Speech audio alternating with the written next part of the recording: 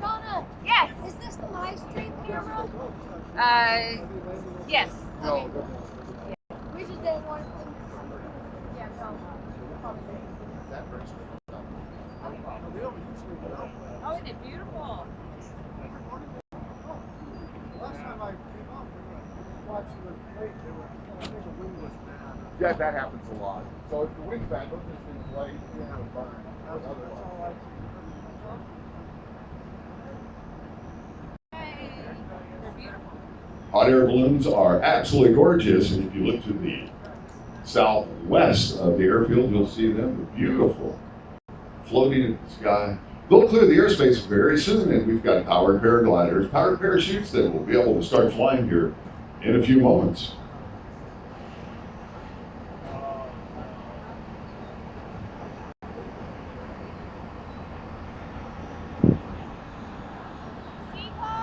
We do fly.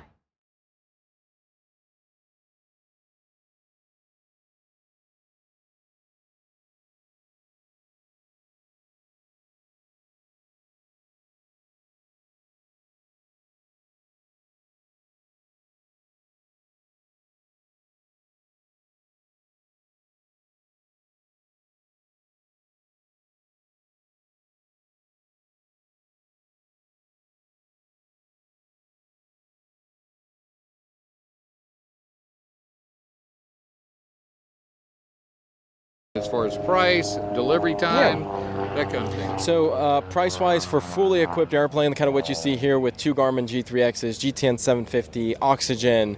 We have the Duke 4-blade Tiger prop. It has the max takeoff weight increase. This is about a $450,000, $460,000 airplane. With time frame wise, you're looking about 12 to 15 months for delivery. Yeah. So JMB makes about 70 airplanes a year, roughly between 70 and 80 airplanes a year. But we happen to sell more than we make, which is a nice problem to have. Oh, that is a great problem to have. Now, you're located in Plant City, Florida. Yes, so do you keep one of these there? Yes, so I have two there at the moment, and I have another customer actually who's going to base his airplane there as well. So if you're looking for a demo, Plant City, or alternatively, everything with this airplane is so close by, I just fly to you. It just makes life easier. A lot of people don't realize how many airports we have right here centered around Lakeland. I mean, it's just amazing. And if you're here, I mean, it's just, you can go anywhere pretty much within 30 minutes or less. And it's Especially when you're doing 170 plus knots. Yeah, 170 plus knots. I'd say you might get there a little quick. But no, this is awesome, and I appreciate your time. No worries. And have a great show. And when I come back by and see you guys, wave. And we'll have more planes, so we'll talk to you again. More planes. I like it better. Well, this is Mike Springer with Sun and Fun Radio signing off. Hi, everyone. It's Mike Springer with Sun and Fun Radio, and I'm here with Sophie Early. And she's with Auburn Aviation, and I'm going to let her tell you all about Auburn University and everything that they have to offer, the number of planes, the type of planes that they fly, the programs, and why someone should come there and enlist into the aviation school, and see where it goes from there and what opportunities they may provide, going into the airlines. So, Sophie, it's all yours. Hi, thanks so much. So Auburn School of Aviation, we have two majors. We've got a professional flight and an aviation management side. The aviation management side is great for people getting into, those operations at airports that aren't directly those flying positions. And then our professional flight side is where most of our pilots are going to be. Our program is about 1,000 people right now, 700 on the flight side, about 300-ish on the aviation management side. You come through, you can either start with your private license or flow through all of your training, private, instrument, commercial. When you do your instrument and your commercial training with Auburn University, you're going to qualify for a restricted ATP, which gets those airline minimums down from 1,500 hours to 1,000 hours, which is super beneficial if your goal is to flow into the airlines or even corporate. Well, that sounds great. Now, what do you have to do in order to get into the program? I'm not really sure anymore because it's been so long since I've been to college. Yeah, that's such a great question. So we actually did implement a cap on our program last year, just due to the amount of capacity and interest we were receiving. We wanted to make sure that we were keeping our standard of training and making sure we had availability for all the students allowed into the program. So you're going to apply twice with Auburn. So it'll be an initial application to the university, and then once you complete that and are accepted in, you'll receive your secondary application for the specific professional flight major. So that's not going to go over both of our majors in the School of Aviation. It's specifically just for that professional flight one, where you are going to be flying during your time at Auburn, so that we can keep our aircraft availability up, that kind of thing. So what kind of aircraft do you have? We fly Skyhawk 172s, or Cessna 172 Skyhawks for the majority of our training, and then we fly Piper Seminoles for our multi-engine training. We got about 60 aircraft in total. That number always seems to be changing. I know we're getting a couple more aircraft this year, both Skyhawk and Seminole.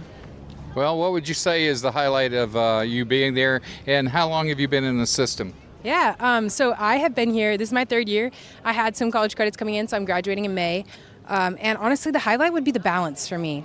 Because, I'm getting really great flight training. I've met so many people and made so many connections. I've had these mentors that have poured into me. And at the same time, I'm having an amazing college experience and growing as a person.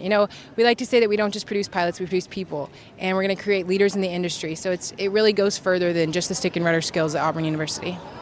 That sounds wonderful because a lot of people haven't gone to that length as far as the in-depth of developing character and the other things that are very essential for being a personal person when you're dealing in a personal business, such as flying. I completely agree. If I'm going to sit next to you on a plane, I want to be able to talk about stuff too, not just sit there and look at the controls. That is awesome. Now, what do you think about the Auburn team? They just lost to Florida, and I was hoping that it was going to be the other way around. What do you think? I was wondering if you were going to bring that up. It was a hard loss. It was a good game. And being able to watch it at Sun and Fun, and then once we lose, look at the planes, made it a little bit better. So I think we'll be okay. War Eagle anyways, and we made it pretty far. So it was a good run. Well, that's awesome. Can you tell me anything else about if I was just a brand new guy coming in, and I'm probably petrified about what I'm about to experience. Tell me about your first experience at Auburn. Yeah, I would say for people applying, make sure you're staying involved throughout high school. And then once you actually do get to Auburn, kind of dive right in. Get involved. We've got a ton of organizations that are going to help you create relationships, network, get resources to help you throughout your training. And then we also, and those resources are going to help you when you want to get into, loud planes, when you want to get into those pathway programs your junior and senior year as well. So just kind of jump right in. It is what you make of it. The more hours you're willing to put in, the more work and dedication, learning how to time manage, all of those things play into creating a successful pilot at Auburn. What would you say on the curriculum is your toughest course? As far as the aviation courses we take, they're not insanely hard to complete. I would say that you learn a lot throughout them, but they're very manageable with the flight training. As far as the actual flying, I would say the instrument course is very detailed just because it's a lot of new concepts for those, all the approaches you're learning and learning how all the systems work. I've had a couple hard courses, commercial aviation safety, learning about these hard topics that just are going to follow you throughout the industry, so it's super helpful. Another really good course, not necessarily the difficult one, but just a super transactional course that's going to help us throughout our entire careers is we have this A320 sim course that teaches a lot of crew resource management, and that's taught by retired airline pilots, so we're getting a lot of real-world experience with that. But yeah, I would definitely try to take that one. You learn a lot from it. So the other question I'd like to have is, wait a minute here. The other part of the question is, what do you have in connection to going into commercial aviation? Yeah, that's another great question. I think that's one of the main benefits of the Auburn program, honestly, is we have ties with a lot of the pathway programs from the major airlines and the regional ones. So we're going to have Delta Propel, United Aviate, Destination 225 with Southwest, as well as a ton of regional pathway programs that students can apply for and join while they're in college. And what that does for them is give them a ton of job security. They can skip the interview and flow straight into those regional and mainline airlines, which is so helpful in this industry as it's constantly changing. Sophie, this has been wonderful. I think the interview was fantastic. So I appreciate your being here and a pleasure meeting you. And this is Mike Springer signing off for Sun and Fun Radio. The most epic night of entertainment in the sky returns as Sun and Fun 52 takes the night air show to the next level. The sky becomes a stage for an electrifying celebration featuring a massive drone light show, precision lasers, and masterful aerobatic airplanes. This one-of-a-kind aerial spectacle is fueled by stunning pyrotechnics for a show like nothing ever seen before. This Wednesday features a special hybrid performance combining the day and night shows beginning at 5 p.m. The night air show also returns this Saturday at dusk. Complete day and nighttime air show schedules can be found at flysnf.org. While we all have good views of the action here at Sun and Fun, if you're a professional photographer looking for the best views possible, then you will want to check out the preferred photo seating area. This area allows an unobstructed view of the air show and other event activities. It is located adjacent to the preferred seating along the flight line and the air show announcer's stand. You know that's where the best of the action is. Space is limited and a ticket upgrade is required for admission. Reserve your spot today at flysnf.org. For everyone headed to the Sun and Fun Aerospace Expo, the registration and ticket office is ready to assist with your entry needs. The main ticket office is conveniently located at the main entrance off of Pipkin Road. Staff are available to help with ticket purchases and registration Tuesday through Sunday, with operating hours from 8 a.m. to 6 p.m. As a reminder, children 10 and under are admitted to Sun & Fun Aerospace Expo for free. The Sun & Fun Ticket Office, open daily at the main entrance of Sun & Fun campus in Lakeland. Win a formation flight, meet aviation celebrities, and demo Bose aviation headsets at Sun & Fun booth number 007. Experience the difference in audio clarity and clear communication with Bose. When you purchase an A30 or Pro Flight Series 2 headset, you'll receive free Quiet Comfort earbuds. Plus, get 10% off each additional headset purchased at the show. Bose. Quiet the noise, amplify the experience. Hello, this is Russ Rosleski from the Stuck Mike Avcast. You're listening to Sun & Fun Radio, WPEP 788, 1510 AM, and online at liveatc.net/SNF. In times of crisis, the American Red Cross is there for the men and women of the United States Armed Forces and their families. From communicating messages during emergencies, to outreach, to the National Guard and Reserves, to veterans assistance and military hospital visits, the Red Cross provides vital services. Support the Red Cross service to the armed forces and change a life, starting with your own. To find out how you can help, visit www.redcross.org or contact your local American Red Cross chapter. Thank you. Flying your built or almost finished home-built aircraft to Sun & Fun? Then Home Built Corner is your destination. Located west of runway 523 and south of the VOR, the Home Built Corner is your opportunity to experience a wide variety of aircraft, talk to passionate builders, and hear firsthand stories of the challenges and triumphs of home building. Whether you're looking for inspiration, tips, or just great conversation, home builders are happy to share their experience. Stop by for complimentary food and beverage, and home building forums are conveniently hosted right inside the Home Built tent. Sun & Fun Radio is proudly powered by Play It Live, the all-in-one broadcast radio solution. Play It Live from Play It Software provides the software broadcast tools we need to bring you Sun & Fun Radio at its finest. A full-featured radio playout system, Play It Live's scheduled automation helps our live broadcast run on time and takes over after hours to bring you top-notch radio 24/7. The remote studio function allows us to report from anywhere in the world without dedicated hardware. And yes, Play It Live is even playing this message to you right now. For more information, check out playitsoftware.com for a complete list of features. Play It Live, professional broadcast software for live event radio. Get ready for the ultimate high-tech showdown. Thursday and Friday at Sun & Fun, the Academic Drone Soccer World Cup takes over the Florida Air Museum at Sun & Fun Aerospace Expo in Lakeland. Watch the world's top student pilots clash in full-contact, high-speed aerial battle for the global title. From round-robin matches on Friday to the high-stakes brackets finals on Saturday, it's soccer like you've never seen it, but at 360 degrees. Don't miss the future of flight. Visit dronesoccer.education or flysnf.org for tickets. Step back in time at this year's Sun & Fun with the debut of the all-new Vintage Showcase. Stroll down Vintage Way and experience a stunning lineup of classic aircraft from past award winners to rare restorations, each with a story to tell.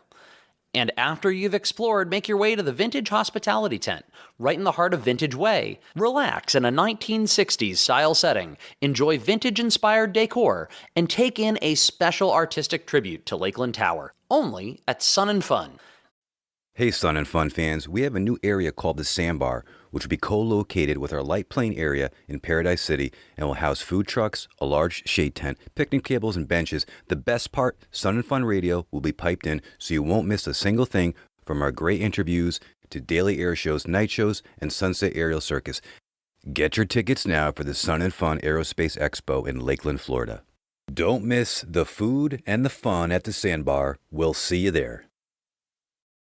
FAA forms for Wednesday the 15th at Sun & Fun, located at the FAA Safety Center. 8:30 a.m. whether or not to fly. 10 a.m. aircraft tire care and maintenance. 11:30 a.m. Mosaic Final Rule Overview. 1 p.m. the fun and challenges of flying seaplanes. And 2:30 amphibious aircraft safety systems. Most safety forms qualify for FAA Wings credit. If you have questions regarding credit or perhaps becoming a participant in the Wings program, see one of our safety team specialists in the forums area or on the web at faasafety.gov. Paradise City Forums this Friday at 10:30. Phil Lockwood from Lockwood Aviation dives into two-stroke Rotex maintenance tips. At noon, Scott Severn, the president of the Light Aircraft Manufacturers Association and an FAA representative, will be on hand to discuss Mosaic Marketplace and what that means to you. At 1:30, Bob Snyder from Autogyro USA, the excitement of flying an Autogyro. At 3 o'clock, Brad Rose introduces the fun and simplicity of the Tree Hopper Ultralight. Avail yourself educational opportunities in Paradise City this Wednesday, April 15th at 10:30. Phil Lockwood from Lockwood Aviation shares practical four-stroke Rotex maintenance tips. At noon, Paul Mather from M Squared explains how to build and register your own experimental aircraft. At 1:30, Mike Ostrander, how to build your own trailer for your ultralight. At 3 o'clock, Larry Mednick from Evolution Aircraft will talk about the thrill of flying a weight shift trike. It's all happening Wednesday in Paradise City Forums. You can join us Wednesday at 11 a.m. to experience a legacy of excellence at the Florida Aviation Hall of Fame induction ceremony. Hosted by the Florida Aviation Historical Society at the Florida Air Museum, this prestigious event honors the trailblazers who have shaped the history of flight in the Sunshine State. Join industry leaders and enthusiasts during the Sun and Fun Aerospace Expo to celebrate the newest class of inductees as they take their place among Florida's greatest aerospace legends. From pioneering pilots to visionary engineers, witness the recognition of those who turn their passion for the skies into a lasting impact on our world. Florida Aviation Hall of Fame induction ceremony honoring the heroes of Florida's aviation, past and present. Welcome back to Chats from the Deck Live, coming to you from the 51st Annual Sun and Fun Aerospace Expo. Let's turn up the fun at 51. That's our slogan this year. I like it. So there's a tremendous shortage for pilots. Absolutely. And mechanics and everything associated with our industry.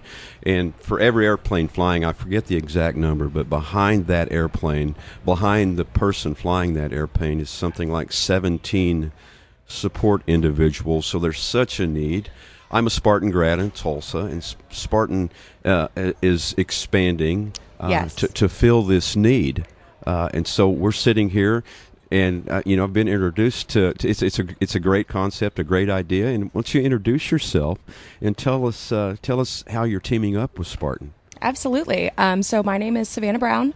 I am the business development flight manager for our Illinois Aviation location. Spartan Education Group has partnered with us to offer a Atlas Cadet Academy, which is a direct partnership with Atlas Air.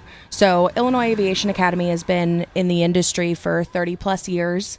Our founder, Bob Werdrick, who's amazing, he actually started out of the trunk of his car with a ground school, and they would do ground at the local coffee shops, and he has really taken this from a mom and pop shop over the years to now having over 50 training planes, over probably 100 employees at this point. We have a full maintenance department. We have an awesome training facility. We're actually in a really unique location out of Illinois because we are out of DuPage Airport, which is the third largest airport in Illinois. It's O'Hare, Midway, us. So we have a 24/7 tower, we have a great aerospace to train in, and Atlas saw the pilots that we produce and wanted to form that partnership.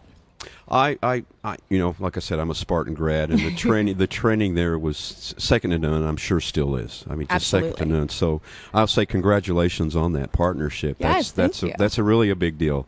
And so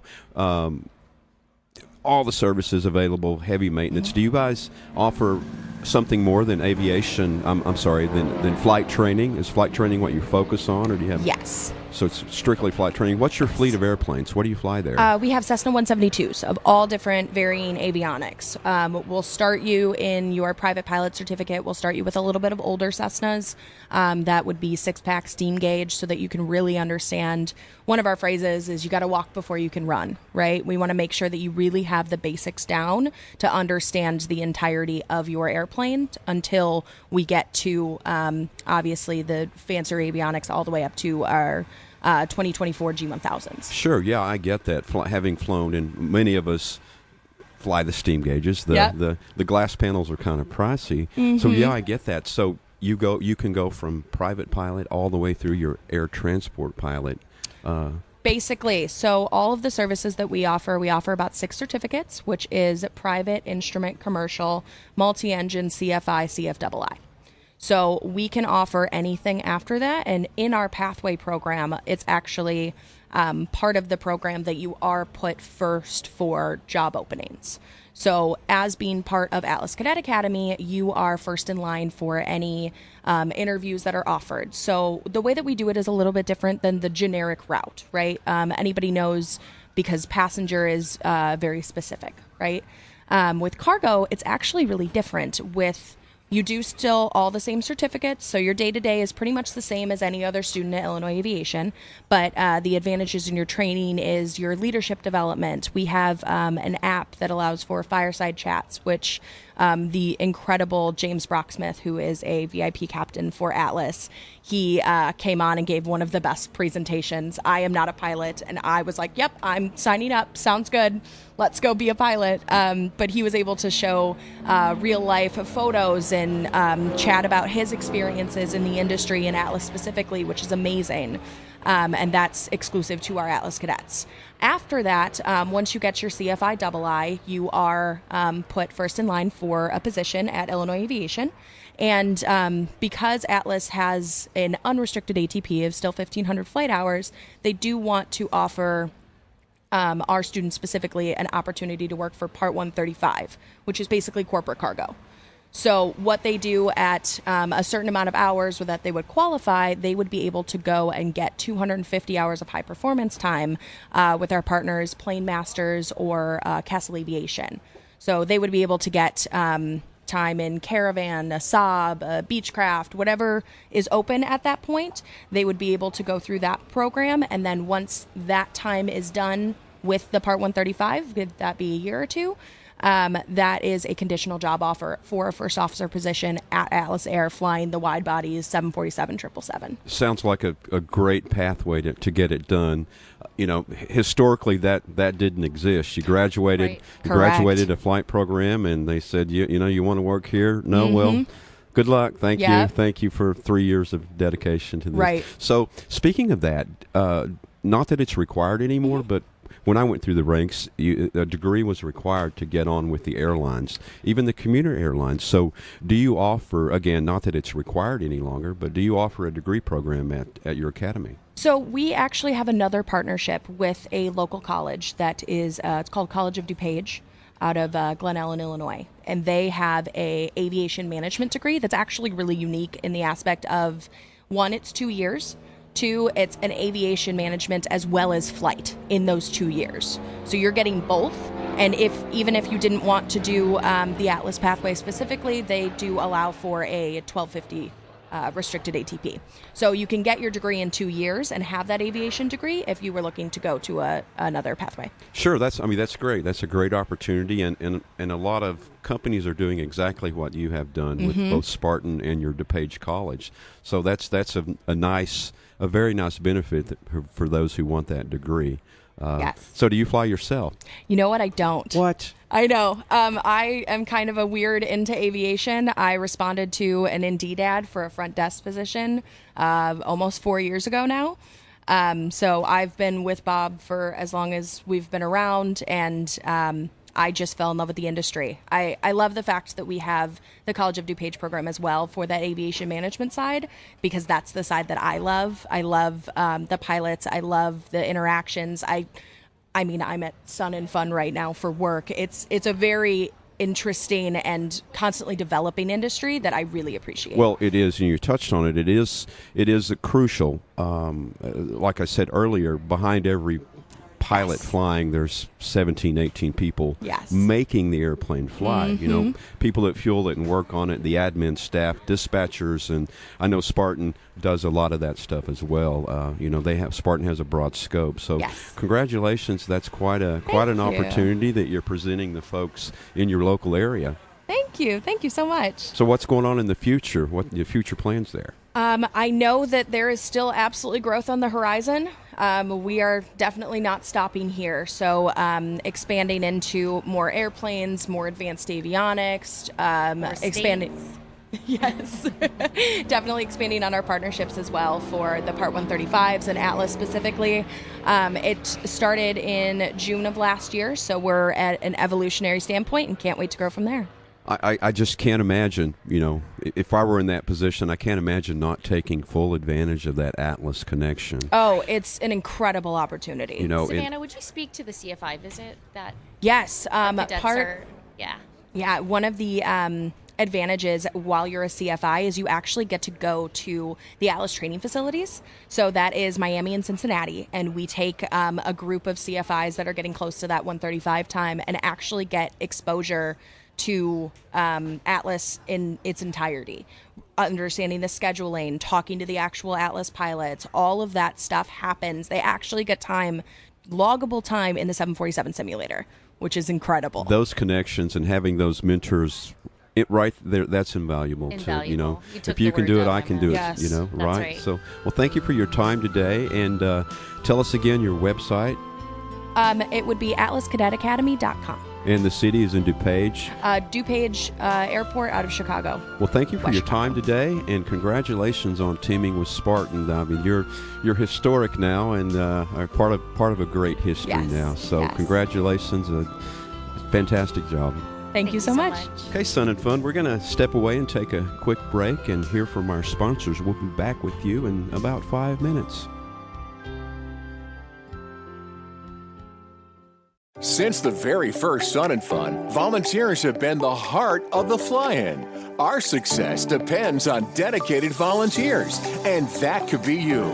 Your life experience will help us engage, educate, and accelerate the next generation of aerospace professionals. We have all kinds of opportunities to volunteer, from fly-in support to educational events and field trips at many year-round community events. Volunteers earn valuable benefits, but you'll gain new friendships and experience new adventures. Find out more and get started. Just visit volunteer.flysnf.org for more info about volunteer opportunities at the Aerospace Center for Excellence and the Sun and Fun Aerospace Expo. Looking for a true spirit of aviation at Sun and Fun 2026? You'll find it in Paradise City. Here you'll discover 60-plus exhibitors, exciting aircraft displays, and pilots who are ready to talk airplanes. Watch the thrilling Stoll Invitational and enjoy the sights and sounds of morning hot air balloon launches rising into the Florida sky. As the sun sets, don't miss the Sunset Aerial Circus. Bring family, meet the pilots, and experience aviation the way it's meant to be shared. Paradise City, where Sun and Fun feels like home. Get ready to look up. Sun and Fun is proud to present the Daily Air Show. Join us at the Flight Line Tuesday through Sunday for a world-class display of skill. From ultralight paramotors and gliders to high-performance aerobatic planes, vintage warbirds, and modern military jets, this lineup has it all. Catch the action every afternoon from 1 to 5 p.m. But take note, this Wednesday we're combining the day and night shows for an epic light session from 5 until 9:30 p.m. Plus, don't miss the power and precision of the USAF Thunderbirds performing Friday, Saturday, and Sunday at 4 p.m. The Sun and Fun Aerospace Camper Registration Center serves as the designated check-in point for all arriving RV and tent camping guests. This office manages the insurance of camping permits, expo admission, and necessary site information for the duration of the event. Starting April 7th, the registration facility operates daily from 8 a.m. to 8 p.m. The center is located at 4238 Hamilton Road in Lakeland, with access provided through the Hamilton Road entrance gate. All campers arriving by vehicle are required to process through the location to receive their site credentials and campground materials. Hi, this is Mike Springer with Sun and Fun Radio 2025 at Lakeland, Florida, and we are at the 51st Expo of Sun and Fun. And I am here. Gene Board with AirTech. Gene Board with AirTech. Gene's going to let us all know about where he is located here at Sun and Fun, what he has to offer, why you should come by his booth and see what they have, and buy a couple of these planes. So listen, here's Gene. Okay. All right, my friend. Thank you, Michael. Yeah, the company that we're the manufacturer for AirTech is the manufacturer of the Quicksilver product line. We've been in the ultralight type business since 1977, and we still have the same people still in business. We're located at the Light Plane World. It's 019, I think is our location. But yeah, come on out. We got some of the ultralights and the sport plane. We're probably one of the oldest manufacturers on the field still here. So I'm here. The planes are here. Come on out. I'll show you what we got. Gene, I got to ask you too. You're located near the in Paradise City, near the sandbar, so they can't miss you as they're coming down the street. But tell me about one of these planes. Tell me why would someone be interested in buying one of these? How much fun they are? And of course, if I wanted to get one, how long it would take to get it, and do you do training? So we have training is done throughout the United States at some of the dealers or some of the flight schools. The neat thing of this type of airplane, Mike, is that once the plane is purchased, the cost of ownership is minimal. That's just by the nature of the type of products that these are. But we're here. The training has always been a challenge, if you will. We have more people looking for training than we have instructors. I think that's just the nature of the beast with the sport flying community. But if somebody's got a special question or a special need or request, stop on in. We'll help them out the best we can. All right, that sounds great, Gene. I appreciate the interview. And from Michael Springer at Sun and Fun Radio, signing off.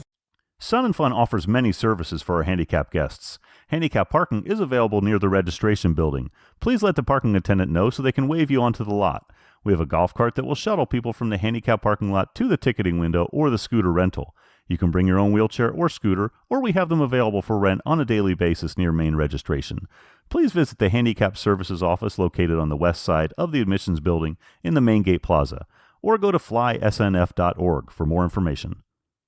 As the Sun and Fun Aerospace Expo draws to a close, we pause to honor the incredible people behind the scenes. Sunday evening at 6:30 p.m., the Florida Air Museum Pavilion will host the annual Tail Dragger Volunteer Thank You Party. This special evening is an invitation-only celebration dedicated to the outstanding Sun and Fun volunteers who give their time, energy, and expertise to make the magic of Sun and Fun happen. To our volunteers, we look forward to recognizing your hard work and passion as we celebrate another successful year together at the Pavilion. Sun and Fun Aerospace Expo, fueled by our volunteers.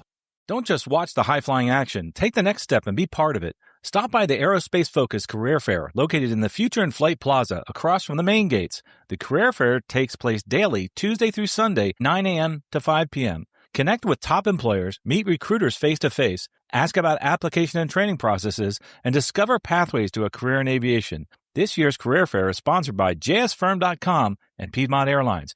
Career Fair entry is included with your daily Sun and Fun admission, so plan your visit today. Step right up to the Sunset Aerial Circus at Sun and Fun. When the day's flying ends, another spectacle begins. On Tuesday, Thursday, and Friday at 7 p.m., witness the world's most elite bush pilots go head-to-head in the Stoll Invitational, defying gravity with landings that'll make your jaw drop. Keep your eyes on the horizon as the sun dips low. Watch amazing drones and RC planes join the paramotor extravaganza, filling the sky with neon lights and aerobatic precision, finishing with a beautiful balloon glow. It's a three-ring circus where the clouds are the stage and the pilots are the stars. Don't miss the roar of the lights and the limits of flight. The Sunset Aerial Circus, Tuesday, Thursday, and Friday at 7 p.m., where aviation meets extraordinary.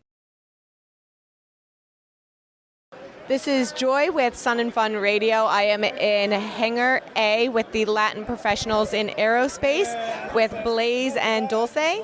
And so tell us a little bit about the organization, introduce yourself, and what you do. Hi, I'm Blaze. I'm part of the Latin professionals in aerospace and one of the Expo events team leads. And I started volunteering with them in 2024, but before I was a member since 2023. Yeah. Hi, my name is Dulce. I'm originally from Guatemala City, and now I'm working with the Student Chapters Committee, and I started my journey with Latino professionals in aerospace in Embry-Riddle, Daytona Beach.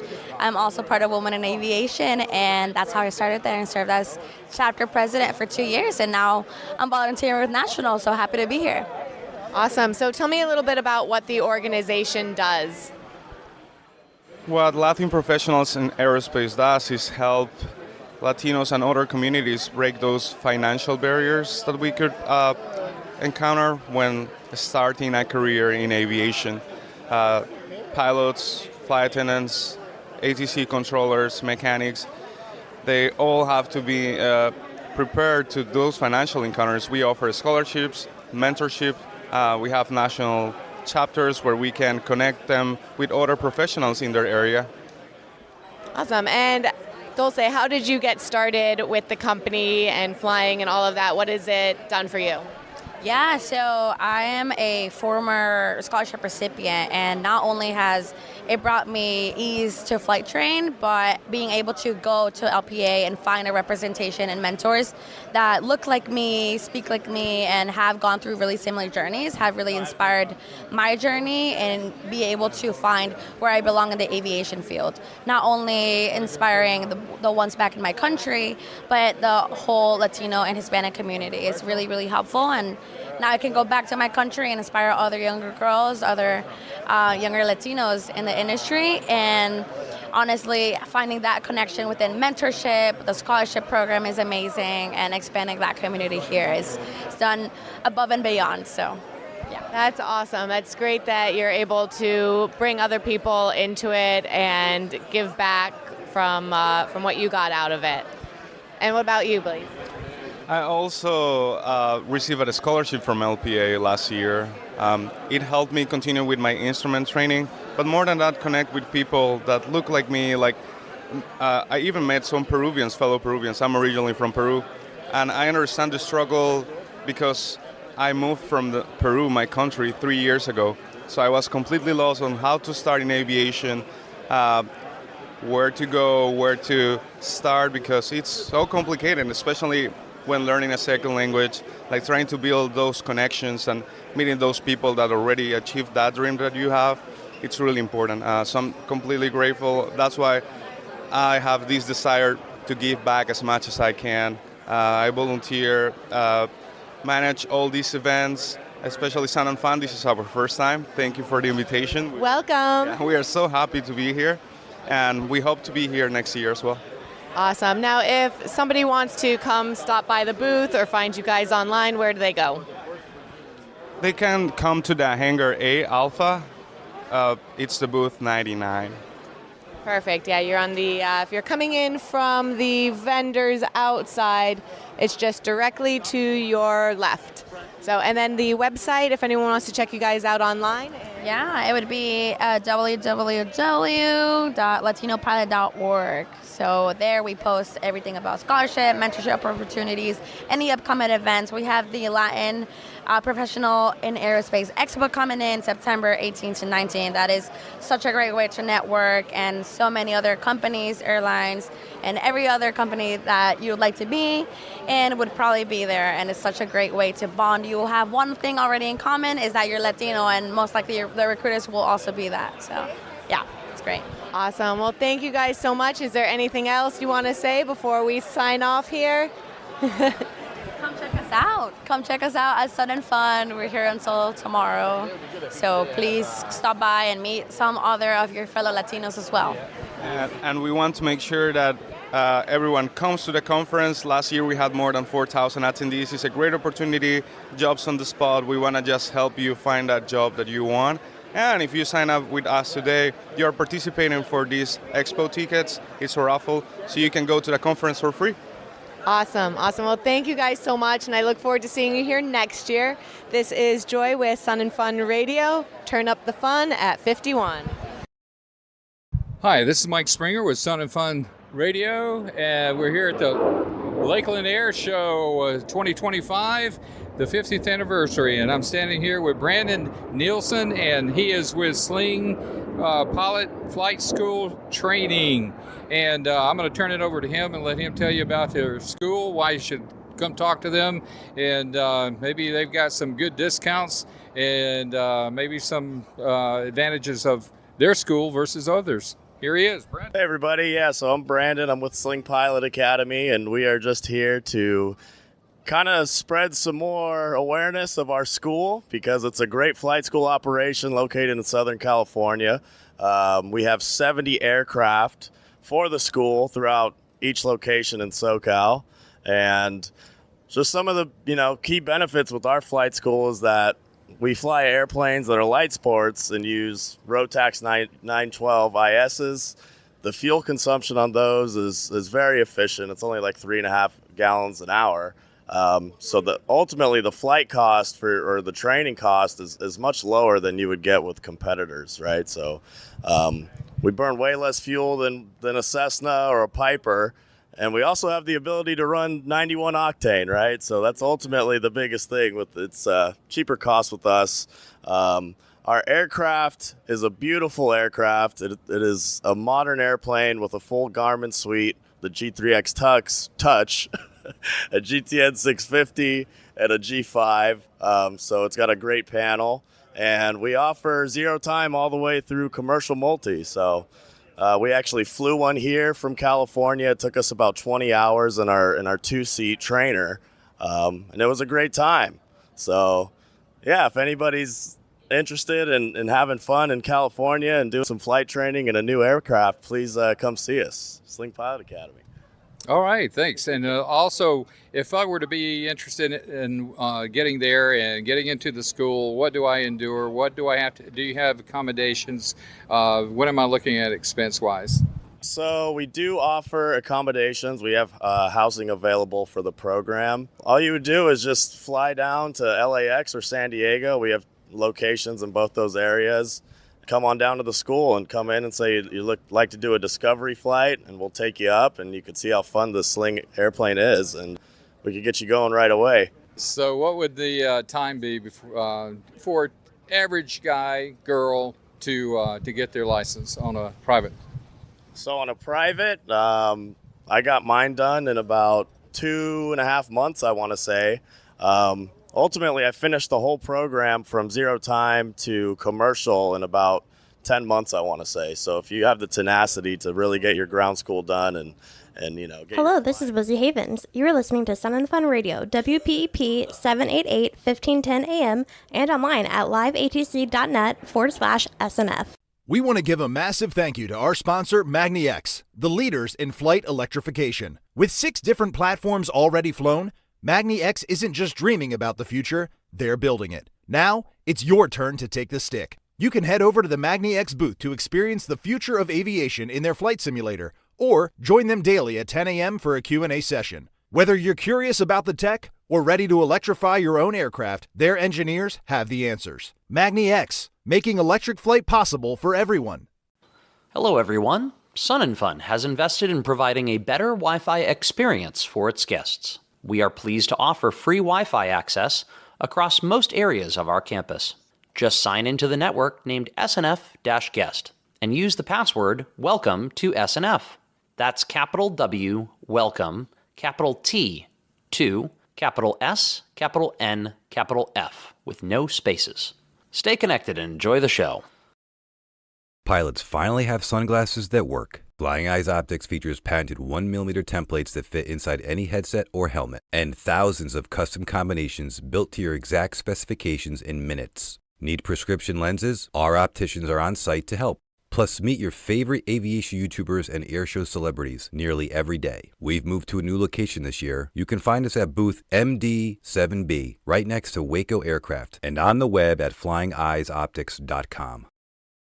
Are you a teacher looking for creative ways to introduce your students to the wonder of aviation? Join us Saturday, 7:30 to 12:30 at the Skylab Innovation Center for Teachers Pre-Flight Experience. Morning full of activities and ideas to inspire your students to reach for the stars. The day begins with breakfast and keynote speaker Major Melanie Mock-Klusner, followed by special activities at the Skylab Innovation Center, Junior Aces, and the Career Fair. Attending teachers are eligible to receive 10 hours of in-service credit. All pre-K to college educators are invited to attend. Seating is limited. Find out more information and purchase your tickets at flysnf.org. Sun and Fun hosts a Type Club tent during the fly-in. Approximately 20 Type Clubs participate, and their members are eager to share information and answer questions about their type of aircraft and how you can become a member in any of the Type Clubs. Whether you're interested in Cubs, short-wing Pipers, Cessnas, Balancas, or any other aircraft represented by their club, you won't want to miss the Type Club tent. It's located on airside along Taxiway Echo, just east of runway 523. Start your Saturday with something unforgettable. This Saturday at 6:45 a.m., be part of the Sun and Run 5K during Sun and Fun. The race will begin on the terminal ramp and run a one-of-a-kind course along runway 523, Taxiway Alpha, and more, while over 20 hot air balloons launch into the morning sky around you. It's not a race, it's an experience you won't find anywhere else in Florida. Don't miss the Sun and Run 5K. See you at the starting line. Get your hands dirty and learn new skills by coming to the Sun and Fun workshops. All the workshops are staffed by experienced instructors who are dedicated to home builder education. Many are builders themselves and eager to share their experience with others. Whether you're interested in wood, metal, fabric, or composite airplanes, or learning about electrical systems, welding, engines, or safety wiring, we have all this and more. These workshops are held daily from 9 a.m. to 4 p.m. and are free for the cost of admission. For more information and a complete listing, you can go to flysnf.org. Join us for the Women's Aces Brunch at Sun and Fun, supported by Women in Aviation International. It's happening Wednesday, April 15th at 10 a.m. in the Aerospace Pavilion, presented by Piedmont Airlines. This year's keynote is F-35 demo pilot Major Melanie Mock-Klossner.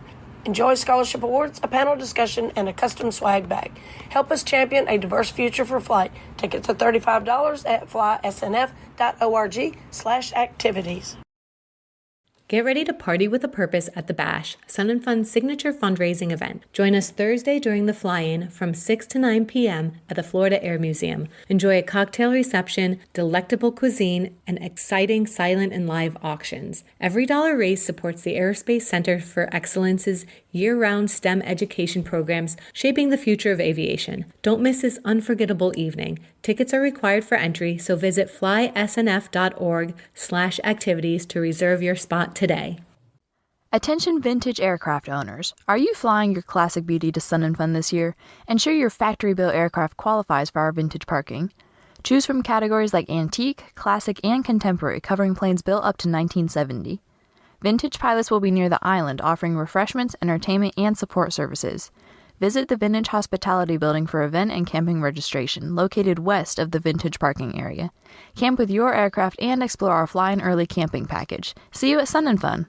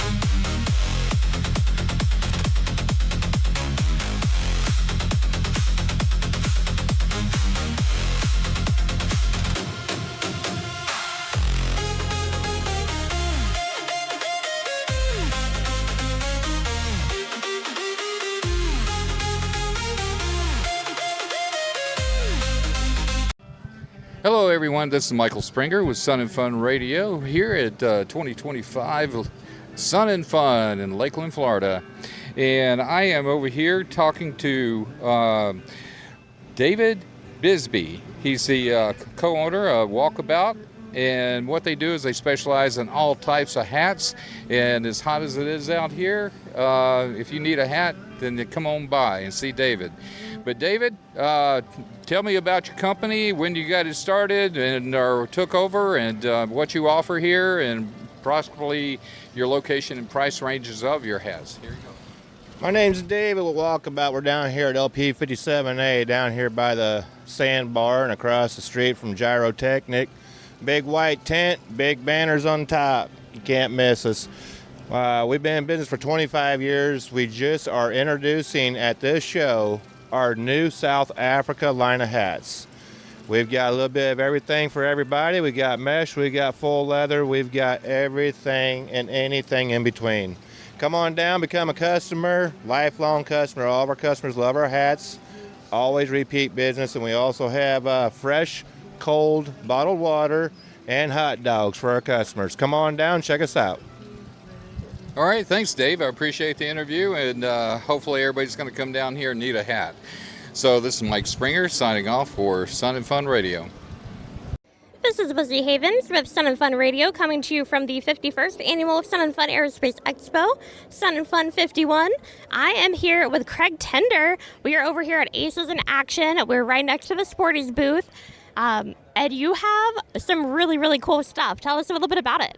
Yeah, well, thank you so much. Yeah, I'm a military and aviation artist and illustrator. I've been doing this type of work for over 20 years now. But my specialty and focus is really combining historical relics with actual artwork, paintings, and prints that I create in order to really kind of share a story, the historical story about the veterans and folks from the armed forces, but also about that time period and the equipment and the technology that was used. It's taken me around the world. We've got collectors on every continent, and it's just been a real amazing and rewarding experience. Yeah, this artwork is beautiful. I was telling you earlier, I can hardly draw a stick figure, and you make gorgeous, gorgeous artwork. But the part that makes it really special is the extra little literal piece of an aircraft. Yes, exactly. And that's really the connection to the story. So I work with museums and restoration shops all over the world to acquire some of history's rarest and unique pieces of military history. And these include items such as aluminum skin from World War II fighters and bombers, all theaters. I also, additionally, I do ships, nautical subjects, as well as armor. In fact, some of the ships and armor pieces are even more difficult to come by than aircraft. But once I am able to acquire them and get them processed for the artwork, they adorn the art piece, either a canvas or a metal art print, where the user can actually touch it. When I first started doing this, I would create shadow boxes that had a glass face, and I found it at a lot of shows. I was getting fingerprints all over the glass because people just naturally are drawn to the relic, and they do want to connect the electrons in their fingers with the electrons from history, and it's a real important thing to be able to touch these relics.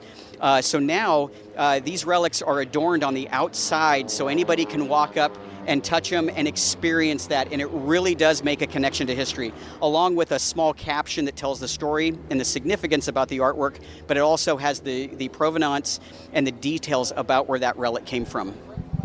Absolutely. It's really cool to see your favorite plane and, like you said, just be able to touch it. If you go to a lot of museums, you really can't go touch the planes, but you can not only touch it, but you can take a piece of it home with you. Yeah, and to see people kind of light up. A lot of the artwork that I work on begins as a commission for a family of a veteran or a veteran themselves, and to see the expression on their face when we unveil the artwork for the first time, and it includes a piece of history. I have just a real brief story of one of the B-17s that I recently was commissioned to work on and design. Was for a family of a pilot who had survived the war, and in doing all the research for his grandfather's mission, we came across a gentleman in Austria who actually had a piece of a squadron mate aircraft that had crashed in Austria, and it kind of changed our direction halfway through on how we were going to describe the relic. And so this gentleman was able to go ahead and provide us a relic of that squadron mate B-17. But here's the most amazing part about it. Before we got to press to actually print the artwork and put the artwork in stone, I got a call back from my customer, and he said, "You're not going to believe it, Craig." He said, "I went to my aunt's house for Thanksgiving, and we went ahead and I was able to pull up my grandfather's flight log that she still had. And would you believe this?" He said, "I went through his flight log. My grandfather actually flew that exact same airplane, not when it had crashed, but he had flown one mission on that airplane, and now you have it on the art print for our family to have as a keepsake." Pretty special stuff. That's incredible. You are so full of stories. I could talk to you the whole entire week. That's really incredible. Well, where can people find you? Obviously at the show, but where can people find you throughout the rest of the year too? Yes, absolutely. We are found in lots of different venues. You can come here at November 96 at Sun and Fun, but you can always find us at acesinaction.com. We also sell a lot of our artwork in military museum gift shops. If you're passing through Pensacola Naval Air Museum, if you're going through Military Aviation Museum in Virginia Beach, if you go to New England Air Museum, a lot of our art pieces are available for sale in those locations. Again, we work very closely with all these museums and restoration shops. We also sell 8x10 commemorative plaques, 5x7 plaques that are adorned with a small piece. And we're constantly getting new stuff in. Here at the show this week, we're releasing the F-22, the F-35, a new SR-71, the RMS Titanic. We have lots and lots of history that we'd love to come. And just like Lizzie said, we have more artwork and more stories than we have time to share. So come on by and we'll have a great conversation. Absolutely. And I see that you do have a few pieces that you can't even get online. So we have some show specials and we have some show exclusives. That's right, exactly. Some of these pieces are one of a kind. I also am commissioned to do sell the originals, oil paintings. We have some special prizes that you can come by and win. So we have over 200 years of historical artwork that you can take advantage of. And most importantly, we ship all over the country. If you want to come in and place an order and you don't want to carry a piece of artwork home, no problem. All of our customers eventually, hopefully get a piece shipped to them. We will gladly go ahead and send that your way so you don't have to carry it around. That's awesome. Definitely come check it out. There's the frame prints. There's actual prints that are a little more manageable, but get something shipped. Get a nice piece for your living room or for your office or your man cave or your hangar and just have a literal piece of history. That's really awesome. I'm really glad that I got to talk to you. Thank you so much, Craig Tender. Tell us where we can find you on socials and your website so we can go order throughout the year. Yes, absolutely. And we always run specials and different discounts. You can follow us at acesinaction.com, our website. But you can also find us on Facebook at Aces in Action, also on Instagram. And we have a YouTube channel as well. So please come be a part of our story. If you have a story to tell, if you're interested in commissioning a piece of artwork to share your family's history, give me a call. Let's chat. Thank you so much. Again, I'm here with Craig Tender here at the Aces in Action booth here at Sun Fun 2025. Sun Fun 51. It's Lizzie Havens coming to you from Sun Fun Radio. Come and check out this awesome artwork and talk to Craig. He has some stores. Whatever plane you like, he's got some stores on it. Moms of preschoolers, it's time to blast off into reading. Story time at the Florida Air Museum is here every Tuesday morning at 10. It's an amazing interactive learning experience for kids 2 to 5. Hi, I'm Miss Jenny Lynn. Come read, sing, and learn with me. Come to explore the universe with rockets, planes, and space. It's free. Story time, Tuesdays, 10 a.m. at Lakeland's Florida Air Museum. Avail yourself educational opportunities. Thursday, April 16th is Mosaic Forums Day in Paradise City. Jim Campbell has put together an excellent lineup of 15-minute forums. In the forums tent, Margaret Caldwell, Jim Campbell, John Hyep, Jacob Fenton, Lou Mancuso, Don Felden, Brad Dam, Michael Schofield, Beaver Bourne, Vanden Francisco, Virgil Irwin, Phil Lockwood, Sam Watrous, Steve Wood, right here in Paradise City. Mosaic Day in Paradise City. FAA forums for Saturday the 18th at Sun and Fun, located at the FAA Safety Center. 8:30 a.m. Mosaic Final Rule Overview. 10 a.m. How to Fly OPIDs and SIDS. 11:30 a.m. In-flight loss of control, the most frequent cause of fatal accidents. 1 p.m. Using virtual reality tools in flight training. And 2:30 p.m. 50 years of attention to human factors not fixed yet. Most safety forums qualify for FAA Wings credit. If you have questions regarding credit or perhaps becoming a participant in the Wings program, see one of our safety team specialists in the forums area or on the web at faasafety.gov. While you're enjoying some high-flying action in the sky, you can enjoy some low and slow flavor on the ground at Sarasota Smokehouse. Whether you're here as a pilot, an airplane enthusiast, or just here for the food, you can follow your nose to the Sunset Grill, where you'll find mouth-watering barbecue and ice-cold beverages. Located in the Cafe Pavilion, formerly known as the Sunset Grill, Sarasota Smokehouse is open 7 a.m. till 10 p.m. Tuesday through Saturday. Drop by between 4 p.m. and 8 p.m. each evening for live entertainment and music. And we'll see you at Sarasota Smokehouse.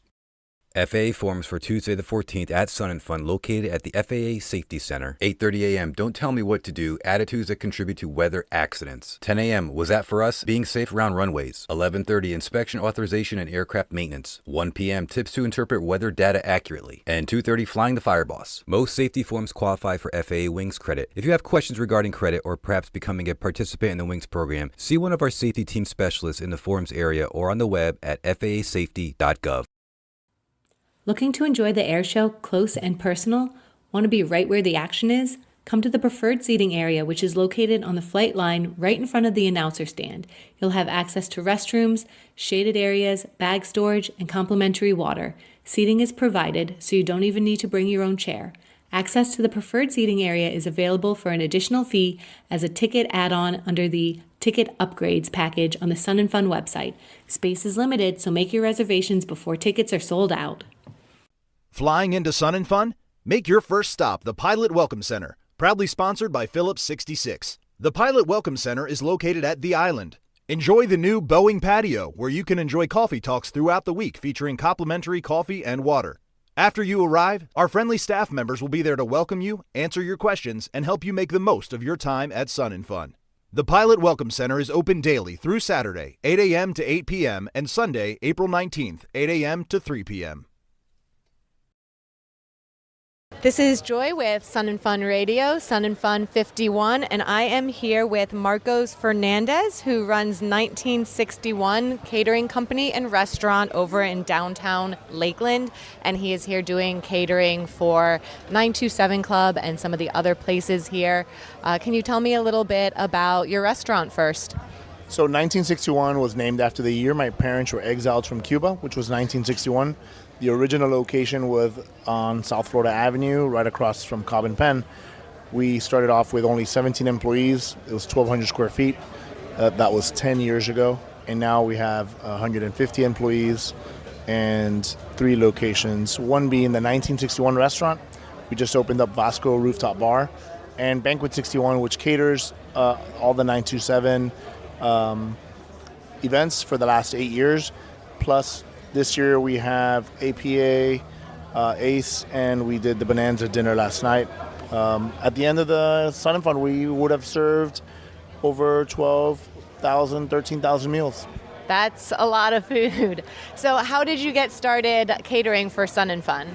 Nancy came to the restaurant with Rick Garcia one time, and she really enjoyed the food, and she asked me if we can, if I wanted to be part of Sun and Fun, which the proceeds go straight to Sun and Fun, the school. It helps young kids become pilots and in all facets of flying. And I had an affinity for flying as a young kid. I wanted to be a pilot, so I thought it was a no-brainer. And knowing that all the money we raise helps other kids reach their goals and dreams, I thought it was a win-win. And we've been doing it for 8 years now. So did you get your pilot license, or are you just pilot adjacent via Sun and Fun now? Now just via Sun and Fun. It's great because my son now wants to be a pilot. And I live vicariously through him now as he starts his journey. Unfortunately, my eyesight was terrible as a kid, and my only aspiration was to be in the Air Force, and that was shot down, no pun intended.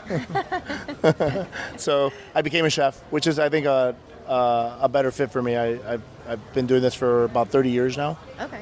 And so what made you open that restaurant? Were you working for other people before, just decided to go out on your own? So when I started culinary school back about 25 years ago, my dream was to own a restaurant. And I worked hard and tirelessly at other restaurants, country clubs, and honing my skills. And Cuban food is something that was near and dear to my heart. And my wife is from Lima, Peru, and I studied in Lima a lot. Cooked at many restaurants out there, and I fell in love with their food, and I put the two together, and I would prepare these at country clubs, and I said, you know what, this would be a great restaurant. And when I got the boot from the Lakeland Yacht and Country Club, I took that opportunity and focused on opening my restaurant. We had no money at the time, so a bunch of my friends got together with me, and we started building 1961. It took us 3 months. We built all the furniture inside. It was a small, very quaint space, but quickly we made top 100 most romantic restaurants in the U.S. and got a bunch of other accolades like the Golden Spoon Award and so on and so forth. And as we grew, my ambitions grew, my team grew, and the passion still continues to grow, and it trickles down to my team and people around me. Nice. So I know that you start Tuesday serving here? Oh yeah, we started serving Tuesday. Our work started about 2 weeks ago, breaking down the kitchen. We have about $60,000 worth of kitchen equipment that we've been buying over the years, and we have to take it out of storage, revive it, get all the equipment working again, clean it, get all the gas working, and then make sure all the food is coming in on time. We spend a lot of time.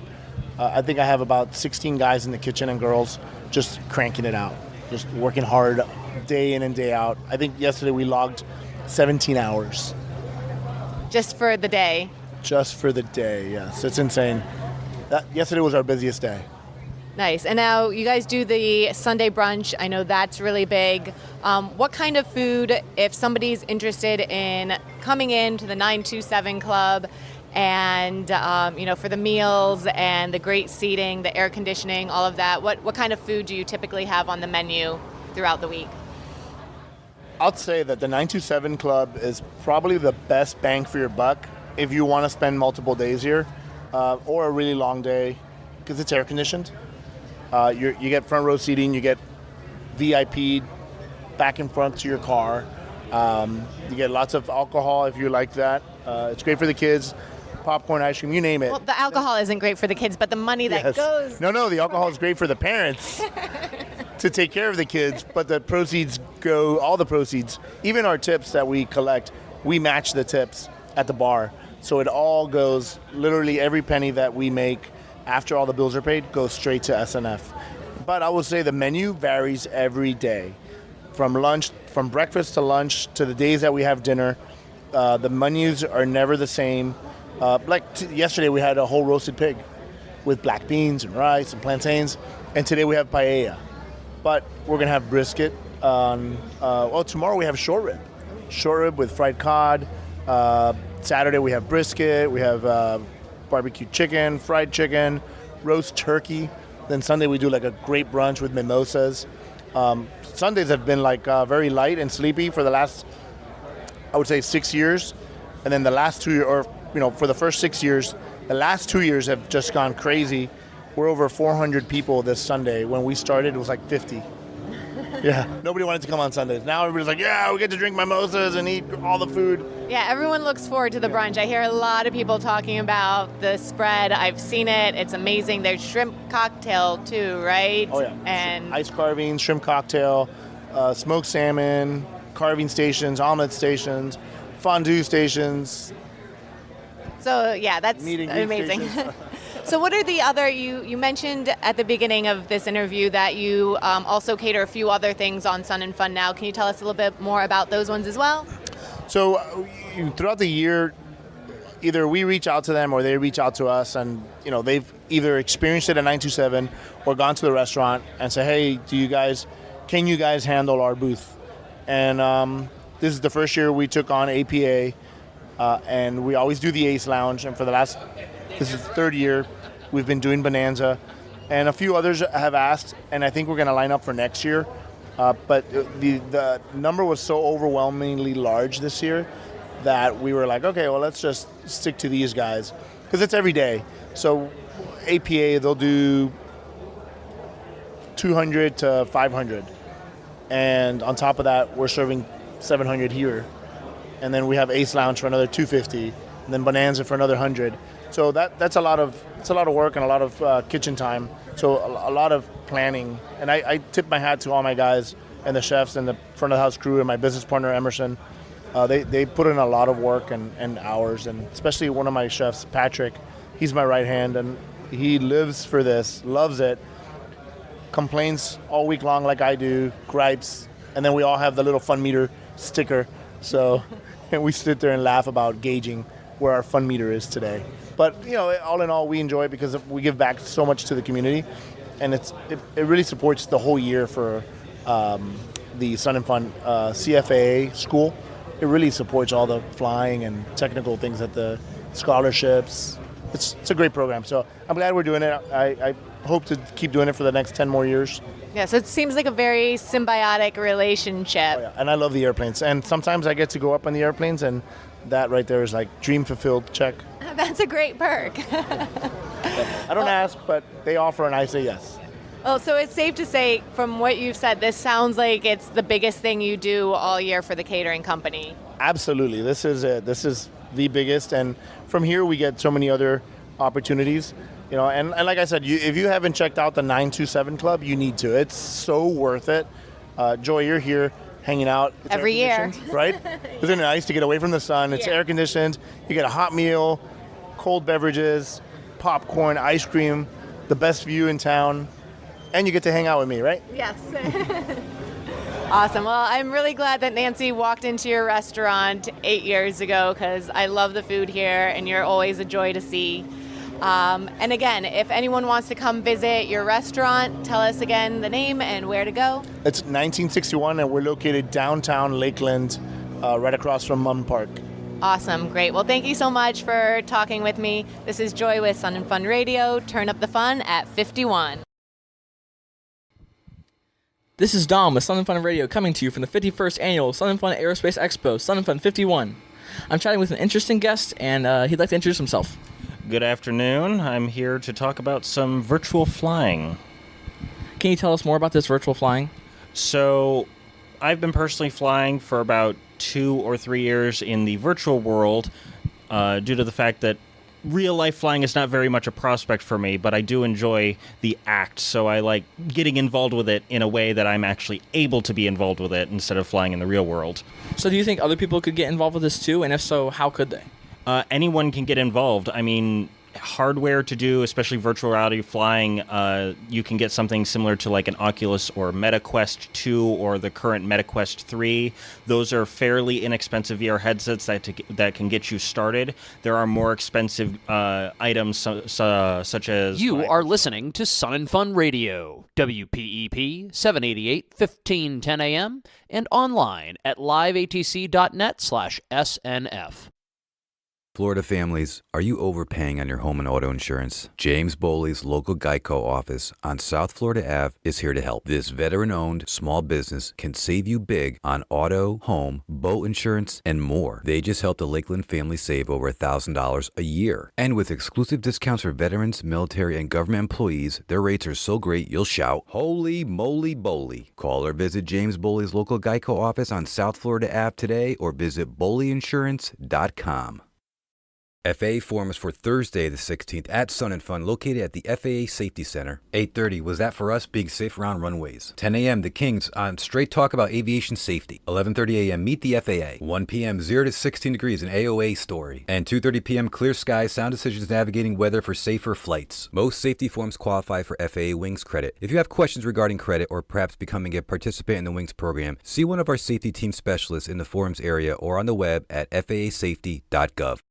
Shoreline Aviation Services and Insurance is your one-stop shop for aviation insurance solutions. At Shoreline Aviation Services and Insurance, our executive team is made up of experienced pilots and professionals with specialized expertise in areas ranging from aviation to information technology and aircraft maintenance. Whether you're looking for general aviation, business aviation, or even international airline operations, we do it all. Visit www.flysasi.com for more information. Put the Shoreline Advantage to work for you. Calling all pilots and campers at Sun and Fun. Are you ready to explore beyond the airport? Introducing the Sun and Fun Express, your brand new free ticket to the best of Lakeland.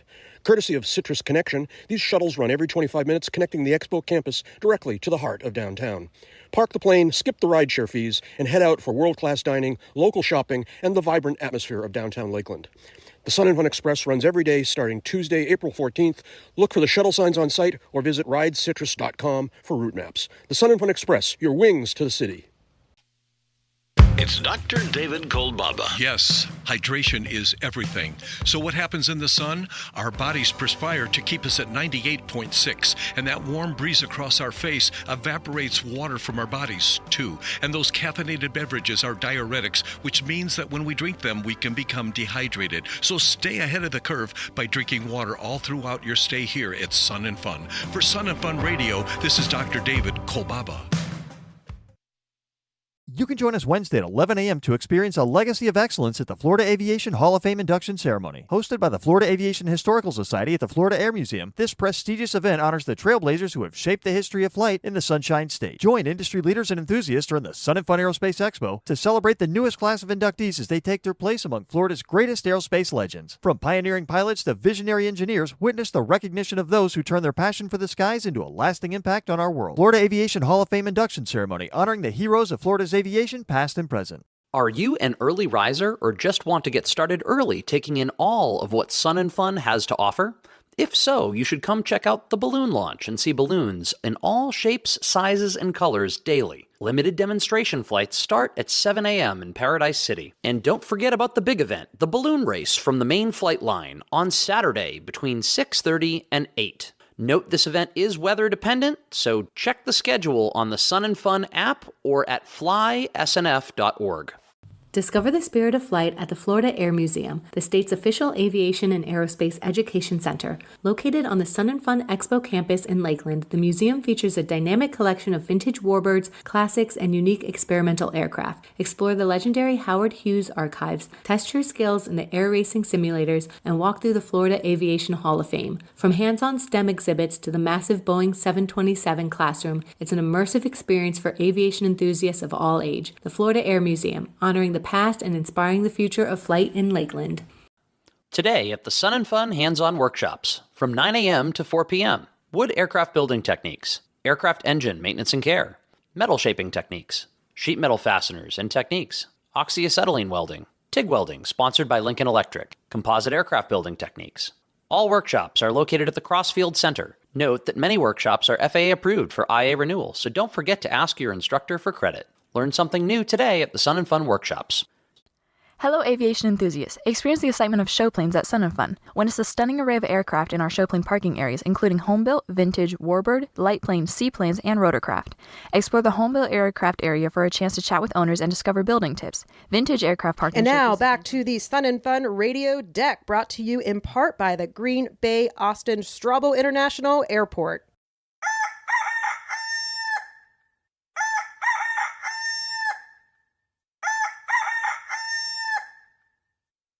From the front deck of the Sun and Fun Radio Studios here in beautiful Lakeland, Florida, on the south end of the Lakeland-Linder Regional Airport, the campus of the Sun and Fun Aerospace Expo, the home of the Aerospace Center for Excellence.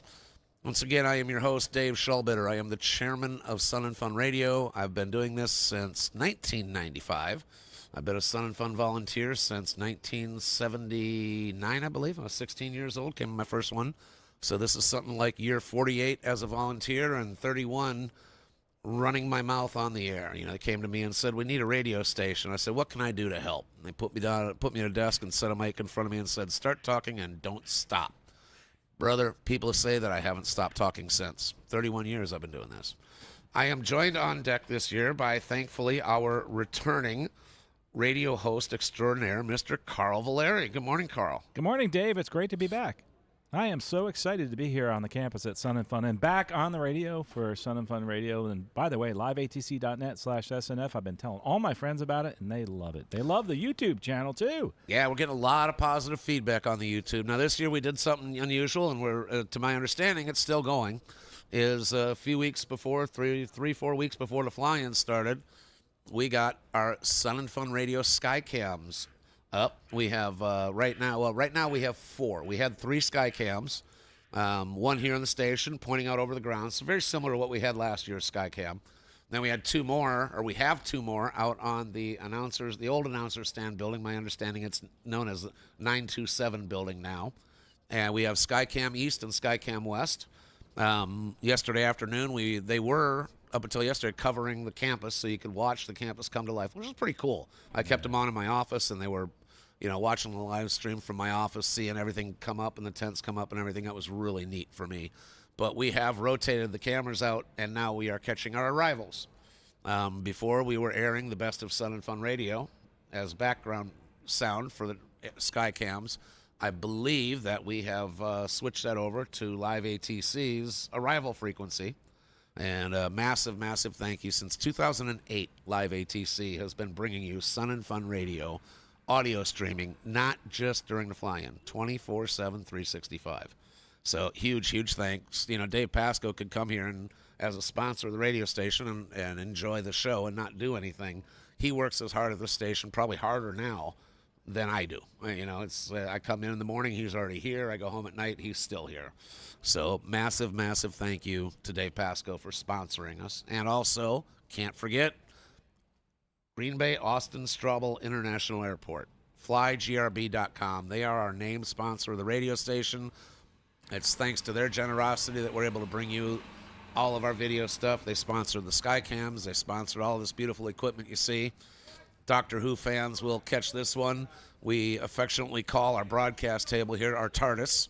And so we're here at the TARDIS, broadcasting live. And again, Carl is back. Now, for a couple of years, you had to step away from volunteering because you own a business involving aviation. I do. And you were an exhibitor here. I was. So if people are looking for me and listening to this, come visit me at the deck at Sun and Fun Radio. And it's real easy to find us here. We're near the Sunset Grill, which I tell everybody, but it's Lean House Way and also Clubhouse Path. And one of the things I've been doing in my booth is, of course, with Aviation Careers Podcast, I do the career coaching and the mentorship. And we also have the largest scholarship directory. And we're making an announcement with a new product, but I don't know if we're going to talk about that today. But we're doing the pilot interview course, comes out today, actually. So that's for anybody. It used to only be for our clients that were our coaching clients. So we're excited. So you had a display here for a couple of years and weren't able to volunteer here at the station, but I'm glad you're back. Carl came on with us years ago as a reporter, and he would blow out the door and he'd come back an hour later. Here's a dozen interviews. I'll be back with more. And he'd disappear and come back and have another dozen interviews, and my editors begged me, give him something else to do because we can't keep up. That particular year, we had 200 interviews turned in. 100 of them came from Carl. I like to talk. Yeah, I knew that, so that's why I put you here on the air. We're also joined this morning by Russ Roslewski. Good morning, Russ. How you doing? Fantastic, Dave. Thanks for having me back. I missed last year because of some work commitments and such, but I am back and ready to go. Looking for a great week. Now, you also have, are we permitted to discuss your employer on the air, or is that a no-no? I don't see why not. Okay, you work for? I work for the FAA. I'm a flight inspection pilot. I fly Challengers and King Airs. We are the people that go around and certify all the navigational equipment, radars, communication, obstacles, lights, all that kind of stuff at all the airports across the U.S. and internationally as well. And so let me make this straight. You get to fly. You get paid. True. To fly an airplane that they provide you, and they provide fuel for. True. And you get to fly into airports and complain about the operations. I don't know if I'd word it that way, but... I'm sorry, did I say complain? I meant evaluate. Evaluate, yes. Yeah. That's cool. It's all the signal strength and all the parameters that go into making sure that the airplanes can land safe in bad weather. Great. It's all the infrastructure stuff. So that's really cool. Now, we are joined, I'm going to jump away from Russ here for a minute because we're talking about returning volunteers. We have a brand new volunteer. There's a gentleman that, if anybody is around any kind of general aviation at all, they've heard the name Jamie Beckett. He's now one of Jamie's. He works for AOPA now, but I believe he was with the Rusty Pilot Seminar. He was flying their sweepstakes aircraft. He did all kinds of really neat stuff. I think he's doing his own thing with Mad Props Aero, too. I was just going to say, he also does Mad Props Aero. Right. It's, I believe, a YouTube channel and a web page and everything that is all about flying. So, and Jamie reached out and said, hey, I got a guy that you might want to talk to about volunteering. He's got a YouTube channel, and he's really into aviation. And so I said, well, yeah, send him my way. Jamie vouches for somebody. I've known Jamie a long time. So it was, that's good enough for me. Jamie vouches for him. That's good enough for me. And I got speaking with this guy by the name of Alex, and find out that he does indeed have a YouTube channel. And on YouTube, he goes by Alpha Kilo Warrior. Now, this guy's got like hundreds of hours of videos on his YouTube channel that are really cool stuff. Alpha Kilo Warrior on YouTube, right? How's it going, Dave? Doing good, but your website, your YouTube channel is Alpha Kilo Warrior? Yeah, I'm out of Connecticut. Alpha Kilo Warrior is the name of the YouTube channel. Okay, so he's got great content, and he is here. The amazing thing to me is he's got all this outstanding content on YouTube, and we're wanting him to come up here this morning. I don't think I want to go live. Well, I don't want to go in front of a live microphone. Dave, Alpha Kilo Warrior, Alex, welcome to Sun and Fun Radio. Thank you. Dave, there's a reason for that. Is because I look at you guys. You guys have all these cool shirts, and I'm the odd man out. I don't have a nice red shirt yet. That's a cool shirt. Why did you not get it? You didn't see me to get your credentials yet. That's why. I felt out of place, but that's the reason, Dave. See what happens when you don't understand the assignment and come to Dave for your credentials before. Dave, you told me that you're so busy during these events and not to take it personally.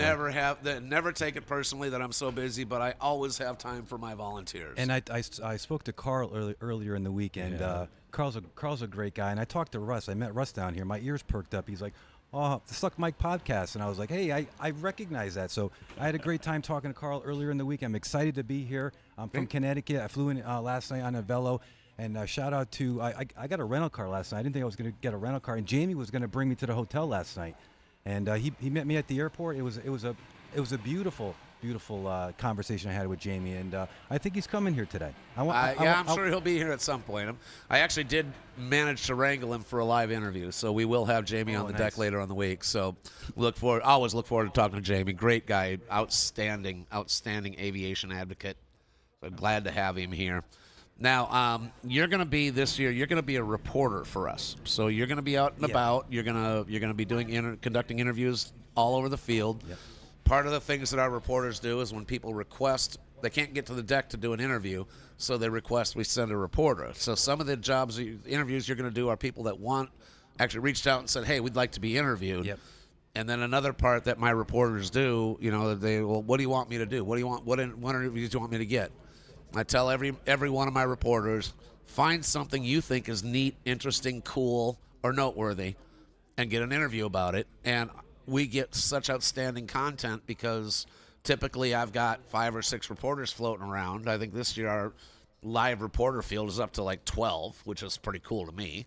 But everybody has a different point of view about what they think is noteworthy or cool or neat, and they want to cover it. I'm okay with that because go for it, guys. You're going to get me. I'm going to get different content from everybody, and it just adds to what we get here at Sun and Fun Radio. Now the field reporter interviews are featured in our overnight loop. So after we shut down from our live for the day, today we'll be cutting our live broadcast at 1 for the outstanding daily air show. When the air show ends around 5, we will go to our overnight loop. And so that you'll be able to hear a lot of the field reporter interviews that have been done and edited and into the loop. We also take all our live interviews and cut them out and play them in the loop. And word from our sponsors. Now, one thing I want to tell everybody, we are not a commercial radio station. We are what's licensed as a traveler's information station. We're also a nonprofit. If you hear us talking about a business, like, Carl mentioned, not Aviation Careers, but or Valeri Aviation. Yeah. Valeri Aviation is a sponsor of Sun and Fun Radio. So if you hear us talking about Valeri Aviation, it's because they're a sponsor. Green Bay Austin Straubel is a sponsor. Live ATC is a sponsor. Nothing that we do, we don't get paid, and the radio station doesn't get paid to promote businesses. They'll be looking at me all sad. Remember, you're on camera. People can see you acting like a spoiled child. We had too many years. I forgot that this year. We had too many years of audio only. I know. We saw me. They all saw me pouting, didn't they? Yes, they did. Everybody saw you. And I'm going to talk to Gina about that. You're almost as red as your shirt. So I'm not getting paid for this, Dave. You're not getting. You're getting waffles. I'm getting waffles. But that's a very important point, though. There's so many volunteers that make this thing happen every year. Yeah, I know that the voter rolls themselves are upwards of 5,000 total volunteers, but I think last time I had a hard number, it was somewhere between 2,000 and 3,000 volunteers per day to make Sun and Fun happen. Wow. So you see somebody wearing a volunteer shirt, you see somebody doing a volunteer job, say thanks. The important thing about volunteering is when you volunteer, you stop being an observer. You are making it your fly-in, And one thing that I find amazing, and it's been that way from the beginning, when I first volunteered when I was 16 years old, you rarely see garbage on the ground. People are very respectful of policing after themselves, not dropping stuff on the ground, and if somebody does inadvertently, somebody else will pick it up and throw it away. A huge, huge shout out also to our Sun and Fun Raiders. They are the garbage men of Sun and Fun. Important. They keep it, you see them on a tractor pulling a flatbed trailer full of garbage cans. Whenever I see them come by, every once in a while they'll pass by a radio station. I'll stop whatever I'm doing. Thank you, Raiders. So we want to thank everybody that are on the Raider crew for what they do. They are the trash men of Sun and Fun, and we love them for it. We have security personnel. We have everything, every area of Sun and Fun. And the 2,000-3,000 people a day we've got somewhere around 20-something permanent staff members. And during the week of the Sun and Fun, the staff members are volunteers as well. They actually don't get paid. Part of their job is to volunteer for the week of Sun and Fun. I didn't know that. Yeah. So, they're not on vacation, but they're here. They're doing their gig, and we're thankful they are. So why do people volunteer, you think? I volunteer because it's my first Sun and Fun. I wanted to be a part of it. I wanted to say, I helped make this happen. A lot of people volunteer because they believe in the mission of Sun and Fun, which is Sun and Fun is all about education and getting youth involved in aviation. People talk about how much money the event makes. First of all, the event costs millions to put on. And yes, we do make money. The Sun and Fun Aerospace Expo does bring in money, but we're a nonprofit. That money is turned around and put back into our educational programs, scholarships, just about anything you can think of. And FLYSNF.org is the website. You can go on there and get more information. I hear old radial engines. What is that? Was that a T6 that just went by? I can't quite see them. When we get the new, good. When they rebuild the campus for the expansion of the airport, we need to get an elevated. Elevated, absolutely. We need to be up where we the can radio see. tower. Love seeing upper all of our deck. people. Yes. But we need to be up somewhere where we can actually see what's going on everywhere. Absolutely. He wants That's to be what so high. Skycams do. Dave wants a transponder. I want to be in the know to watch out for the airport. Got to have an obstruction light on top Right. of the radio station. Yeah. One of my dreams for the radio station, and this is before the Winter Haven project was online, I always dreamed that we would build a control tower looking structure. During the fly-in, we would be up there broadcasting like air traffic controllers, maybe have a deck out in front like we have now in front of the radio station. The rest of the year, it would be a training facility for air traffic controllers. You speak of the devil, and in front, here he walks, Mr. Jamie Beckett. Oh, Hey, Jamie. Jamie, we were just talking about you a minute ago, brother. How you doing? I hope you're saying something horrible. We always say We were something nice about Jamie. Talking about how you just do this because for your own enrichment and self-fulfillment. And Oh, I'm here for the money. He's here for the money. Yeah, I knew it. God, dude, what are you doing? You're here for the money. I'm doing it wrong. Morning, Jamie. Good morning, Alex. How are you? I'm doing great.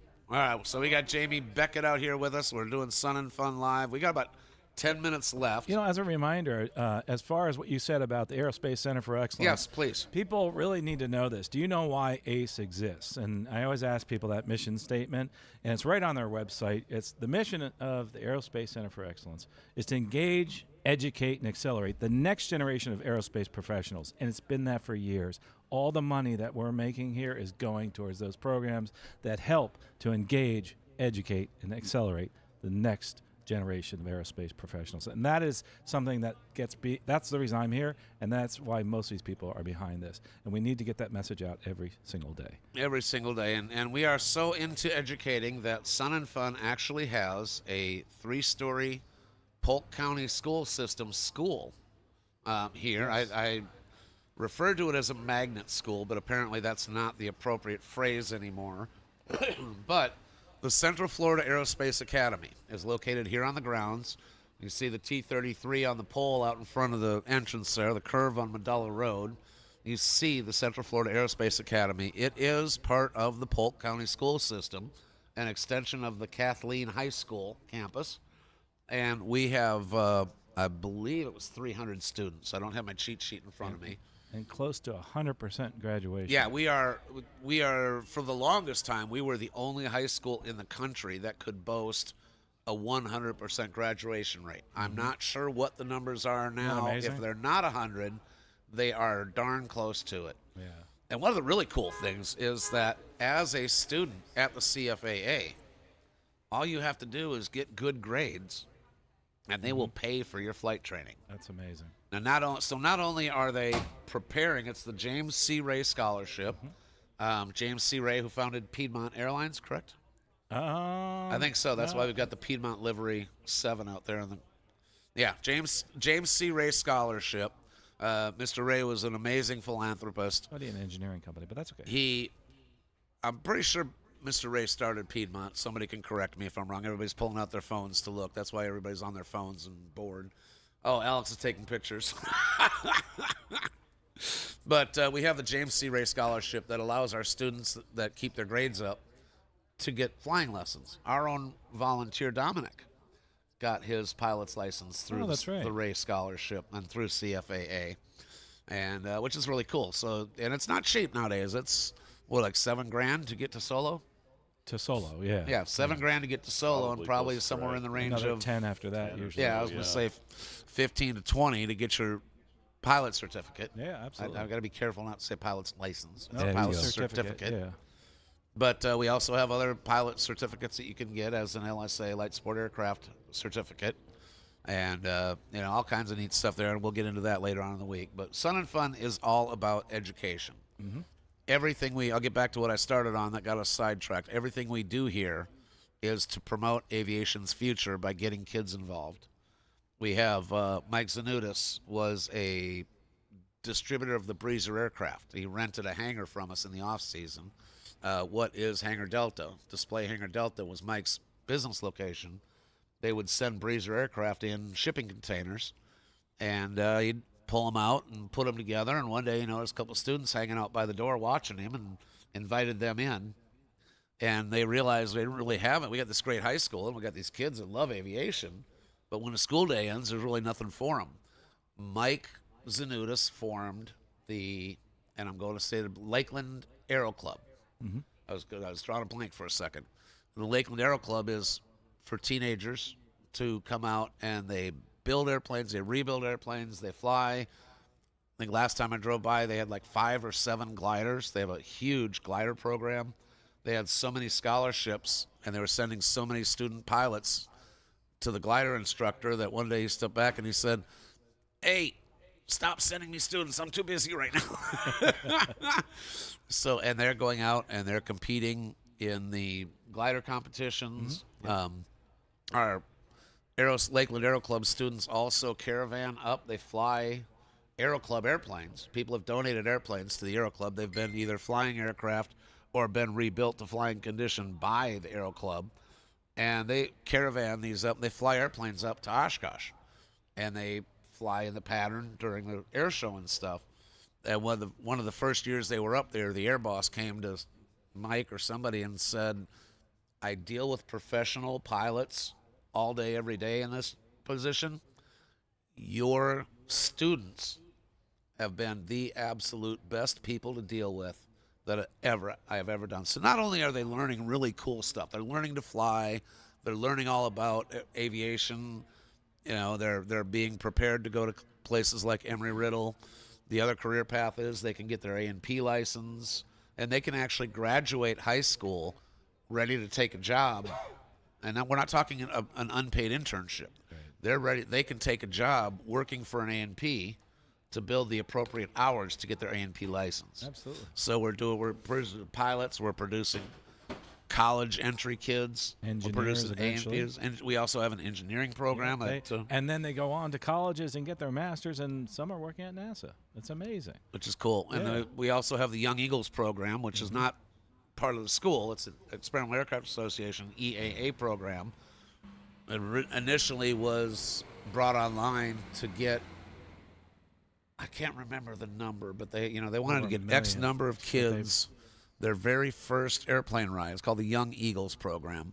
They wanted to get them their very first airplane ride, and they had a set goal that they wanted to achieve by the anniversary of the first flight. Yeah, and they went well beyond. They exceeded that, and they continue to do it today. And now we have second, and I'm willing to say it's been on long enough. We probably have third generation Young Eagle pilots that got their very first flight as part of the Young Eagles program. And they went on to become Young Eagles pilots, gave kids their very first flight, and now those kids are Young Eagles pilots. Oh, I'm getting old. Yeah, because I did my first, I think, 30 years ago. Yeah. Yeah, it was a long time ago. What was 20 some odd. Yeah. 100th anniversary was their goal to get. Yep, but they went well past that, what they wanted to have. 50% over, 100% over what their goal was. Yeah, that was more than double, I thought. But yeah, so they were great. So what we do here at Sun and Fun Radio is we talk to people all week long. We're going to be interviews with our radio sponsors, our fly-in sponsors. We're going to have some of our vendors come up and chat with us. But at least half of our airtime is dedicated to special interest stuff, which is anybody who's not a sponsor, not an exhibitor. They are here showing airplanes, showing airplane products, showing airplane services.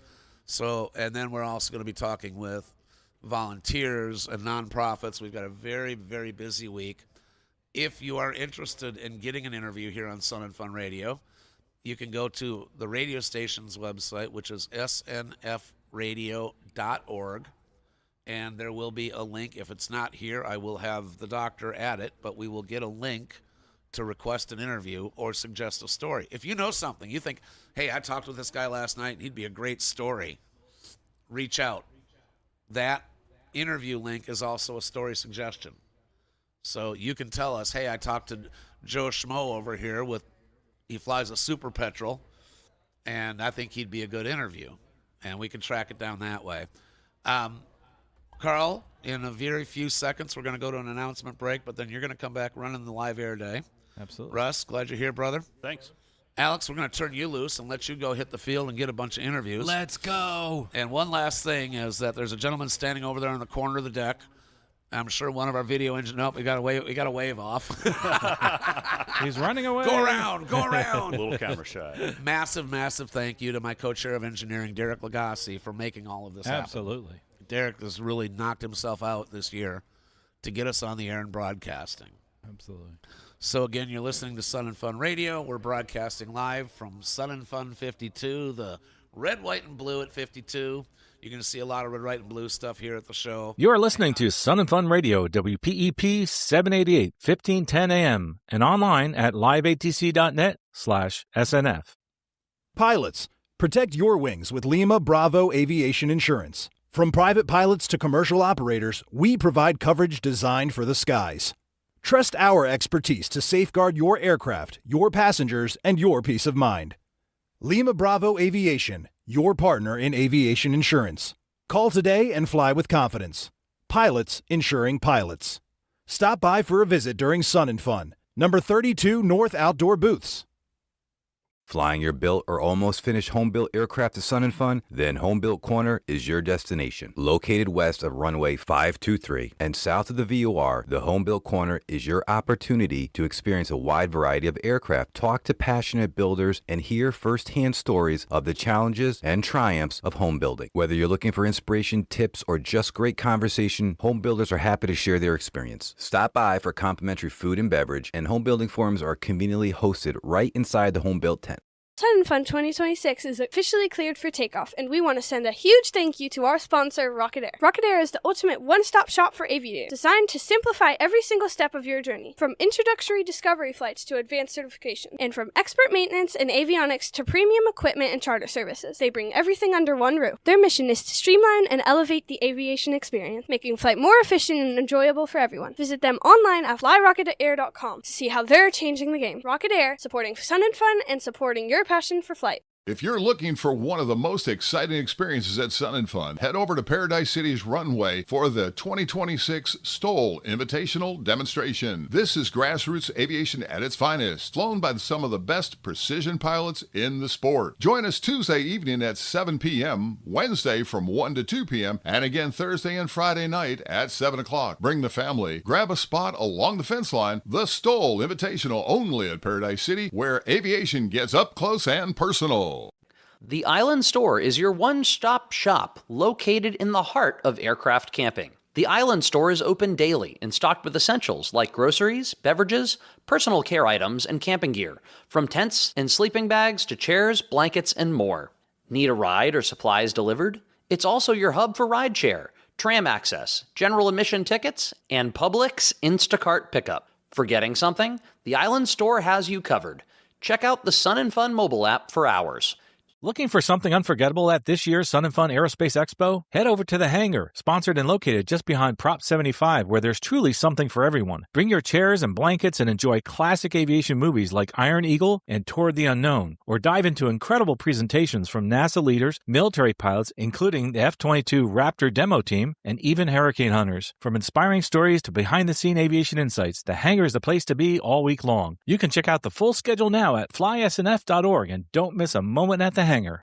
Step into the Swamp, our brand new food and entertainment hub outside of Hangar E near the West Campground. The Swamp is open daily, 8 a.m. to 10 p.m. Kick back under the trees and grab a bite from local vendors with plenty of picnic seating for the whole family. Enjoy live music from 8 to 10 p.m. It's a laid-back, under-the-lights music experience unlike anywhere else on campus. With string lights hanging overhead, picnic tables, great food, and a bar, it's a perfect place to take a break or unwind after a full day of air show action. See you at the Swamp. Calling all aircraft owners, builders, and restorers who flew their aircraft to Sun & Fun. Make sure you register for aircraft judging from Tuesday through Friday. Have your aircraft judge along your fellow aviators, whether it's home-built, light planes, seaplanes, rotorcraft, ultralights, warbirds, or vintage classics. We have a category for you. Winners will be celebrated at the Aircraft Judging Awards ceremony on Saturday evening at 6 p.m. in the Prop 75 building. Check flysnf.org for more details. Hey Sun and Fun fans, we have a new area called the Sandbar, which will be co-located with our light plane area in Paradise City and will house food trucks, a large shade tent, picnic tables, and benches. The best part, Sun and Fun Radio will be piped in so you won't miss a single thing from our great interviews to daily air shows, night shows, and sunset aerial circus. Get your tickets now for the Sun and Fun Aerospace Expo in Lakeland, Florida. Don't miss the food and the fun at the Sandbar. We'll see you there. Step right up to the Sunset Aerial Circus at Sun & Fun. When the day's flying ends, another spectacle begins. On Tuesday, Thursday, and Friday at 7 p.m., witness the world's most elite bush pilots go head-to-head in the Stoll Invitational. Defying gravity. And now back to the Sun & Fun Radio Deck, brought to you in part by the Green Bay Austin Straubel International Airport.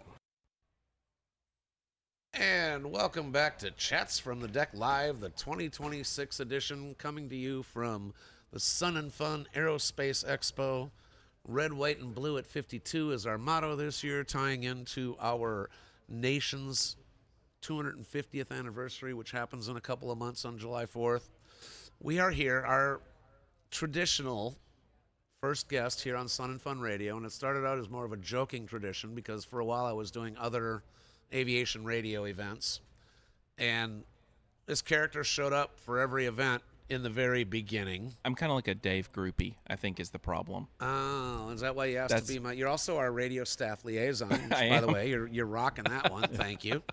All the different areas of Sun and Fun have a staff liaison. Laura Vaughn used to handle every single chairman and every single request personally. But with 165 operational areas, there's no way that's possible. Absolutely. So all the different areas have a staff liaison now, and Eric heard that program was coming and said, "Oh, I want to be Dave's staff liaison." I did. I volunteered, by the way. I volunteered to get the radio station because I love the radio station. And I'm sure Gene stepped back and said, "Yes, please take him."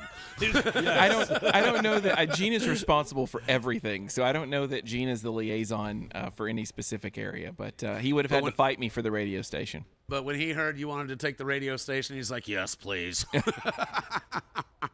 So you are Eric Crump, and you are the vice president of the Aerospace Center for Excellence. That Welcome, is what Eric. the name tag says. Yes, thank you guys for having me. Glad to be back. Glad to start a new year of Sun and Fun with you guys. And we're glad you're here. We're glad you're here. Now, what exactly does the vice president do? That's a great question. So for the week of Sun and Fun, I get asked that a lot. Like, what do you guys do? Well, Gene is busy running the show, obviously, and coordinating all the things that are going on. I have a radio, and I respond to security calls, and I respond to somebody needs a pass or whatever. Of course, I mean, you guys know this, but to the listeners who maybe don't, Sun and Fun is a great event. It's a fun event, but it's really a method to do something else. So Sun and Fun is really just a gigantic fundraiser. And these 6 days constitute about 50% of the yearly revenue for the Aerospace Center for Excellence. So when the net proceeds for Sun and Fun come in, that's what funds the other 51 weeks of the year as our aviation education nonprofit reaches over 30,000 kids with programming year-round, every day. And we did bring that up earlier, that it costs millions to put this event on, and the event does make money, but it's not going in anybody's pocket. It's going to further the mission, which is really cool. So this week you got a radio and you're answering security calls and parking passes and demand waffle demands. And whatever you guys need as your liaison. Absolutely, right. yeah. And we bribe Eric with waffles. So but Eric, but what about the rest of the year? But when you're not actively working at right during or preparing for the Aerospace Expo. What do you do the rest of the year? So everything that is our mission, to engage, educate, and accelerate the next generation of aerospace professionals, all that's my responsibility. So I oversee our Florida Air Museum, the Ramos Skylab Innovation Center, and all of our education programs, as well as Lakeland Aero Club, our high school flying club here on campus. Yeah, we were talking about the Aero Club as well this morning, which is a really great operation for the students. Now, your missus, Miss Jenny Lynn, runs a program. Tell us about the program that Jenny Lynn does. Yes, Madam Crump. So this is a family affair here. My daughter Harper is a program assistant. She helps out with our field trips for the kids that come through. My Wait a wife, minute. Harper is like this. No. Dave She's used to one of the refer to crumpets. Harper and Penelope as the Crumpettes because they used to be small and now they're grown. Harper's 18. She's going to college in a few months. They grow so fast. Penelope just got her driver's license. So I know they've aged a little bit since you met them to begin with. But yeah, my wife runs our Storytime program here. So Very popular, every I Tuesday understand. at 10 a.m., not this Tuesday because Sun and Fun, but every Tuesday at 10 a.m., we have 150 people. Over 100 of them are kids, pre-K kids. And they're learning about the importance of literacy and also getting a love for reading, which we all know is important. If you can read, you can do anything. But they're doing it under the guise of aviation. So it happens in the Florida Air Museum. Great opportunity for kids to build that early interest, the love of aviation. And it's not a great program. I remember seeing pictures from the first view, and I'm like, is this going to work? It was crazy. So when she came to me with this idea, because we had a 3-year-old son at the time who's now 6, and she's like, you know what? I go to these libraries with him, and we do some like story time stuff. What do you think about me doing like a story time in the Florida Air Museum? And I was like, I don't know if people will come. And she said, well, so how will we know if it's successful? And I said, well, how many people go to the library? She's like, 10 or 15. I said, okay, well, if 15 people come, then I guess we were successful. So the first day we did it, 55 people showed up, and I was like, okay, this might be a thing. This might just In work. the summer, we have to do it Monday and Tuesday because on Monday, we'll have about 150, 180 people come, but then on Tuesday, it's 250 people that come every week during the summer. So it's a huge program, and it's become sort of a catalyst for a whole bunch of early learning programs like our STEM Sprouts program, which is effectively like a homeschool science co-op, but that goes from pre-K all the way through 5th grade. We're expanding to middle school next year for that group. So yeah, it's a lot of fun.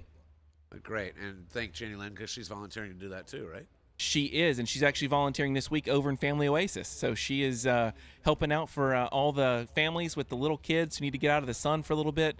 We have an air-conditioned Family Oasis tent with private restrooms, conveniently located directly across from Chick-fil-A. It's almost like we planned it that way. Yeah, it's a great place for people to get out of the sun for a minute and let the little ones cool off a little bit because it is a long day. And they have activities for the kids and stuff in there too. Yeah, right? absolutely. Yeah, great. So that's the Family Oasis here on the ground in the future N-Flight Plaza. Really, legitimately right behind us. Right behind us, Yep. yeah. From the back deck of the radio station, you can see the Family Oasis there, and you can see, and I don't know about anybody else, but I can smell the Chick-fil-A trailer, which is going to make me crazy. I've been on a diet since January. I think I'm going to blow it this week between waffles and Chick-fil-A. I'll probably put back on the 15 pounds So, I lost. I love having Chick-fil-A here. We eat a lot of Chick-fil-A anyway. But so yesterday, as sort of a test of the kitchen, staff got Chick-fil-A boxes. And we were sort of guinea pigs, I think, in some way to make sure it worked. Not only did it work, but I'm definitely now going to have to go there every day and chicken up. Fast food, America's learning to live on fast food, which is really sad. But Chick-fil-A is really good stuff, and it's, as fast food goes, it's not really that unhealthy. But I'll make a deal with you, Eric. I will buy you lunch at Chick-fil-A trailer on Sunday. Okay, well, I'm gonna go hungry and you're gonna save money.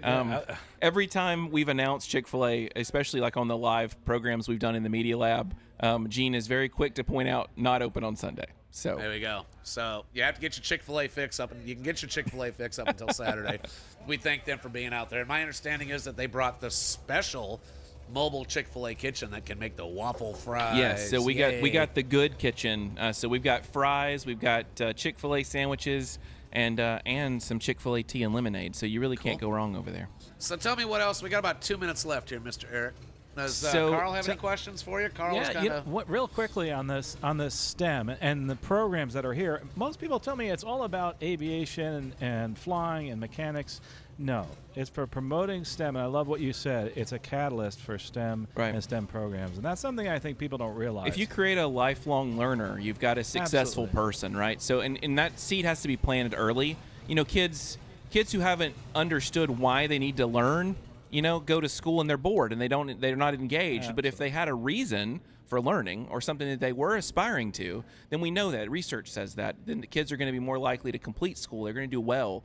And any job in a STEM field, you're going to be able to take care of yourself and your family. And what's cooler than airplanes and rockets? Sure. And yeah, I mean, all and sorts of. The whole idea is, look, if they all go into aviation, that's great because we need them all, right? But if they decide that aviation isn't for them, worst case scenario, they're aviation ambassadors. They're pro-aviation. They're not going to be calling in noise complaints at the local airport because they know what aviation is and why it's important. So either way, we get good citizens and we get aviation ambassadors. Yeah, absolutely. And just you guys are using a term that we all know, but there might be somebody out in the audience who doesn't know it. I keep hearing you refer to STEM. Please tell us Science, technology, engineering, and math. So just an easy way to, and we love acronyms in aviation about as much as they do in education. So STEM is sort of a conglomeration of everything, and STEM is aviation, and aviation is STEM. All of the STEM disciplines are represented in everything that aviation is. And that's great. And also another version of it is STEAM, where they include science, technology, engineering, art. And mathematics. So what we do here, Eric, thank you for being here. It's, I don't know how many years now we've done this first thing in the morning, but a few. First interview of the year. We are glad you're here. I'm not sure. I don't see anybody here. I don't know if you have to run off. If you don't, we're doing a 5-minute break. If you want to come back and talk a little bit more about this week, we'd love to have you stay on. Because you and Carl are here, I'll stick around.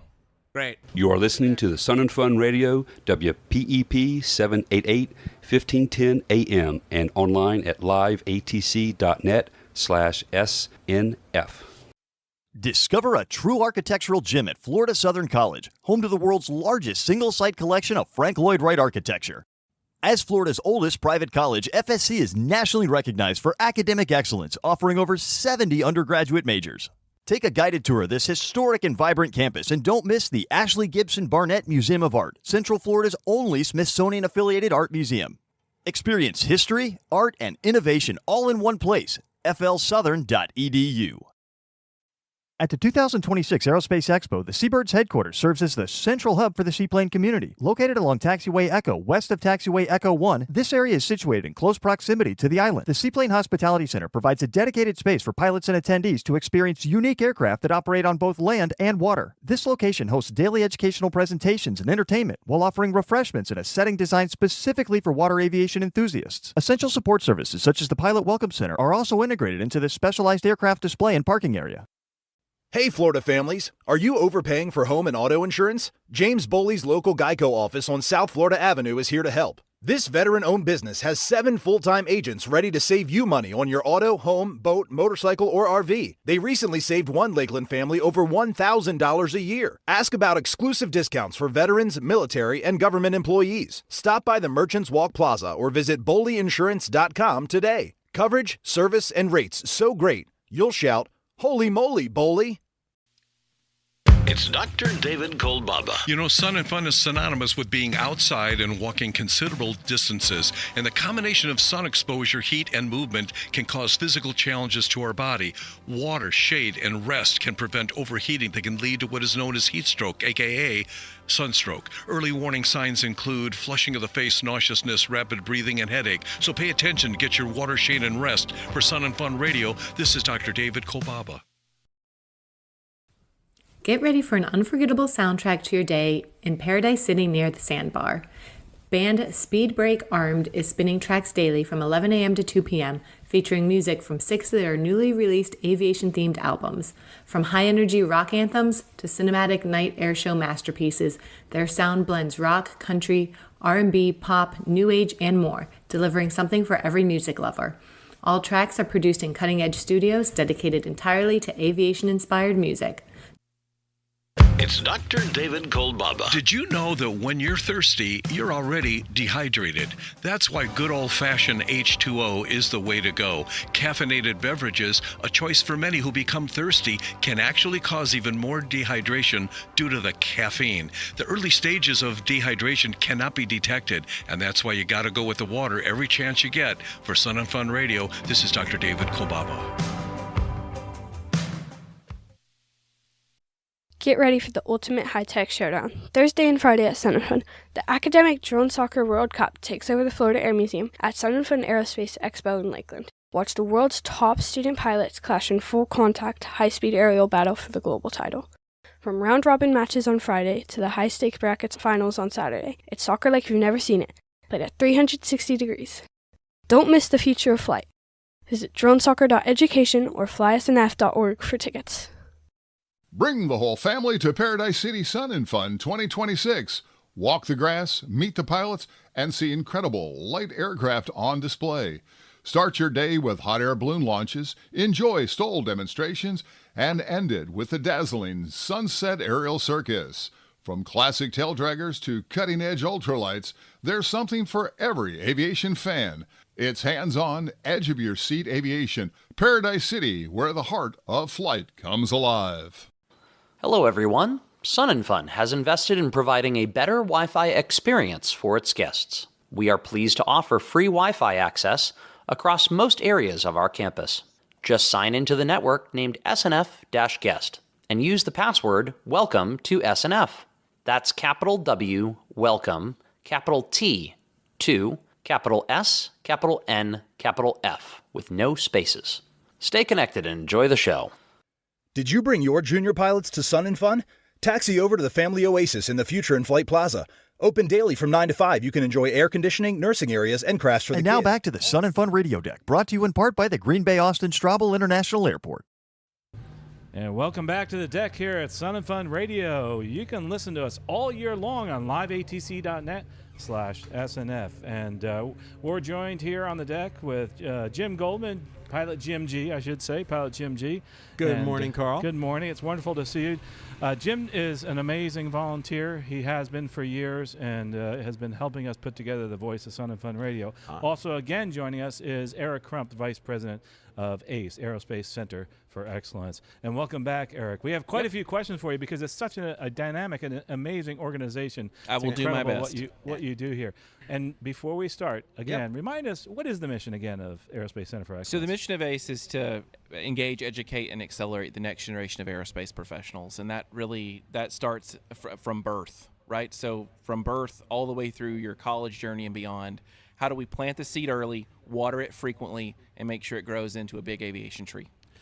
Those are great mottos, and what I would like to have you do is take a minute to operationalize it. Mm-hmm. Each day, what goes on here and in the other locations, and tell us about some of the other locations, because we usually focus on the Sun and Fun Aerospace, the ACE campus here in Lakeland, but we do have some outreach as well. So why don't you give us an idea what goes on a daily basis and what's going on here versus the other locations? So first of all, just a quick shout out to the best team in the world, right? So I generally consider myself to be an ideas guy. Like I have a lot of ideas, but there's no way to do all the things that need to be done. You can have all the ideas in the world, but you got to have people who not only can do the work, but what we do requires belief. It requires buy-in. I have the best team in the world. So from Monday, you've got STEM Sprouts in the museum. So we have kids here, pre-K through 5th grade, learning about science, but doing it from the perspective of literacy, right? So learn to read, learn to do anything you want in your life. Tuesday, story time. And then Wednesday, Thursday, Friday, we host field trips in the Skylab Innovation Center as well as in the Florida Air Museum. And you're going to have anywhere from 60 to 120 kids a day who are coming through that program. The great thing about that field trip program, though, is because we have this great community partnership, which is sort of what you're leading to here, between the Lakeland International Airport, Winter Haven, Bartow, and Lake Wales airports, are four municipal airports in the county. They provide the funding to allow over 4,000 kids to come here for free on field trips. It pays for the school bus, it pays for the admission, the kids, teachers, nobody pays to come, and that's important because we got to expose kids to aviation. Now, obviously, not everybody can get here. There's the field trips are full usually in May every year for the next school year, so they fill up very, very fast. We have an awesome outreach team. We have a 25-foot inflatable planetarium. We take it all over the place. We have a Sonics airplane on a trailer. We take it out to schools, to community events, to try to make sure that just because you can't get here, we can come to you. And we travel all over the state of Florida to conventions, expos, way above and beyond just what you see for the 6 days. People bring that up a lot. It's like, so is this what you guys do? I'm like, no, this is like an open house, right? There's so much going on here. And honestly, there's so much activity in the museum and Skylab for this week. That's not a full reflection. That's a taste, right, of what it looks like. You know, you'd have to be here the rest of the year to see the awesomeness. I've had the opportunity to be in the science lab, especially in this Science on a Sphere lab, one of my favorite parts of the museum, when classes have been in there. And what we teach kids in there is very interesting. It's a facility that we have. Let's describe that for folks. It's a spherical projector. And just think of it as a big old globe onto which you can project any kind of scientific data. And we show the Earth, we show air currents, we show water flow, ocean currents, we show plate temperature tectonics, change, cartography. We show it's everything. And we can show other planets, we show the sun, we show ionospheric discharges from the sun. We show an incredible number of programs on there. How are those used with kids? What age groups are in there? Do we provide the teachers? Do teachers come in? How does that work, Eric? So it's our team that does the field trip activity. So we have staff that are actually providing the instruction. Teachers are in there as well. What's interesting about that, though, Jim, is that in those field trips, I see the teachers taking pictures and videos of the teachers are just as involved and jazzed up as the kids are to be in there. But yeah, so in Science on a Sphere specifically, there are several different activities that are grade level appropriate. So our field trips are grade levels for K2, 3, 5, 6, 8, and 9, 12. So no matter what grade you're in, you're going to have a grade appropriate field trip, which means if you come in kindergarten, you come back in third grade, it's a completely different experience, right? And that's important. So my favorite activity in there is the Mars exploration mission. So we actually we go to Mars, and then we put a rover on the surface. So the kids actually have an iPad with Sphero robots, and they have to go to different waypoints to collect data and send it back to mission control. So they're learning a little bit about orbit mechanics and also about exploration and team communication, which is obviously an important part of the deal too. That's really great. And you've mentioned a lot in your as I was listening about getting kids into aviation from an early age. And Carl and I have been talking about this. It's not just aviation, it's engineering and scientific fields. And if it's related to aviation, that's great. But if the kids come through our program and get into a different area of science, we're still pleased. We're still happy with that one. You know some of the statistics, how many pilots come out, but also how many kids go into engineering schools that are not necessarily aviation schools. So one of the great things about our scholarship program is that we get to track these kids when especially our local kids from the Central Florida Aerospace Academy, both the campus here in Lakeland and the one in Winter Haven. We get to track them for a few years after they leave because we provide about $100,000 in scholarships every year once they graduate from high school to continue the journey in school. And what's interesting is it's only about half of them that go into flight-related fields. The other half are going into engineering. They're going to air traffic control. A lot of them are doing safety degrees, so they want to go work in aviation safety, either at the airlines or at the governmental level, which is really cool. Management. Yeah, it's everything, right? It's a little bit of everything, and I think that's the important part. One of my favorite quotes ever is Albert Einstein, and he was sort of asked about why he was so intelligent and what made him special. And Einstein famously said, "I have no particular gift except that I'm passionately curious." And our goal here is to just create a generation of passionately curious children, because if they're curious, if they're seeking an answer for something, then they're going to be motivated to find that answer. So in a lot of ways, we plant the first seed, or maybe we're watering somebody else's planting job, but the goal is to keep that fire alive. Because you can show anybody anything, it's a flash in the pan and it's neat, but there has to be follow-on. There has to be follow-through to make sure the kid can actually do something with that interest they've developed. You track them as they progress in their careers, Do you keep in touch? Are there alumni groups? Do you get them back on campus? Yeah, so we have an ACE Alumni Society, so we'll have our Alumni Society social on Friday night in the museum to invite everybody to come back. What's really cool about that, we have a pilot who went through CFAA, did his private pilot scholarship through our James C. Ray Flight Scholarship Program.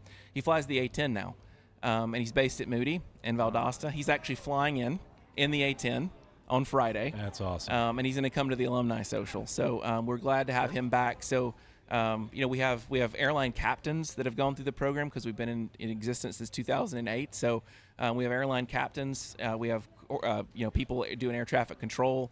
I mean, it's always great though to see the product of the system come back and then tell everybody else, I used to sit in the seat you sat in, and this is what I do now. That is something that will generationally propagate, because these professionals will say to their kids or to maybe the children of the neighbors, hey, if you want to get your kid into a scientific field, this is a great program in Central Florida. Right. I've always wanted to see this expand beyond Polk County, and you are developing have developed a curriculum, middle school curriculum. Mm-hmm. Can we tell our listeners a little bit about that? Yeah, so the middle school curriculum was really just an obvious follow-on product from the great work that AOPA has done through their high school curriculum project.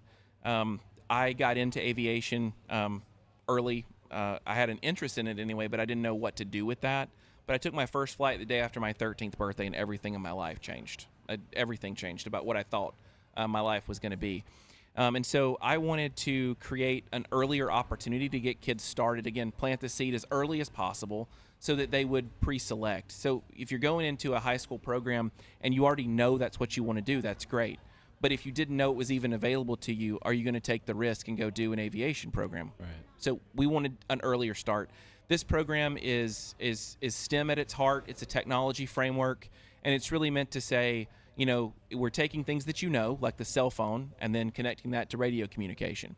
And right now, the curriculum is in 125 schools across the country and serving 13,000 kids a day. That is Eric phenomenal. Crump. Eric Crump, thank you very much for... I'm sorry, Carl. Go for it. Eric Crump. You're listening to Sun and Fun Radio, WPEP 788, 1510 AM, and online at liveatc.net/SNF.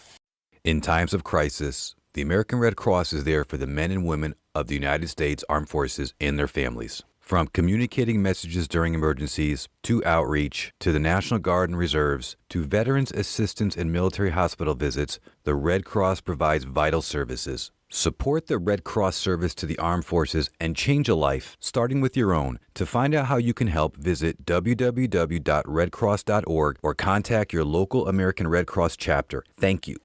Ever wondered how you can serve your community, explore aviation, and develop leadership skills? Civil Air Patrol is the official civilian auxiliary of the U.S. Air Force, open to youth and adults. Whether you're interested in aerospace education, emergency services, or cadet programs, there's a place for you. Stop by our booth next to the Lakeland Aero Club and discover how you can get involved. Visit GoCivilAirPatrol.com to learn more. Civil Air Patrol, citizens serving communities, above and beyond. Sun and Fun wishes to thank our sponsor, AV Nation. AV Nation exists to attract, educate, and empower youth in aviation. Through AV Nation magazine, they provide essential insight into the future of flight, highlighting students, programs, and innovative approaches that grow our industry every day. Thank you, AV Nation, for inspiring the next generation and helping the future of aviation take flight. You can find more information at avnationusa.com. The Media Hospitality Center at the Sun and Fun Aerospace Expo provides dedicated climate-controlled workspace for accredited members of the press. This facility features a professional press conference area, a communication lounge with high-speed internet, and a hospitality suite offering refreshments and professional networking opportunities for the global aviation media community. Located at the show center adjacent to the announcer stand and the core exhibit hangars, the center supports hundreds of international representatives throughout the week. The center is operational from Tuesday 7 a.m. to 5 p.m., Wednesday through Saturday 7:30 a.m. to 5 p.m., and Sunday 7:30 a.m. to 2 p.m. Avail yourself educational opportunities in Paradise City this Wednesday, April 15th at 10:30. Phil Lockwood from Lockwood Aviation shares practical four-stroke Rotax maintenance tips. At noon, Paul Mather from M Squared explains how to build and register your own experimental aircraft. At 1:30, Mike Ostrander, how to build your own trailer for your ultralight. At 3 o'clock, Larry Mednick from Evolution Aircraft will talk about the thrill of flying a weight shift trike. It's all happening Wednesday in Paradise City Forums. While we all have good views of the action here at Sun and Fun, if you're a professional photographer looking for the best views possible, then you will want to check out the preferred photo seating area. This area allows an unobstructed view of the air show and other event activities. It is located adjacent to the preferred seating along the flight line and the air show announcer's stand. You know that's where the best of the action is. Space is limited and a ticket upgrade is required for admission. Reserve your spot today at flysnf.org. As the Sun and Fun Aerospace Expo draws to a close, we pause to honor the incredible people behind the scenes. Sunday evening at 6:30 p.m., the Florida Air Museum Pavilion will host the annual Tail Dragger Volunteer Thank You Party. This special evening is an invitation-only celebration dedicated to the outstanding Sun and Fun volunteers who give their time, energy, and expertise to make the magic of Sun and Fun happen. To our volunteers, we look forward to recognizing your hard work and passion as we celebrate another successful year together at the Pavilion. Sun and Fun Aerospace Expo, fueled by our volunteers. Start your day right with the Twin Palms breakfast every morning from 7:30 to 9:30 a.m. at the southeast corner of the Warbird Ramp and Bravo Taxiway. Enjoy a delicious meal for just $12 per adult, $6 for kids 3 to 12, and little ones under 3 eat free. Proceeds generated will be donated to the Aerospace Center for Excellence's year-round education programs. It's a great way to fuel up for the day's adventures, and everyone's invited. Don't miss out. Come join us at Twin Palms Breakfast. It's Dr. David Kolbaba. You know, the best protection against the harmful rays of the sun is light clothing. That's right. Thin cotton clothing is about the best way to avoid excessive sun exposure. And this protection comes with absolutely no risks of doing harm, especially important for those of us traveling from the northern states. A wide-brimmed hat is another healthy option to reduce excessive sun exposure. For Sun and Fun Radio, this is Dr. David Kolbaba. For those making the 2026 Sun and Fun campgrounds their home away from home, the Country Store offers a convenient solution for every daily need. Located right on the Expo campus, this on-site resource is stocked with a variety of camping essentials, personal care... And now, back to the Sun and Fun radio deck, brought to you in part by Green Bay Austin Straubel International Airport. Welcome back to the deck here at Sun and Fun Radio. Welcome back to the deck, Sun and Fun Radio, WPEP 788. 1510 AM. 1510 AM for those who are still listening on AM radio. I was going to say, how many people are listening to us on AM radio right now? We should get a poll. Yeah, absolutely. Yes. You know, one of the things I love about doing Sun and Fun Radio being back is the fact that we get to interview some really interesting people that have some amazing products. And today we have somebody on the deck to talk about that. Joining me also is pilot Jim G.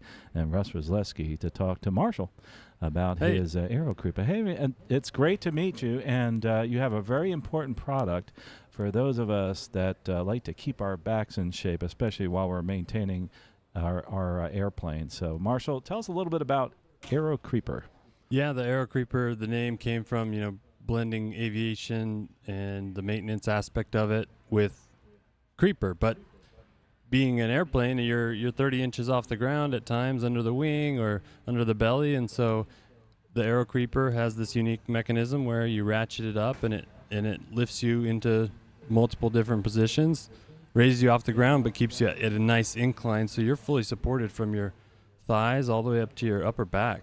So this is different than the regular creepers that you have in the store. They're kind of flat. I just got rid of mine, actually, so I'm kind of in the market for it. So I'm very interested about this. Right.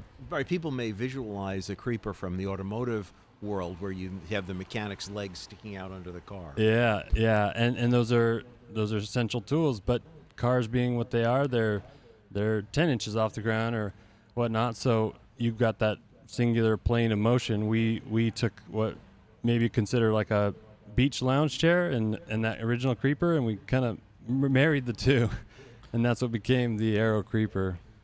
Yeah, I was looking at the website for your product, and I mean, it as you mentioned, it raises, lowers, right? Yeah. And the back tilts up and down. It has a headrest. I think I might fall asleep working on the airplane. I know the comfort is a double-edged sword. You get too comfortable. Bosses cringe when they see it, and they're like, "Well, I gotta buy it because I gotta keep my crew happy, but no sleeping on the job." So, Marshall, where can they find you here on campus? And also, what are you introducing today at Sun and Fun? Thank you. Yeah, we're longtime attendees and vendors here, and we're still back at Hangar C. We're in Charlie 23, a nice location that we've loved over the years. And aerocreeper.com is the website. But we went to the Innovation Preview, and we got to announce the launch earlier this year of what we call the PowerLift G2. G2, kind of the G nods to the grip, the word G for grip, the letter G for grip, and then also generation. So it's kind of like the second evolution of the PowerLift, which we came out with in 24. The PowerLift is, we took that adjustable design that was a manual ratcheting design, so to speak, and we energized it. It runs off of a cordless drill battery, like the M18 series, and it's got a linear actuator. We kind of fussed with some hydraulics in the early phases, but those have their issues, so we're sticking with DC power, and it's got a fully electric actuator, linear actuator, which brings you from laying flat all the way to sitting up. And that G2 is the grip, so you've got all the controls in one hand. The thumb has a safety button, so there's no accidental going up. That's what we wanted to keep a safety first aspect to it. No compromises there.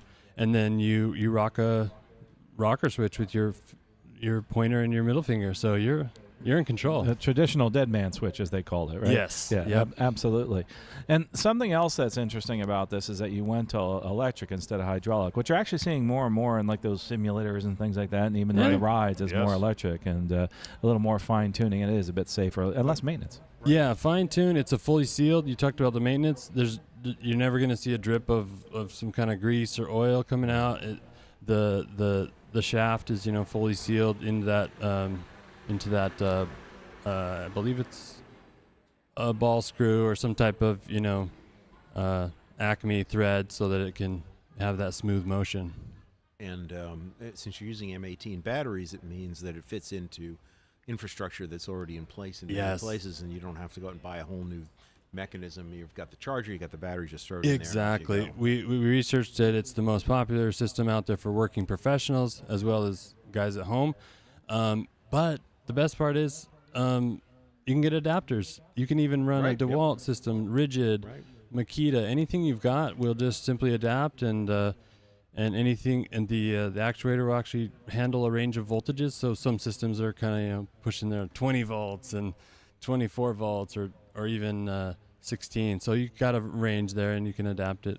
Now, is there a neck support as you lean forward? Is there like a headrest that moves, that articulates? The headrest, you're trying to tease out our secrets, aren't you? Our engineering, R&D.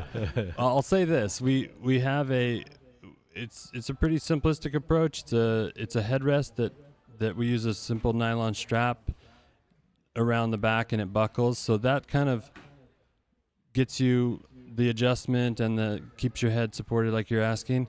But there may be some things happening. Ooh, a little hint for you heard it here first on Sun and Fun Radio. And here's the true DNA through line, which is it's a father-son team who founded the company. They're still there. The son actually, Joel, and he was here last year. They're very involved with the company. You call up, you can get a hold of him, but he's a true-blooded engineer, and he came off of the automotive industry and came back to the company, and we are innovating like crazy. That's great.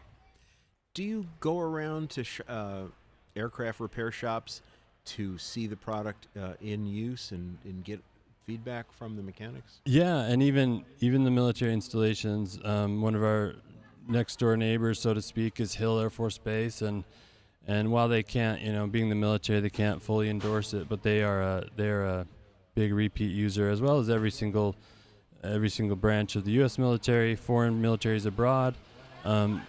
you've got names like Duncan and Textron, and we get to see those people here, Piper and Robinson Helicopter. We get to see those entities and hear their because that's the B2B side, right? That's the results-driven side, where they go, well, why would I want to invest $500, $700? Even in the G2 sticker shock here, it's pushing, it's $3,000. Whoa! Wow.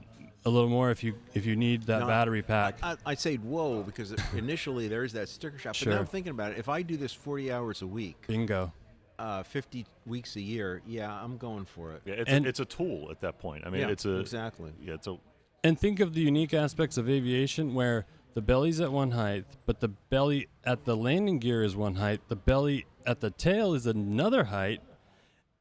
And the wings, you've got dihedral and engine nacelles. So when at these high demand threshold environments like the working professionals, they've got to be at a wingtip, and then a moment later they are under the engine nacelle, or they're moving down to the root of the wing, and so that's why a SpaceX or a GE Aerospace or a Gulfstream in Savannah is going to make that investment. And we do use that term. It's an investment because you're investing in your people. Right. And as we're hearing these news come in with the employee workforce shortage, not only incoming, but a creeper like ours, we've heard stories where it'll add a year or two to a legacy worker to delay their what would have been a forced retirement due to back and knees. Now you've got that tribal knowledge sticking around your hangar. How do you put a price on that? Absolutely. And then the longevity of your employee is incredibly important. But also another thing, too, is how about maintenance? I mean, how about support? I mean, you guys have been around for a little while, so tell us a little bit about that. Yeah, thanks. Just like we're about to crest 10 years.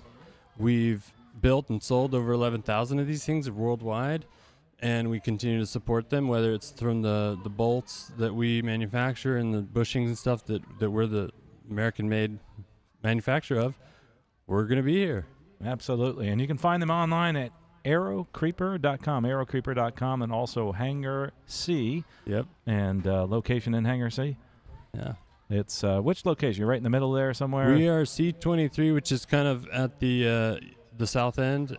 And on one of the perimeters by the rear door there. C23, and you can get a demo of the Aero Creeper G2. Excited about this product, and thank you, Marshall. Tell Marshall you heard about it on Sun and Fun Radio. Absolutely. Tell me you heard about it on Sun and Fun Radio. We're going to go to a break and be right back. Hello, this is Twee from Asian Woman in Aviation and Aerospace. You are listening to Sun and Fun Radio, WPEP 788 1510 AM, and online at liveatc.net/SN.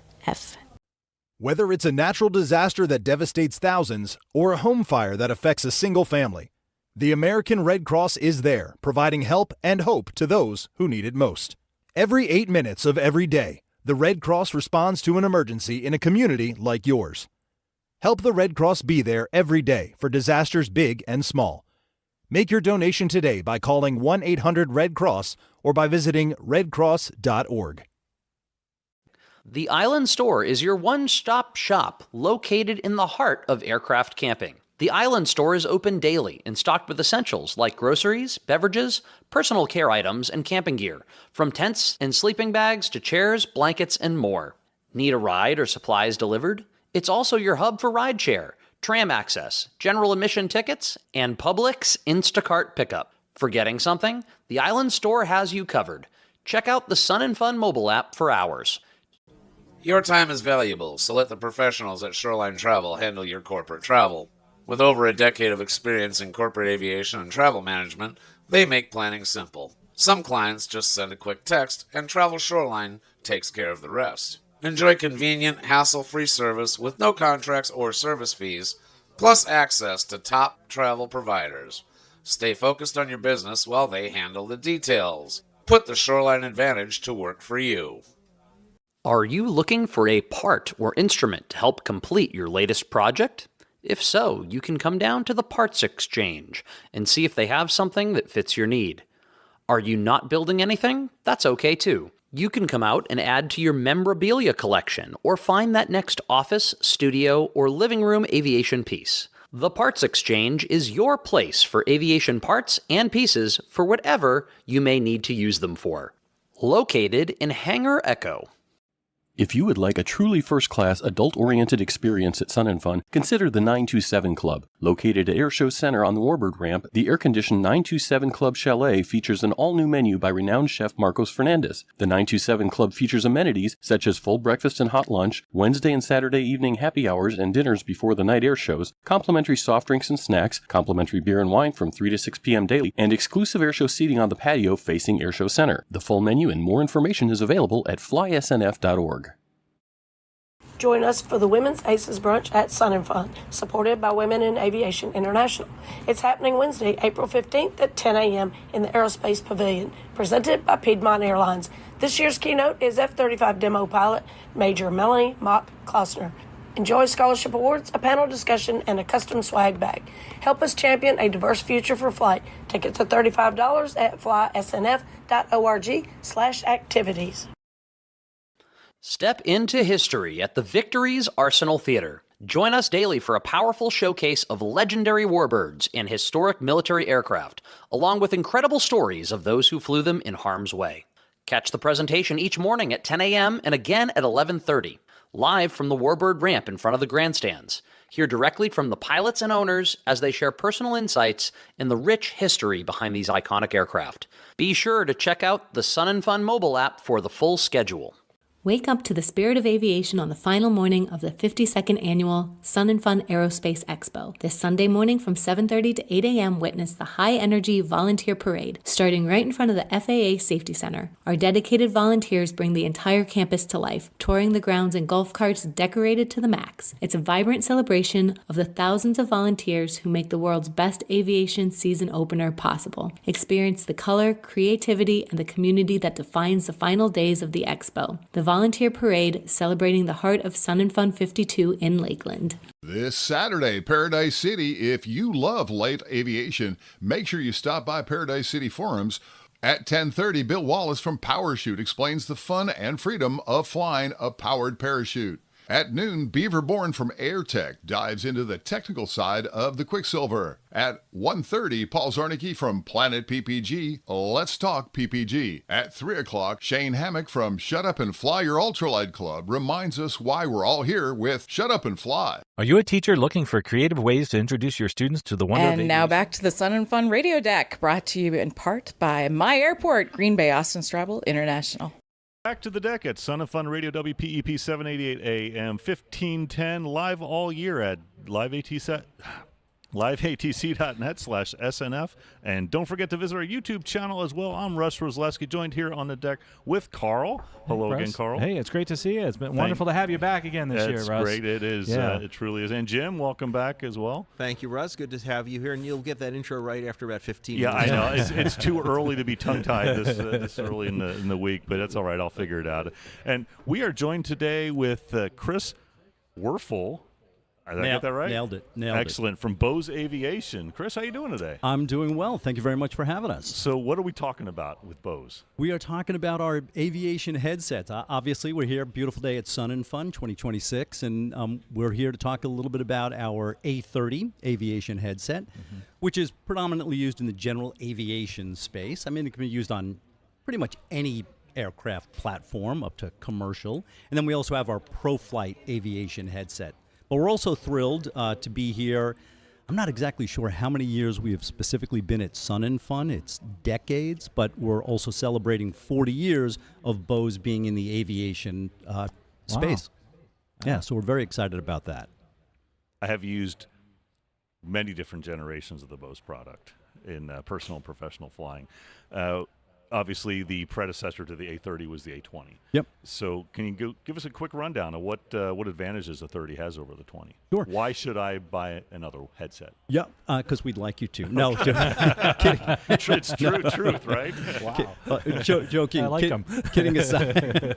Kidding aside. I think if you have an A20 and it's working well and it's in great shape, quite frankly, I don't think there's a need to run out to get an A30, but if you are certainly in the market for a headset and perhaps you've either never tried a active noise canceling headset or have never tried a Bose headset, this headset has some wonderful features. First of all, it's lighter, just overall weight it's a lighter headset, so it's more comfortable as you wear it. Has 20% less clamping force, which actually as you wear it, certainly over 3-4 hours of flying time, makes it feel that much lighter.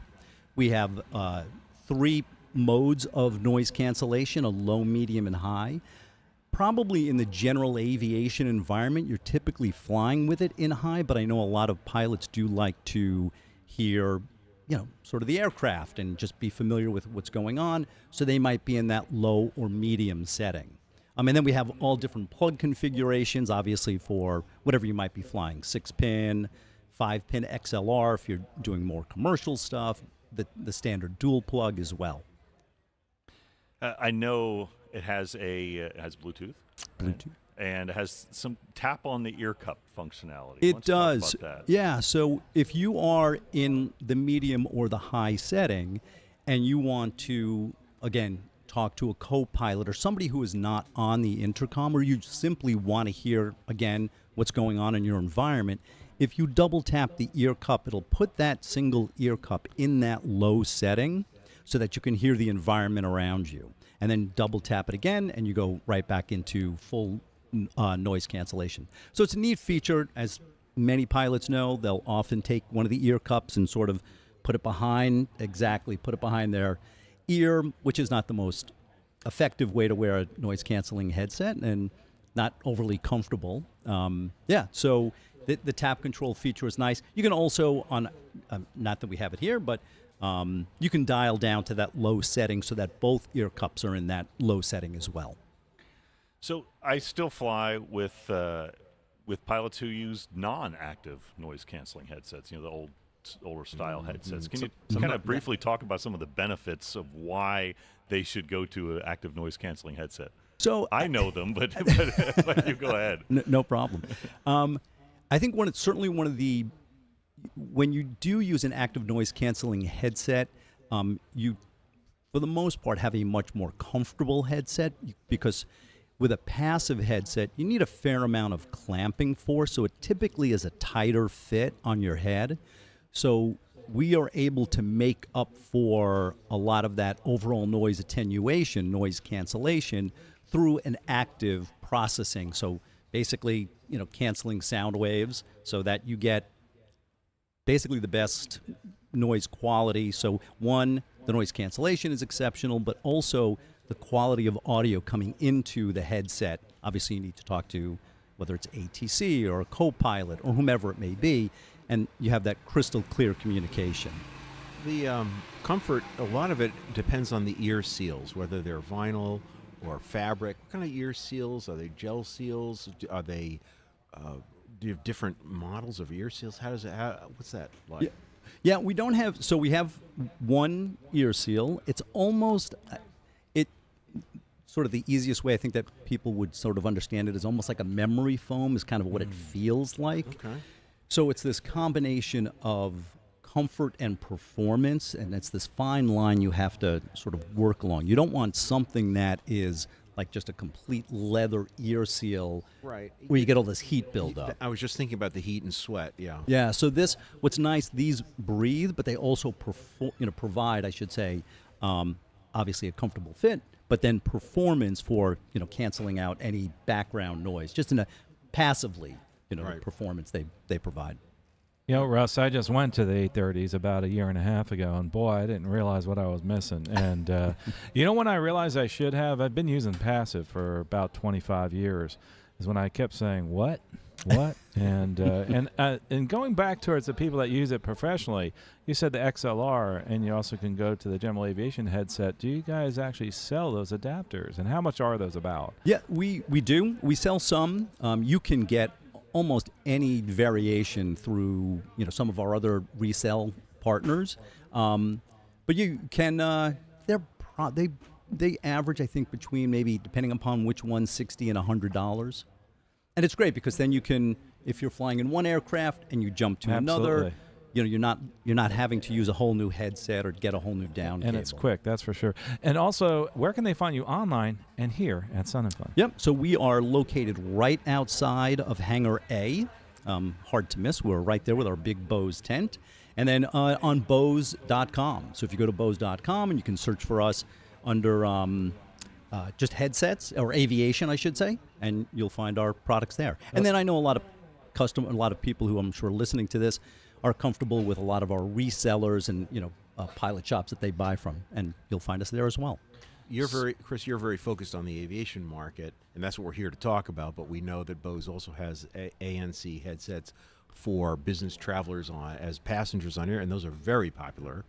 And probably serve motorsports as well. That's a big market for ANC headsets, as I understand. Yeah, we do. We do. Certainly our what we would call the consumer market. So for our noise-canceling headsets or like Bluetooth speakers, home theater systems, people are very familiar with, with our whole litany of products. But we branch out into, a lot of different, whether it's formula racing or whatever it may be. We don't have a specific headset for that, but our headsets are certainly used, for that. I've used the ANC headsets at car races. They come in very handy for that. Yeah. And the CD players are great too. Does CD any else still have yours? Did I just embarrass myself by admitting I still use a CD player? So Chris, I do have a question. So I have clients that do have A20s or even Bose X's. For the Bose X model, the more original one. I guess it wasn't quite the original, but yeah. Do you have any kind of show specials, trade-ins, that kind of stuff you're running right now? We do, as a matter of fact. Yep. So we have it's a gift with purchase. It's one of our Bose mini speakers. So you get that as a free gift with purchase, with the purchase of either an A30 or our ProFlight headset. And then we are also, this week at Sun and Fun, we are running a trade-in program. So bring in your A20, and if you would like to upgrade to an A30 or even a ProFlight, we'll give you $300 towards your A20, off of the A30, excuse me, but towards your A20, and you can then upgrade to the A30 if you'd like. That's great. Keeps them out of the landfill. That's good. Very nice thing that you're doing. Yeah, no, it's great, and a lot of people are looking to do just that. They've had their A20 as many of you know for decades at this point, or certainly a decade. So yep, ready to upgrade. Well, we appreciate you coming by. We can find you online at Bose.com, and also not hard to find the big tent out there. It says Bose on the top. And also, real quickly, great customer service. And if you need help, Bose.com and reach out. Thanks so much for joining us. Awesome. Thank you guys very much. And don't forget to go over to Bose.com and also visit them next time. Hello, this is Glenn from Bartow, Florida. You're listening to Sun and Fun Radio, WPEP 788, 1510 AM, and online at liveatc.net/SNF. Bose Aviation is at Sun and Fun, booth 007, and they've got deals worth landing for. You can trade in your A20 or ProFlight Series 2 and get $300 off the all-new Bose A30. You can stop by to demo their industry-leading headsets, explore resources for student pilots, and take advantage of the exclusive show specials, like a free speaker with your A30 or ProFlight Series 2 purchase. Plus, you can save 10% on additional headsets in the same transaction. Restrictions apply. You can visit their booth for details. Enjoying all the aircraft is one of the leading reasons people come to Sun and Fun, and we are pleased to open Flightline access to all of our guests.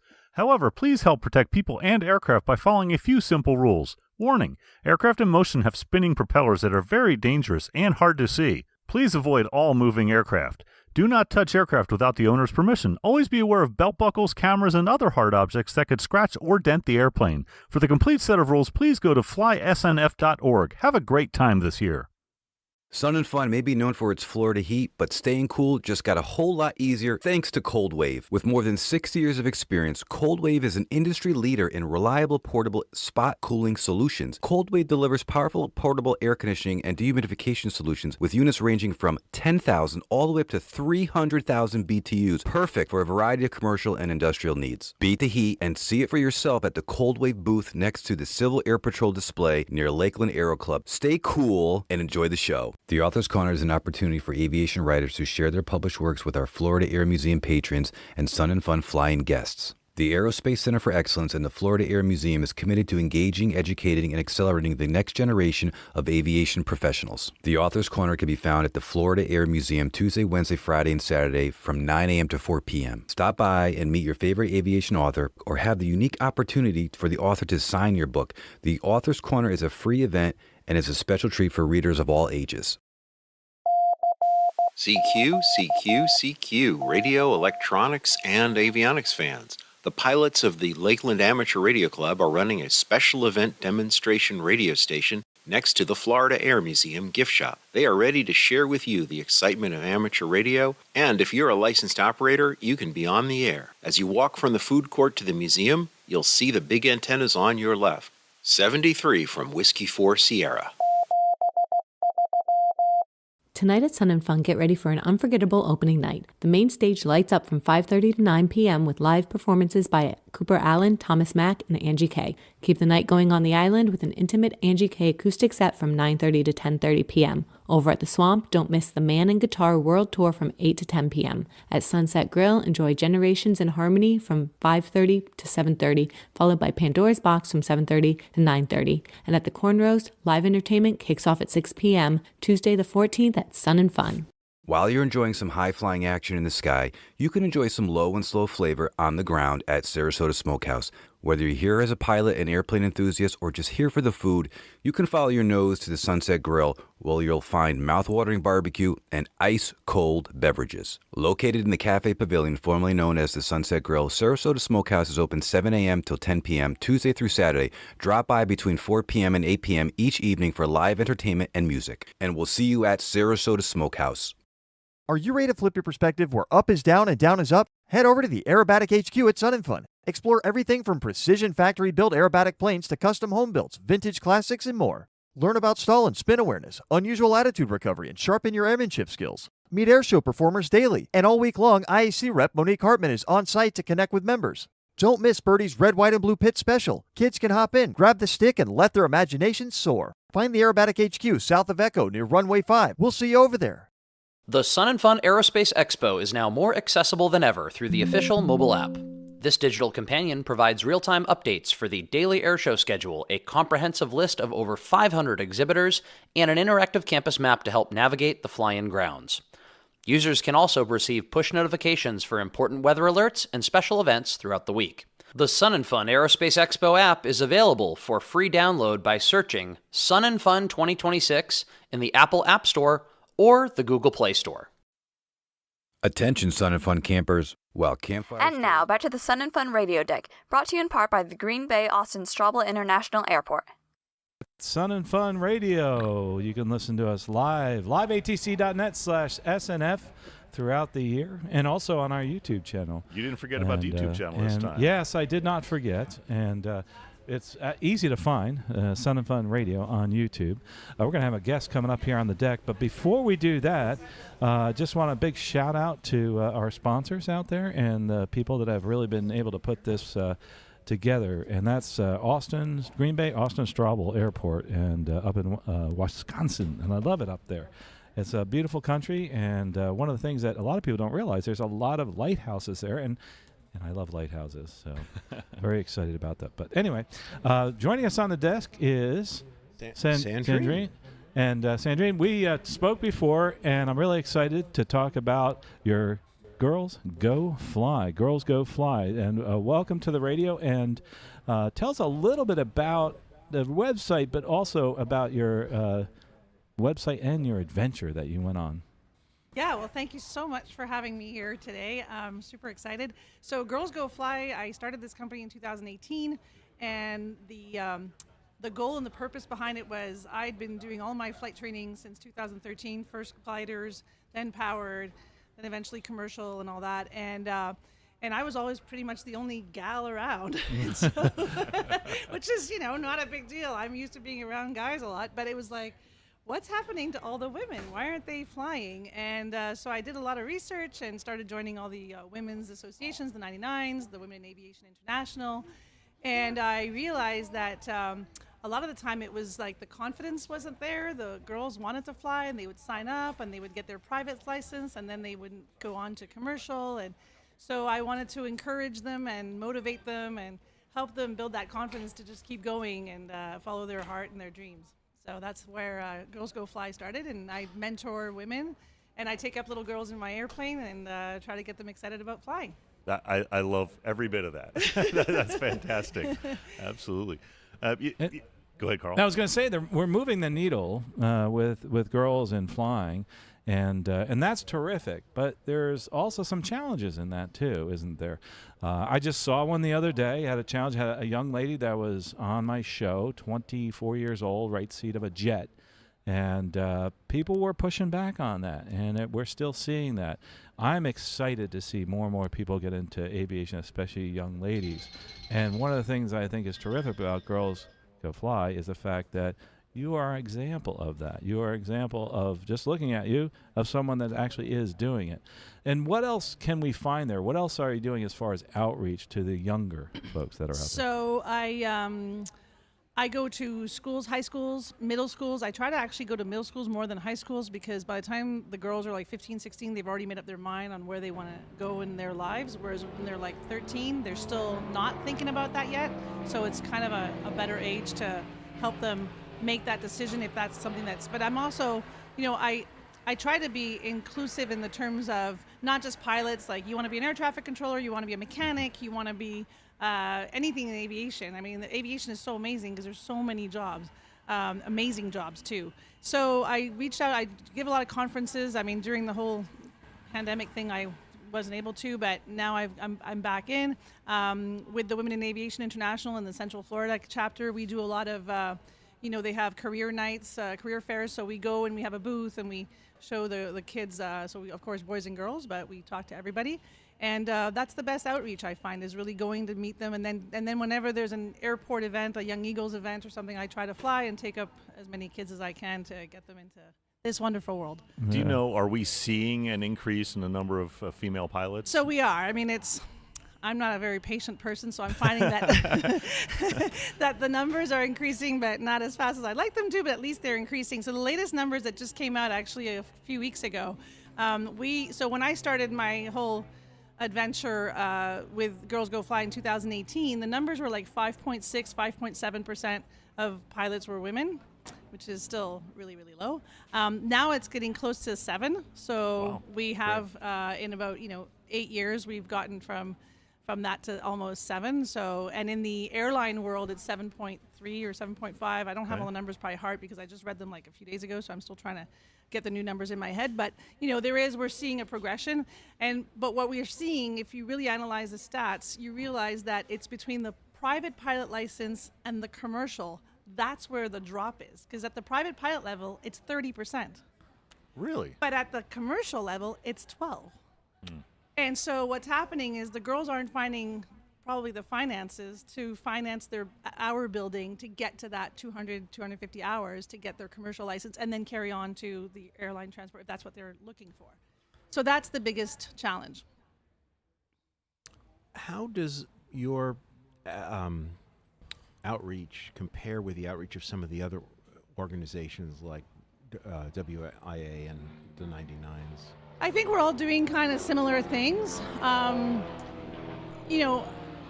All the organizations are great. I think the reason why there's so many of us, and why did I start Girls Go Fly, even though I was already with the 99s and with WAI, it's simply because I have an airplane and I can take up girls in my airplane, and I figured I would just do a separate thing just to add more. I find if there's more organizations, then, everybody hears from different angles. Like, why are there so many, even in aviation organizations, there's the EAA, there's AOPA, there's, all those different organizations, they all have a reason to be there, but at the end of the day, they're all doing the same thing, trying to promote aviation. So I started Girls Go Fly because I thought that there was something I could do for mentoring. And when I started it, actually, the mentoring programs weren't as present as they are now. So now there's been an overlap, but I figure we're all doing the same thing, so, Carl had mentioned an adventure that you went on. Yes. I think we need to talk about that for at least a minute. Yeah. Oh, yeah. That's. Yeah. I'm really happy So I volunteered a lot. I don't know if you've heard of Zara Rutherford and Mac Rutherford. They're the two kids that now hold the world record of the single engine solo flight around the world. So those two kids are brother and sister, so sister and brother. She started before him. She wanted to beat the world record of the youngest woman to fly solo in a single engine airplane around the world, and she did. And she did it right before her 19th birthday. Maybe she was 19, can't remember if it was 18 or 19, but close enough. So anyway, when I found out about that, I was living in Montreal, and she was coming through Montreal, so I became her fixer for that around the world trip. And lo and behold, a year later, her brother decided to beat his sister's record and be the youngest person and man to hold the record. So he finished it at 17 and a half. So the two kids went around the world in a single engine airplane solo, and their dad is Sam, and he owns a ferry flying company. And so I told him, because I got to know him really well, and I said, well, if you ever need somebody to fill a seat for a ferry flight, please call me up. I'd love to ferry. And I had already ferried my Cessna 140 from Montreal to Florida and back to Montreal, and I ferried it again back down here. So I had a bit of ferrying experience, but not international. Well, international, but not over the pond. And so he called me up in June of 2024, and he said, I got a seat for you. I need you to come and fly from Goose Bay, Canada, Newfoundland, to India. So I flew a Piper Archer DX. We were two pilots, no autopilot, from Goose Bay to India, and through Greenland, Iceland, and Europe and everything. And then in March of 2025, I did it again, but this time my work, I was running a business and I couldn't take another 2.5 weeks off, so I only did the 5 days to get to Belgium, and then I flew back with the airline. So that was incredible. That was, and now I'm completely hooked on ferry flying. That is, I didn't even know that was a thing when I started flying in 2013. Oh, yeah. I did not know that you could ferry airplanes across the world like that. I don't know why, it just never occurred to me, especially not a single engine airplane. But doing that North Atlantic crossing is something else. It's, yeah. Yeah, it's especially in an airplane like that. I Yeah, mean, really. In a amazing. four-seater, yeah. So how do they do that? And we'll talk a little bit more about that after the break, if you don't mind staying with us a little longer. First of all, do you have to bring extra gas, I'm assuming, and where do they put that gas? So that's the beautiful thing about the Piper Archer DX, and the people from Piper are going to love me today because I'm going to promote their airplane. But the nice thing about the Piper Archer DX, it's the diesel version, which means it flies Jet A fuel, and it's got it's a Continental Tealert engine that runs on Jet A1. And so the two advantages of that is, one, it sips gas way better than a regular gas airplane, avgas, and two, it also is available in all those countries. Because now you don't have to source avgas in Greenland and Iceland and all those places, or even in Middle East, et cetera, which is really hard to find because we're going to just airports where they're fueling jets, so we just take the same fuel. So that's the advantage. And so we had 60 gallons on board.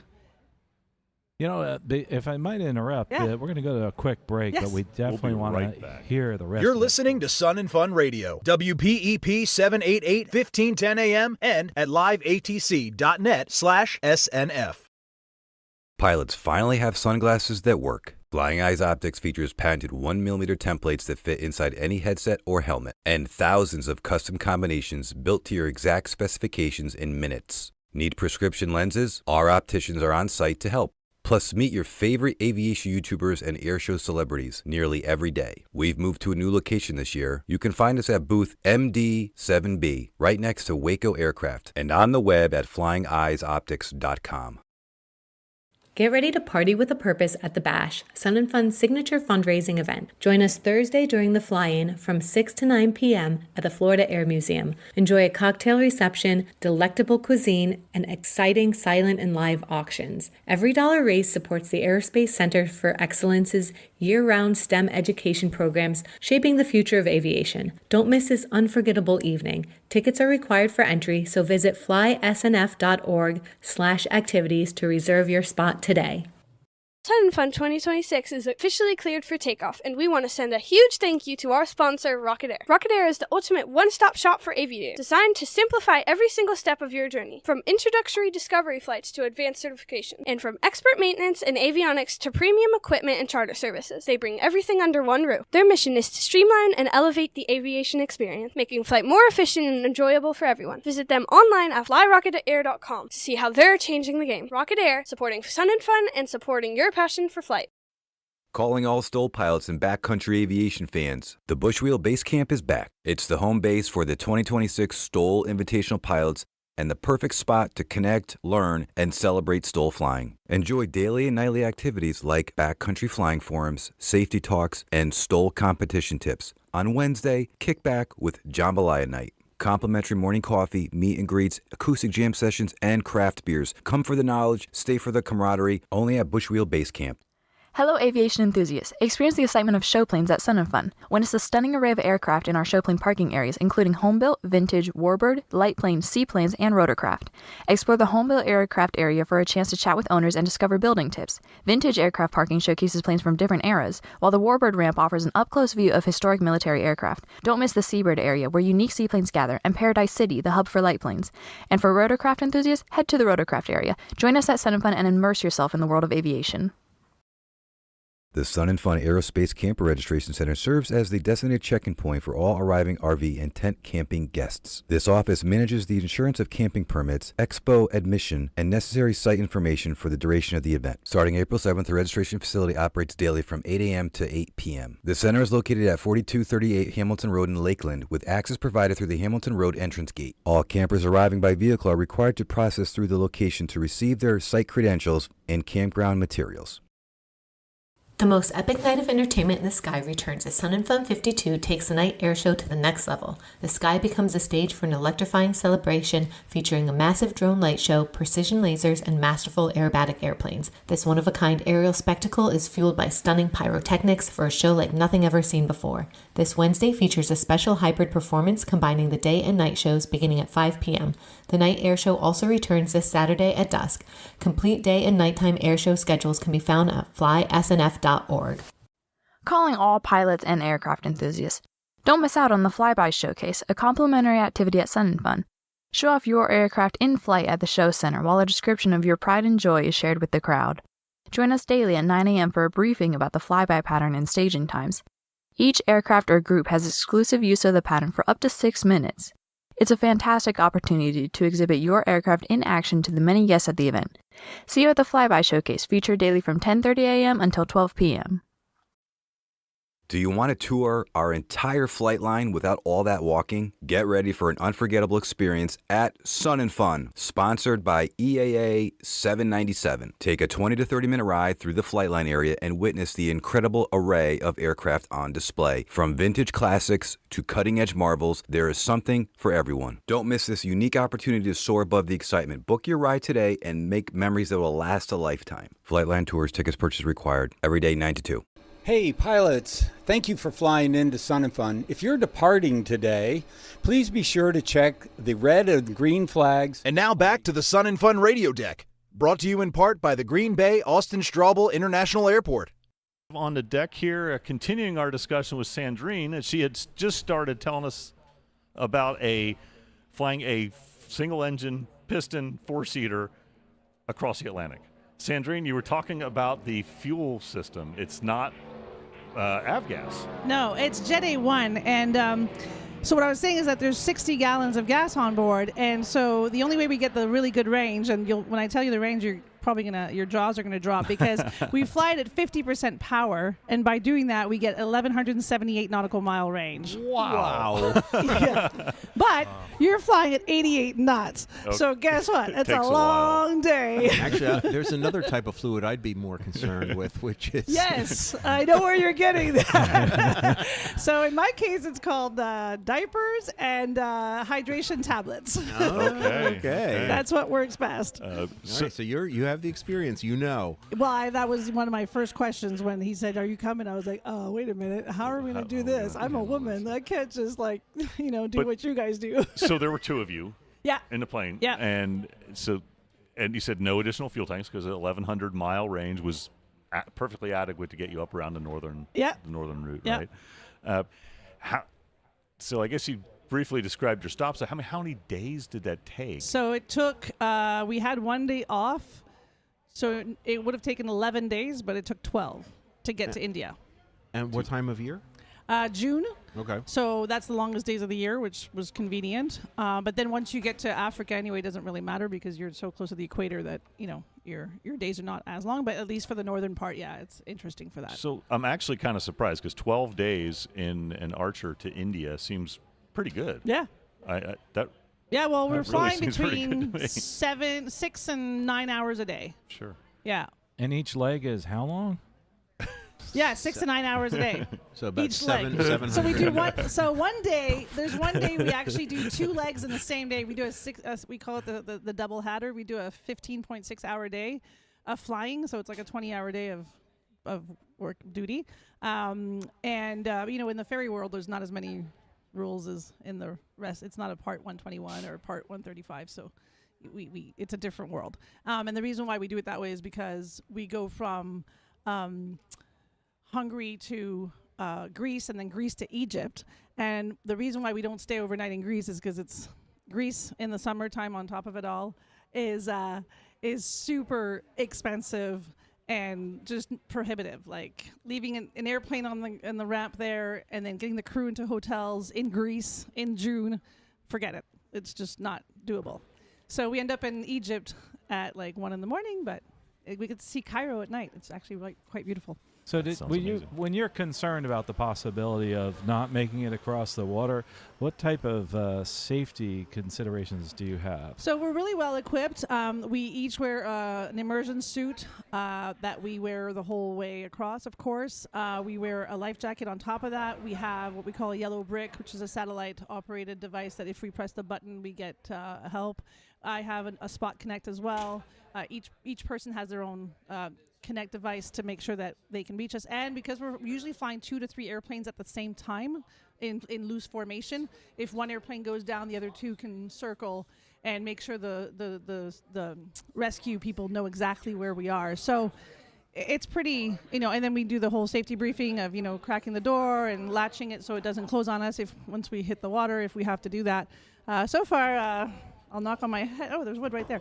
Knock on wood, we haven't had to ditch, so it's been good. And, for a safety concern, too, that airplane leaves Vero Beach, right, Piper, and it flies 40 to 50 hours by the time it reaches Goose Bay. So we've got those 40 to 50 hours to test the airplane and make sure everything is fine before we do the crossing. And sometimes, it needs service in Goose Bay before we go over. But that's the way we do it. What's the communication like as you're making those long crossings? So we don't have UHF, which means that we're using airliners to do the relays to Gander and then to Europe. So we're doing it that way, but it works. Interesting. Oh, wow. Maybe we heard you on there. So when you were getting ready for this trip, did you actually brief yourself on people that have actually done this and gone down over the water like Heidi Porch or any of those that you listen to? Good. So you didn't want to scare yourself, because we just recently had that on another podcast that I do. I learned about flying from that, where Heidi actually went down the Pacific. But that was a harrowing experience, and I did not know this until listening to her and listening to you, that most of the time you're not alone. You're actually in formation, a loose formation, but you're actually in communication. And also the HF, the relay, which is something that I do all the time because I fly over the Atlantic all the time, is done by other people. Yeah. And it's just like with people with ham radios. They understand the whole concept of relay, don't we, Jim? We do indeed. That's one of the first things that was done in the early days of radio was relay networks. Yeah, absolutely. Because the range was limited. Yeah. But anyway, going back to this aircraft, I know you're now a big proponent of the Piper DX. It's a beautiful aircraft, and I have my nephew actually, he ferries those airplanes everywhere, but the one thing he said to me, he says, I don't think I'd ever go over the water. Absolutely would never go over the water. That seems a little bit too scary. But the other part of this too is, for those that don't know much about Africa, some of those are very remote areas, aren't they? Yeah, absolutely. So the big difference between flying in North America and flying anywhere else in the world, and I guess the exception would be Australia, which I haven't flown there yet, but I know that there's a lot of GA over there, is that there is no general aviation really anywhere like there is in North America. Canada and the US, we are completely blessed with the general aviation. So as soon as you leave this part of the world and you go across the pond, in the UK there's a bit of general aviation, but as the more you go southeast, the less there is. And so now you're like the only non-commercial airliner or military airplane in the sky. So you get the ATC conversations are very different because they're not used to us. I was wondering about that when they hear you coming and they're like, who? Doing what? Where? Who? Yeah, precisely. But we've always gotten really good service because, there's still ATC and we have our credentials and we have our permits and everything. So there's no problem really there. Speaking of communication with ATC, yes, English is the official language of ATC, but I'm sure that the level of English varied widely on your journey. So, how many minutes do we have? 3. Okay, so I'll just do a really quick anecdote. That's just my funniest one of all the ATC communications. So the Greek people, they're great, but they drive me nuts because they ask you for a position report like every 10 miles, and you're with them for like 2 hours. So it's like, well, we're basically 10 miles further than we were 4 minutes ago. So so it's like, really, I need another one? But that's what happens there. But the greatest one is in Cairo, because in Cairo, the pilots are very respectful. And so when they come on the radio, they say, Salam alaikum, which is hello. And then they say, November, blah, blah, blah, blah, blah, request to Inshallah. So if God is willing, I request this. And then they finish with alaikum salam. And then the ATC comes back, Salam alaikum, November, da, da, da. Alaikum salam, and they do the salam alaikum salam, and the inshallah, and you're like, I'm trying to get on the airwave, and you can't, because if you took out all those things, you'd actually get more airwave time, but you can't. So that very was fun. Friendly people, that's for sure. That's awesome. Hey, one other thing too, Sandrine, you really are a great ambassador for ladies in aviation, women in aviation, young people in aviation, but also somebody who's an ambassador here for Sun and Fun, involved in so many things here, and you do volunteer on campus. I want a big shout out there. What do you do actually here as a Sun and Fun volunteer? So for 5 years, I worked with the sponsorship department at the headquarters, and this year's my first year working with Nancy Leanhoutz and Lights at the 927 Club, and I'm really happy to be there and helping out over there. So I love Sun and Fun. This is my 7th year, but my 6th year volunteering. Yeah, we really appreciate you. And as I can say, I'm a testament to that. Boy, that's beautiful over there, that 927, isn't it? You picked a nice place to volunteer. For those who don't know, our 927 Club that Sandrine mentioned is a upgraded amenity serving breakfast and lunch on the flight line and dinner too during the night air shows. Air-conditioned comfort, full bar, private restrooms. Nice way to enjoy the show. Absolutely. And you can find out more about Sandrine, her experience, and also her inspiration at girlsgofly.com. Girlsgofly.com. Maybe stop by and wave at her at the 927 Club there. And she's got this really cool-looking yellow hat that she's walking around in today. And the other cool thing, she rides around, I think it's a Harley or something like that you have running around. It's but actually a Honda Shadow. Yeah, Honda Davidson. Shadow, Okay, yeah, but it's a cool bicycle anyway. I'm just kidding. Motorcycle. That was a little dig there. But it's really neat to see you all the time on the campus because she's always smiling because she's around airplanes, flying airplanes all day, and she is quite inspirational towards women in aviation. We really appreciate what you do here at Sun and Fun and also what you do for women in aviation. Thanks so much for joining us on the deck here at Sun and Fun. You can listen to us live all year long at liveatc.net/SNF, and don't forget to look us up on YouTube because we stream this live and also the interviews all year long. Hello, this is Trevor Semino from Chart It All. You're listening to Sun and Fun Radio, WPEP 788 1510 AM, and online at liveatc.net/SNF. We want to give a massive thank you to our sponsor, MagniX, the leaders in flight electrification. With 6 different platforms already flown, MagniX isn't just dreaming about the future, they're building it. Now, it's your turn to take the stick. You can head over to the MagniX booth to experience the future of aviation in their flight simulator, or join them daily at 10 a.m. for a Q&A session. Whether you're curious about the tech or ready to electrify your own aircraft, their engineers have the answers. MagniX, making electric flight possible for everyone. FAA forms for Saturday the 18th at Sun and Fun, located at the FAA Safety Center. 8:30 a.m. Mosaic Final Rule Overview. 10 a.m. How to Fly OPIDs and SIDS. 11:30 a.m. In-flight loss of control, the most frequent cause of fatal accidents. 1 p.m. Using virtual reality tools in flight training. And 2:30 p.m. 50 years of attention to human factors not fixed yet. Most safety forms qualify for FAA Wings credit. If you have questions regarding credit or perhaps becoming a participant in the Wings program, see one of our safety team specialists in the forums area or on the web at faasafety.gov. Sun and Fun Radio is proudly powered by Play It Live, the all-in-one broadcast radio solution. Play It Live from Play It Software provides the software broadcast tools we need to bring you Sun and Fun Radio at its finest. A full-featured radio playout system, Play It Live's scheduled automation helps our live broadcast run on time and takes over after hours to bring you top-notch radio 24/7. The remote studio function allows us to report from anywhere in the world without dedicated hardware. And yes, Play It Live is even playing this message to you right now. For more information, check out playitsoftware.com for a complete list of features. Play It Live, professional broadcast software for live event radio. Looking for a true spirit of aviation at Sun and Fun 2026? You'll find it in Paradise City. Here you'll discover 60-plus exhibitors, exciting aircraft displays, and pilots who are ready to talk airplanes. Watch the thrilling Stoll Invitational and enjoy the sights and sounds of morning hot air balloon launches rising into the Florida sky. As the sun sets, don't miss the Sunset Aerial Circus. Bring family, meet the pilots, and experience aviation the way it's meant to be shared. Paradise City, where Sun and Fun feels like home. FAA forms for Wednesday the 15th at Sun and Fun, located at the FAA Safety Center. 8:30 a.m. Whether or not to fly. 10 a.m. Aircraft tire care and maintenance. 11:30 a.m. Mosaic Final Rule Overview. 1 p.m. The fun and challenges of flying seaplanes. And 2:30 Amphibious Aircraft Safety Systems. Most safety forms qualify for FAA Wings credit. If you have questions regarding credit or perhaps becoming a participant in the Wings program, see one of our safety team specialists in the forums area or on the web at faasafety.gov. Sun and Fun offers many services for our handicapped guests. Handicap parking is available near the registration building. Please let the parking attendant know so they can wave you onto the lot. We have a golf cart that will shuttle people from the handicap parking lot to the ticketing window or the scooter rental. You can bring your own wheelchair or scooter, or we have them available for rent on a daily basis near main registration. Please visit the Handicap Services office located on the west side of the admissions building in the main gate plaza, or go to flysnf.org for more information. Attention aviation enthusiasts! Don't miss the Innovation Showcase at Future in Flight Plaza. Presented with the support of Tampa International Airport, this is your chance to experience the future of aviation up close.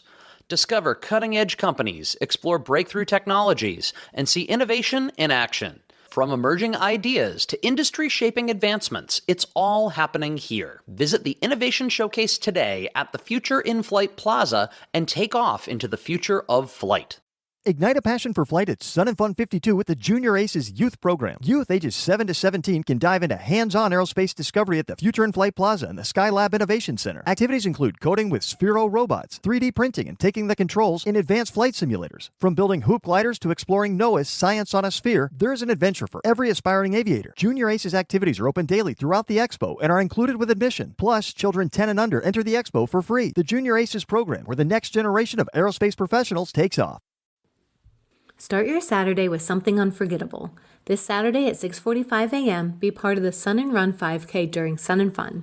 The race will begin on the terminal ramp and run a one-of-a-kind course along runway 523, taxiway Alpha, and more, while over 20 hot air balloons launch into the morning sky around you. It's not a race, it's an experience you won't find anywhere else in Florida.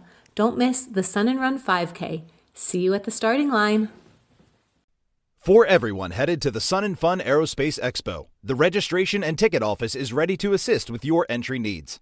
The main ticket office is convenient. And now back to the Sun and Fun Radio deck, brought to you in part by the Green Bay Austin Straubel International Airport. Live on the deck, I'm Russ Roslescu with Carl and Jim again, and we are very excited now to be joined by Keith Clark of Phillips 66 Aviation. Hello, Keith. Hey, how you doing?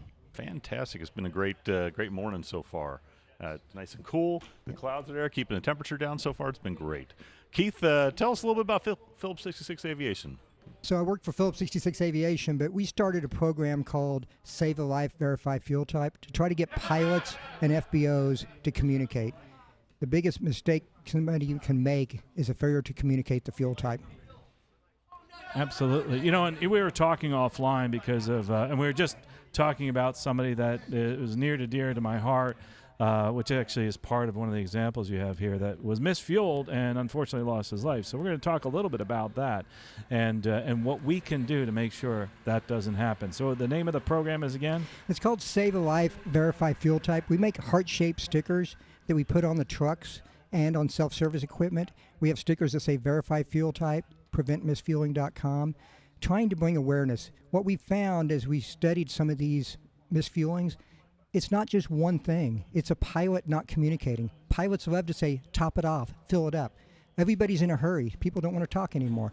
So what we're trying to do is get the pilot, the FBO, and the aircraft does sign language by the placards, to all communicate. Because if one ball gets dropped, it's one thing, but when all three things fail, it becomes gravity, and a tragedy can happen. There are certainly some airframes that pilots are especially aware of this kind of thing. I'm thinking I used to fly a PA-46, right? So there are piston PA-46 and there are turbine PA-46s. Exactly. And they look very similar Yeah. to And a lot of those piston ones get converted to turbine engines. And that happened as well. in Spokane, Washington, back in 2015. So the 421s, the twins. Yes, I used to fly one of those too. The Aerostar, all those airplanes. And what we found as we started talking to people is after the fact that there was no communication. There was top it off, okay. And what should have happened is 100 LOVAD, communicate the tail number, and then look at the ticket. The fueling ticket said jet fuel on some of these misfuelings, and they signed it. I could tell you stories. I could sit here for an hour telling you stories about near misses, but people say, what is a near miss? A near miss is every day when a pilot walks in and says, top it off, and somebody else says, okay.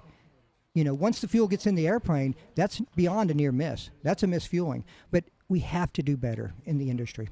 I think we were talking earlier today about a Piper four-seater that was running a diesel engine on Jet A, and you wouldn't expect that if you saw it on the ramp initially. No, I'm sure that when she was flying, that was a previous interview we did, I'm sure when she's flying, she's very aware of misfueling and specifying the fuel type because she's such an unusual airplane. Yeah. But it's not just unusual airplanes that have the problem. Yeah, we had 3 aircraft that had been converted to diesel engines, landed in Sandpoint, Idaho, a couple years ago. The pilots did a great job. They said, hey, these are diesel-converted aircrafts. They need jet fuel. You're going to have the round spout because we can't fix the opening on the wings. And the young lady said, got it. She went down. She put the round spout in on the truck. She drove up to the aircraft. Before she put the fueling mat on, she looked, and the placard still said avgas on the other wing. All 3 airplanes. She stopped. She went inside, and she talked to the pilot, said, hey, you told me these are converted diesel engines and need jet fuel. And he said, yeah, don't put avgas, you'll kill us. She goes, no, just come here. And what's scary is those aircraft had flown to other airports, and nobody had pointed it out. The pilots didn't even know. The people that converted the aircraft didn't. So I guarantee you she saved their life because eventually somebody would have put avgas in that aircraft. We just heard about a Diamond diesel less than 2 months ago, misfueled. Now, it never took off. They caught it. But those are the things that we have to communicate. And that's why we started a campaign called Bond It, Verify Fuel Type for the line people. You look at the aircraft, you bond it, but then you walk over a few steps and you look at that placard and you look at that truck and make sure they match. But I need the pilots to communicate. Yep. Avgas 100, jet fuel with fizzy. Don't just assume somebody knows what kind of fuel goes in that aircraft. So I am personally, I don't know, I'm always sitting there watching them fuel my airplane, even if I walk away. I would like to watch whenever I can. There's some airports where it's not practical. But if you can, I'd like to watch, yes. But you got to stay focused because I can tell you a story that happened in New Mexico where the pilot stood there and watched him put jet fuel in it. He was a 421 pilot, but he was training in King Air. And they said, hey. He just didn't notice. He didn't think because he'd been coming in getting fuel for the King Air, but now he's in the 421. We had a pilot come in to Centennial, Colorado years ago, and they said, the guy gets out of his airplane. The young man says, what can I do for you? And the guy says, top it off with jet fuel. And he goes, jet fuel? And the guy goes, yeah. And he goes, sir, that's a 421. And the pilot looked at him and said, young man, you shouldn't even be working here. That's a King Air. Oh, boy. And the young man stayed calm and said, sir, turn around and look at your airplane. And the pilot turned around and goes, oh, my God, I fly the King Air every day, and they put me in the 421 today. So these are all true stories. Wow. And this is the type of thing, and that's why we come to Sun and Fun and AirVenture Phillips 66 to talk to pilots. We do training at airports. We work with NATA Safety First, prevent misfueling, but we have to get to the pilots. And we're going to be doing training up at the school on misfueling. If I call it misfueling training, pilots won't come. So I call it Bob Hoover, the Shrike, a mistake. Bob Hoover, no man has not made a mistake. Because Bob Hoover was misfueled on May 25th, 1978. And when I tell them that, they come. And then we talk about Bob Hoover stories, and then we talk about the real seriousness of communication. And there are hundreds of flight schools in our country. What is your outreach to each of these? So that's something we need help with. We tell flight schools, the thing about flight schools is they're filling it up at the same airport. They get in a bad habit of saying, top it off. Hey, we just flew. Top that thing off. Fill it up. We want, even when you're at your own airport, to say 100 low lead and tell, because you're going to go somewhere else. And then the other thing, I had a guy say, well, Keith, I say top it off 100 low lead. But the average person nowadays listens to 3 words. So they may not even hear anything past top it off. So we say 100 low lead, Jet A with Fizzy. Let's get it organized. We give free training. PreventMisfueling.com is free training for pilots, for flight schools. What we need is somebody to reach out and help us get in the thing. Now, the flight schools say, hey, it's not part of the curriculum to do that. And I'm like, you can add that. You got to do this, but we can always add additional training. Sure. I would say that, especially at some of the busier flight schools, their students may never have actually filled up an airplane. That's true. They just park it, and line service comes by, and they know to top off the airplane. So Right, there right. are private pilots That's a that good never, point, because you show up at the flight school for your lesson. ready to go. Right. It was fueled an hour ago. You weren't there. For Right, that. and maybe you get fuel in a cross country, but maybe you don't have to. Yeah, a so lot you of just times don't. you don't. So here you are, a private pilot now, and you've never actually asked for your own fuel, let alone know that there are 2 different types of fuel trucks that might pull up and this kind of thing. And if you look at the fuel trucks, all they have is a sticker on the side with 3-inch letters that say jet. Yeah. I can tell you a story about an airplane that was misfueled at 421 down in Texas, and there's 4 people that got very lucky. The pilot did an incredible job. His wife, his son, and his daughter were on that airplane. And what happened, we call it the story of 23. But what happened was they sent the son in, and he said, Dad said, say 70 gallons per side. When he said 70 gallons per side, the people at the FBO said negative 70. And he didn't know what negative 70 meant. But in FBO language, that means jet fuel without additive. And then she radioed out to the line person and said, hey, negative 70. The line person said, hey, I got to the airplane and I was a little confused. I radioed back in. I said, you said negative 70 on the twin. He said, yes. They put jet fuel in it. Halfway down the runway, the pilot said, I knew there was something wrong, but I was too far down. He took off, and from the time he said, we need to return, and the tower said, you're cleared for runway 4, and then the son said, we're not going to make it, and the tower said, what do you mean, was 23 seconds. But he did a great job, and he crash-landed that school, crash-landed that airplane right behind a school, in the only place that he could put it down. Tore off his left wing, and thank God the kids were in the school. But those are the type things that we have to do better in the industry. We have to communicate. It starts with the pilot and the FBO and the aircraft communicating. Keith, we'd like to keep you on till after the break. There's so much that we need to unpack. And I know there's some websites out there. What is the website one more time? Yeah, PreventMisfueling.com. And we've got challenge coins at Phillips 66. I've got T-shirts that says Bob Says, Verify Fuel Time. Absolutely. Well, thanks. We're going to keep you on the deck for a second. We're going to go to a break. And one of the things that's so important is safety and fueling. We'll be right back. You are listening to Sun and Fun Radio, WPEP 788, 1510 AM, and online at liveatc.net/SNF. Shoreline Aviation Services and Insurance is your one-stop shop for aviation insurance solutions. At Shoreline Aviation Services and Insurance, our executive team is made up of experienced pilots and professionals with specialized expertise in areas ranging from aviation to information technology and aircraft maintenance. Whether you're looking for general aviation, business aviation, or even international airline operations, we do it all. Visit www.flysasi.com for more information. Put the Shoreline Advantage to work for you. Attention vintage aircraft owners. Are you flying your classic beauty to Sun and Fun this year? Ensure your factory-built aircraft qualifies for our vintage parking. Choose from categories like antique, classic, and contemporary, covering planes built up to 1970. Vintage pilots will be near the island, offering refreshments, entertainment, and support services. Visit the Vintage Hospitality Building for event and camping registration, located west of the vintage parking area. Camp with your aircraft and explore our Fly-In Early camping package. See you at Sun and Fun. Sun and Fun wishes to thank our sponsor, AV Nation. AV Nation exists to attract, educate, and empower youth in aviation. Through AV Nation magazine, they provide essential insight into the future of flight, highlighting students, programs, and innovative approaches that grow our industry every day. Thank you, AV Nation, for inspiring the next generation and helping the future of aviation take flight. You can find more information at avnationusa.com.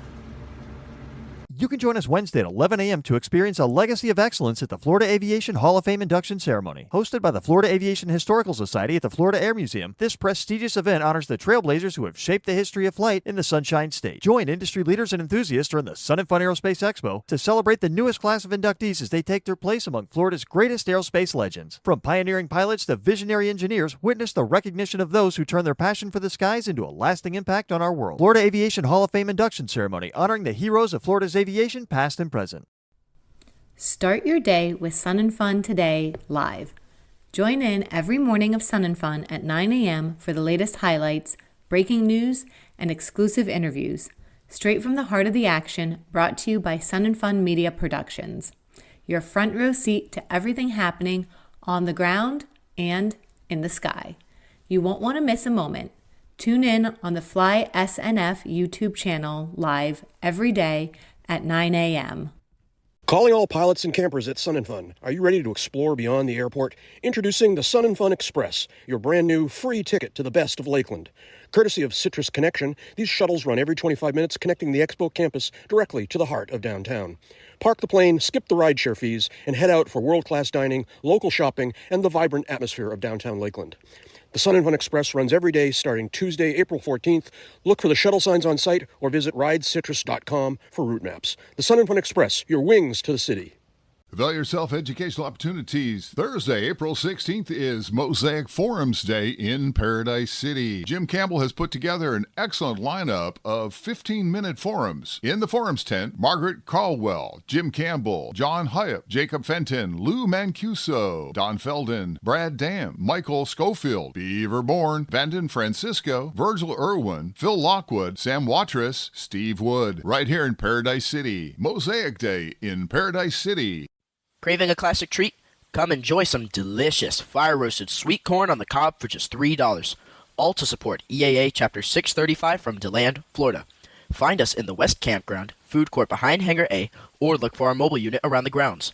We've been roasting corn at Sun and Fun since the 80s, with all proceeds fueling youth STEM education, free young Eagle flights for kids 8 to 17, and grassroots aviation programs. Grab some corn, savor the flavor, and help inspire the next generation of aviators, one cob at a time.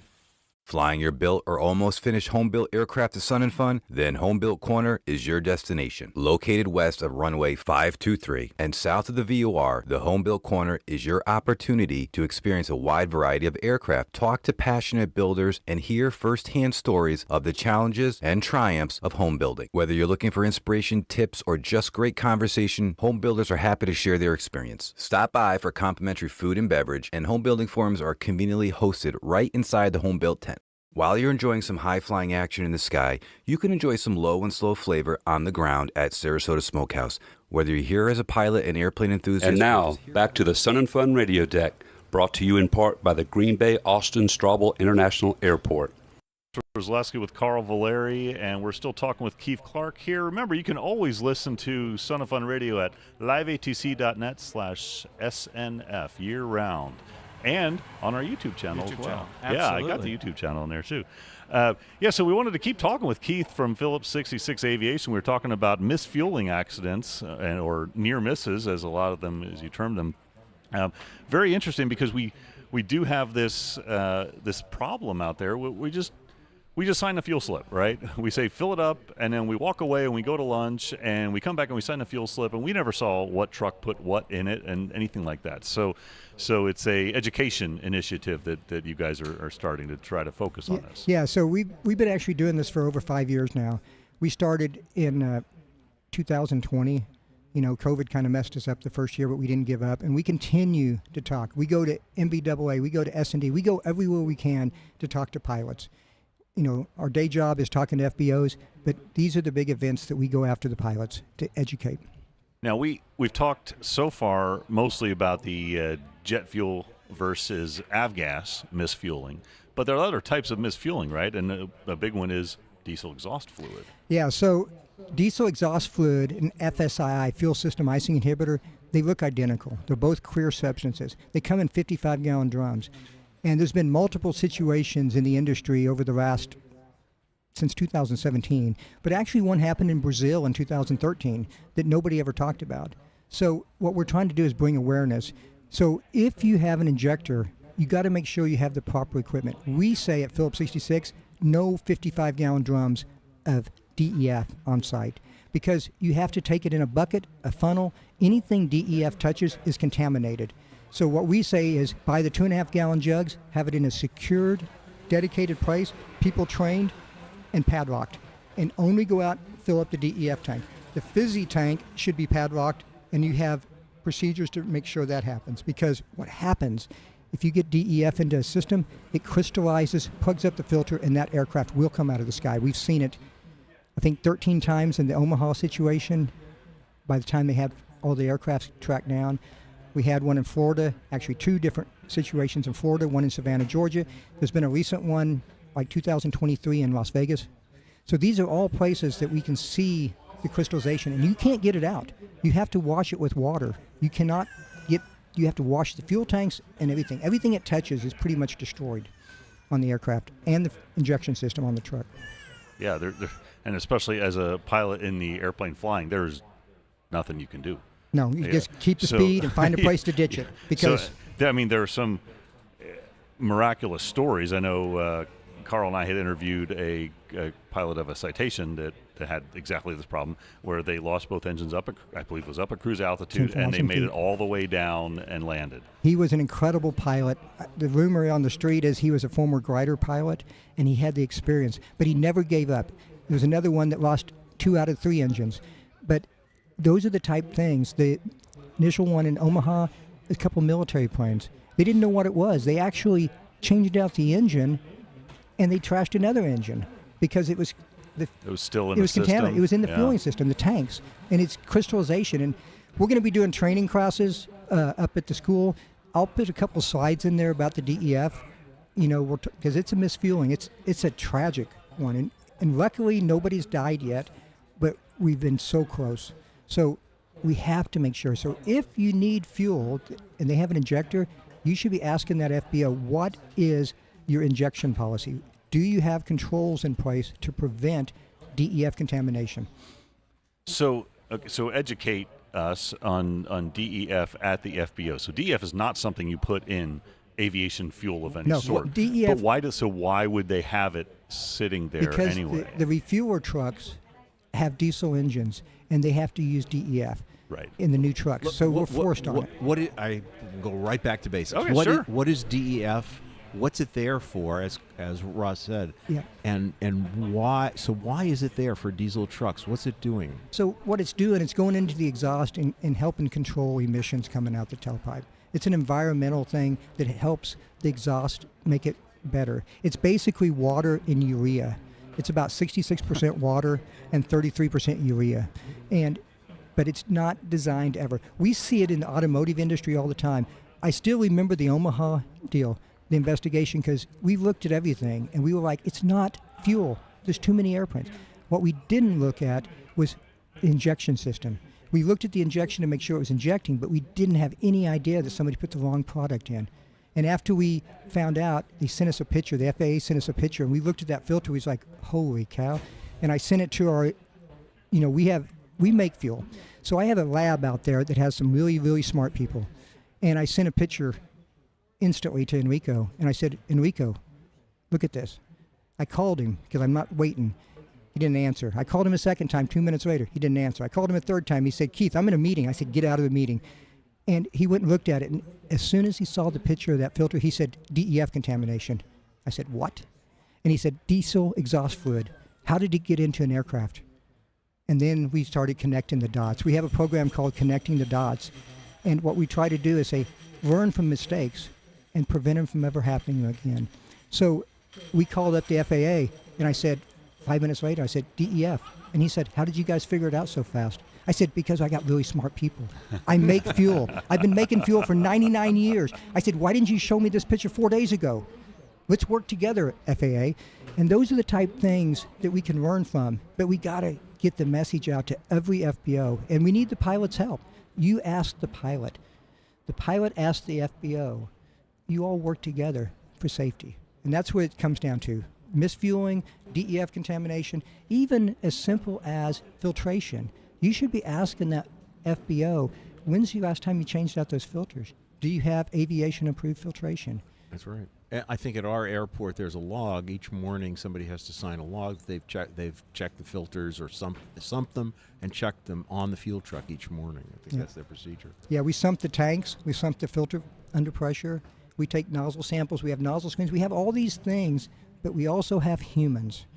And humans sometimes make mistakes. And that's why the more people are talking about it, and if I was a pilot, and I'm not, I just deal with fuel all the time. And I deal with pilots, and I deal with FBOs, but I'd be asking questions. And the more questions depend on how many bad answers I get the first time. But come to the training we're doing up at the school, because we're going to talk about this. We got stuff on lubricants also. You know, we make XC aviation oil. But, you know, the pilots need to be educated. You can't depend on other people. You got to work together and be a team. Are there other examples of different misfueling? So we've had the DEF thing. We talked about the Jet A versus avgas. Any other types of misfueling? We have quantity. The jet trucks, they don't do decimal points. Right. So when the meter says 50, it's 50 gallons. But on an avgas truck, it says 5.0. And we had a situation where they came in and said they wanted 50 gallons per side. And they got 5. Oh my. Yeah. They got 5.0 because he'd been using the jet truck all day, and he got 5. Now the pilots took off, and they got up and they noticed both their gauges low, and and they thought, well, maybe the gauges are broken. Thank God the pilot said, let's go back. They came back, and the engineer or the mechanic was looking at it and said, I don't know what's wrong. How much fuel should be in here? And then they went over and they said, just fill the thing totally full. Let's see how much. And that's when they figured out they really didn't get 50. They got 5 gallons per side. And they would have ran out of fuel. And we see pilots. The other thing about pilots, when I investigate accidents, because every time an airplane comes out of the sky, everybody's getting involved, is sometimes they push it.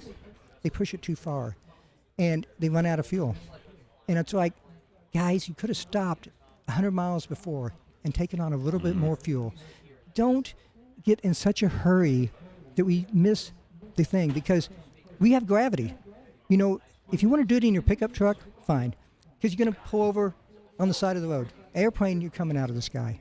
Gravity has a tendency to do that too. Gravity wins very often. Every time. It sounds like the moral of all that you've told us over these 2 segments is check, make sure you're getting the right fuel, getting the right amount of fuel, and communicating. Right, thank you, Jim, with the fuelers. Yeah, exactly. Ask questions. Communication and verification. One of the things we do in training, and we've evolved, is it comes down to those 2 things: communicate and verify. Communicate and verify. And I think that is a perfect way to sum up everything you've talked about, Keith. Thank you so much for coming here on Son of Fun Radio.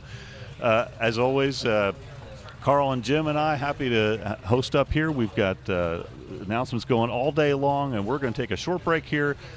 liveatc.net/ This is Jack Hodgson of the Uncontrolled Airspace Podcast, and you're listening to Sun and Fun Radio, WPEP 788, 1510 AM, Lakeland, Florida, and online at liveatc.net/SNF.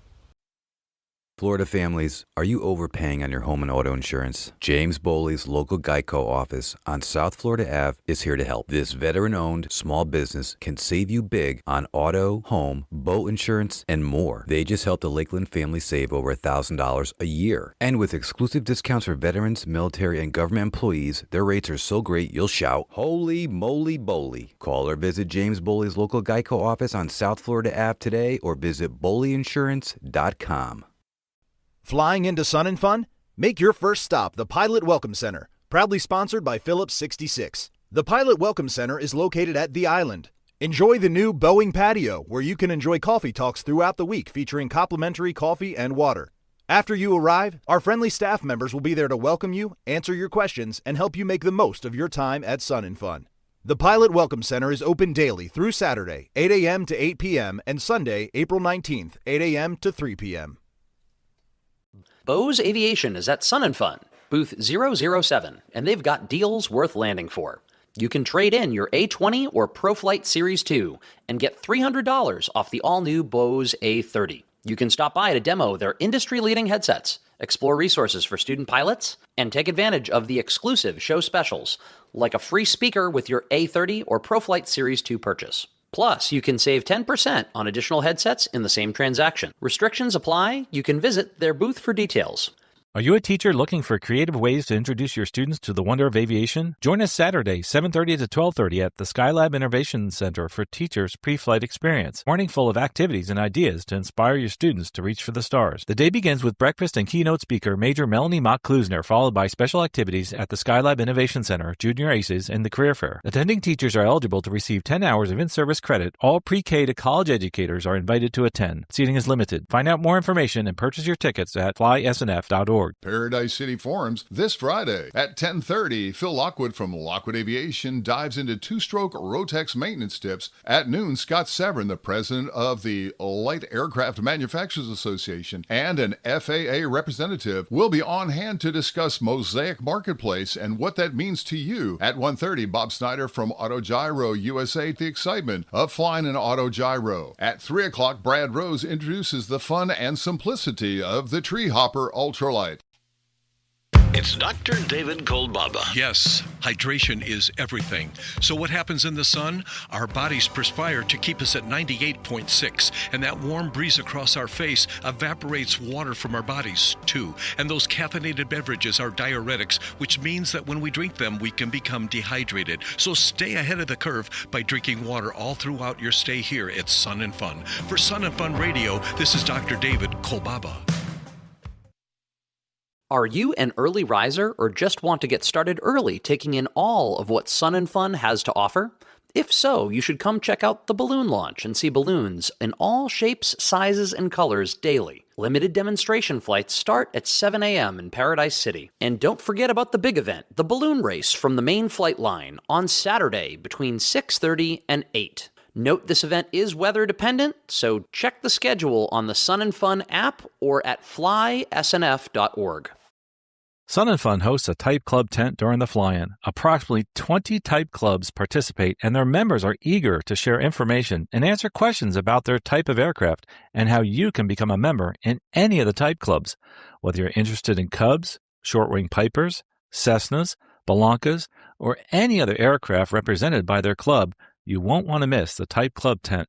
It's located on airside along Taxiway Echo, just east of runway 523. You can help save lives by donating blood at the Big Red Bus at this year's Sun and Fun Fly-In. You could literally be saving the life of a hospital patient. The annual Sun and Fun Fly-In blood drive is Tuesday through Sunday, 9 a.m. till 5 p.m. Each day is a great opportunity to help others. All blood donors receive a custom Sun and Fun Fly-In t-shirt plus a $20 e-gift card. You can make an appointment to donate blood at oneblood.org/sunandfun and share your power to save lives. Step back in time at this year's Sun and Fun with the debut of the all-new... And now, back to the Sun and Fun Radio Deck, brought to you in part by Green Bay Austin Straubel International Airport. Welcome back to the deck. My name is Carl Valeri, and this is our very important show that we do every single day at Sun and Fun, and that's Women Shine. And lovely Kelly Murphy, thanks for coming here today. I really appreciate it. We have something different this year. In that we're actually have video, different for me because I've been away from the deck, but you're old hat at this. This is a very inspirational moment and inspirational broadcast for the day. So Kelly, I'm going to let you take it away and introduce our guest. Thank you, Carl, and it's so great to be here on the deck at Sun and Fun for Women Shine radio show. We do it every morning here on the deck. It's starting at 11 o'clock. And I'm really pleased to introduce my first guest of the week, and it's Megan Thomas. She's marketing supervisor for Avemco, a very important insurance company in the GA market. And Megan, you're going to spend some time talking to us about your very interesting career as a marketing supervisor, because as I say, whatever your passion and interest is in aviation, you will find a career that suits you. Absolutely, Kelly. Thank you so much for having me, Carl, too. It's such a pleasure to be here at Sun and Fun today. I absolutely love the story of how I came to Avemco. So before I worked at Avemco, I've been there for about 7 years now, and I didn't have any type of background in insurance or aviation at all, so it was all really brand new, but I knew about marketing, and I have a background in graphic design and printing and sales. And it's funny, Avemco was actually one of my customers. I was selling ad specialty products, and I worked with Susan at Avemco for a couple years, and I discovered that I really wanted to be my customer. I wanted to be the one that was deciding what color logo to put on the stress ball. I wanted to be that person. And when I saw Avemco had a marketing coordinator position open, I applied and I got the job, and I've been so happy there ever since, and worked my way up from coordinator to specialist to now supervisor, where I am managing the day-to-day of our marketing department. So excellent, it's awesome. excellent. So before we dive into why Avemco is a member of WI, I wanted you to spend some time talking about why you're at Sun and Fun and where people can find you and get information. Yes, please come by and see us. We're in Hangar C, booth 57. We have all sorts of Avemco swag. We got hats, magnifiers, earplugs, stickers, special patriotic stickers this year. Definitely stop by and see us. Talk to JT and Lucas. They'll happily get you a quote. Talk to you, answer any of your questions about aviation insurance. And even if you just want to talk planes, we're there for you. So we're excited. Please stop by and see us. And what hangar are you in? Remind me. Hangar C, booth 57. Excellent, excellent. Okay, well, thanks for being here at Sun and Fun. But recently you were at our WI conference. It was our 36th annual conference in Dallas, Texas. And there again, you had the opportunity to talk to 5,500 attendees about Avemco and the company. So what kind of interest level did you get there when you were in Dallas? So we talked to a lot of student pilots and females and men alike that are interested in learning to fly, and then also people that they may have airline jobs now, but they want to get back into GA eventually. So talking to them about, hey, before you buy that aircraft, give us a call. Things like that. So, and it's amazing, an amazing event to go there. And it really fills our cup because you just leave there feeling like you can set the world on fire. And we always joke back at the office, when the girls come back from women aviation, get out of the way, boys. Like we're here to stay, and girl power. So we love it. It's such an inspirational event, and just being around so many people that are so passionate about aviation and just seeing the different avenues. Aviation is so huge, and there's so many different segments. Like you can find a home in aviation. Aviation is big enough for all of us. So, and that's a big reason that Avemco is a supporter of women in aviation and all of the different groups, because we don't care what you look like, your age, sex, gender, political leanings, who you love, color, creed. If you like airplanes, we like you. So that's why we support all the different. We want to be an inclusive place, so that's something we value. That's very good value. I also want to spend some time talking about inspiring that next generation of workforce. And I know at Avemco, you're very interested in looking at maybe some internships or some jobs at Avemco so they can learn more about insurance. And it's got to start at a younger age, like our Girls in Aviation Day program. So can you tell us about your involvement there? I mean, absolutely. I think a big part of it, too, is learning the basics, learning about aviation, and then just having that sense, like you all know, aviation, it's a whole nother language in itself. So learning that is a great foundation to then come in and, if you're good with people, if you like storytelling, if you like, solving puzzles, to be like an underwriter, hearing these different situations and scenarios that our customers call with and figuring out, hey, is this a good risk? That's all really important. And not just, we're not just looking for underwriters either. We have an accounting department. We have a compliance department. We have the marketing department. So there's room for everyone. Yeah. At Avemco, please tell me, where are you based and how many people do you have working there? So we are based in Frederick, Maryland, about 2 miles from FDK Airport, and we have currently 32 employees on site. So we're all in the office, and it's great. I love working for Avemco. It's very family friendly, and we're actually owned by a bigger company, so that's really nice because we get really great benefits. So it's like that family friendly feel, but you get the perks of working for a larger corporation, so it's awesome. And I know as a company, as you said before, you're very involved with all the affiliate groups, and you like to talk about moving the needle in terms of getting more women involved, as we've talked about. So tell us a little bit about that campaign, which I know is year-round. Yes. So we believe not only, we're looking to move the needle forward, not only just to increase the number of female pilots in the aviation industry, but just women in general, women in all roles, women in every aspect of the aviation industry.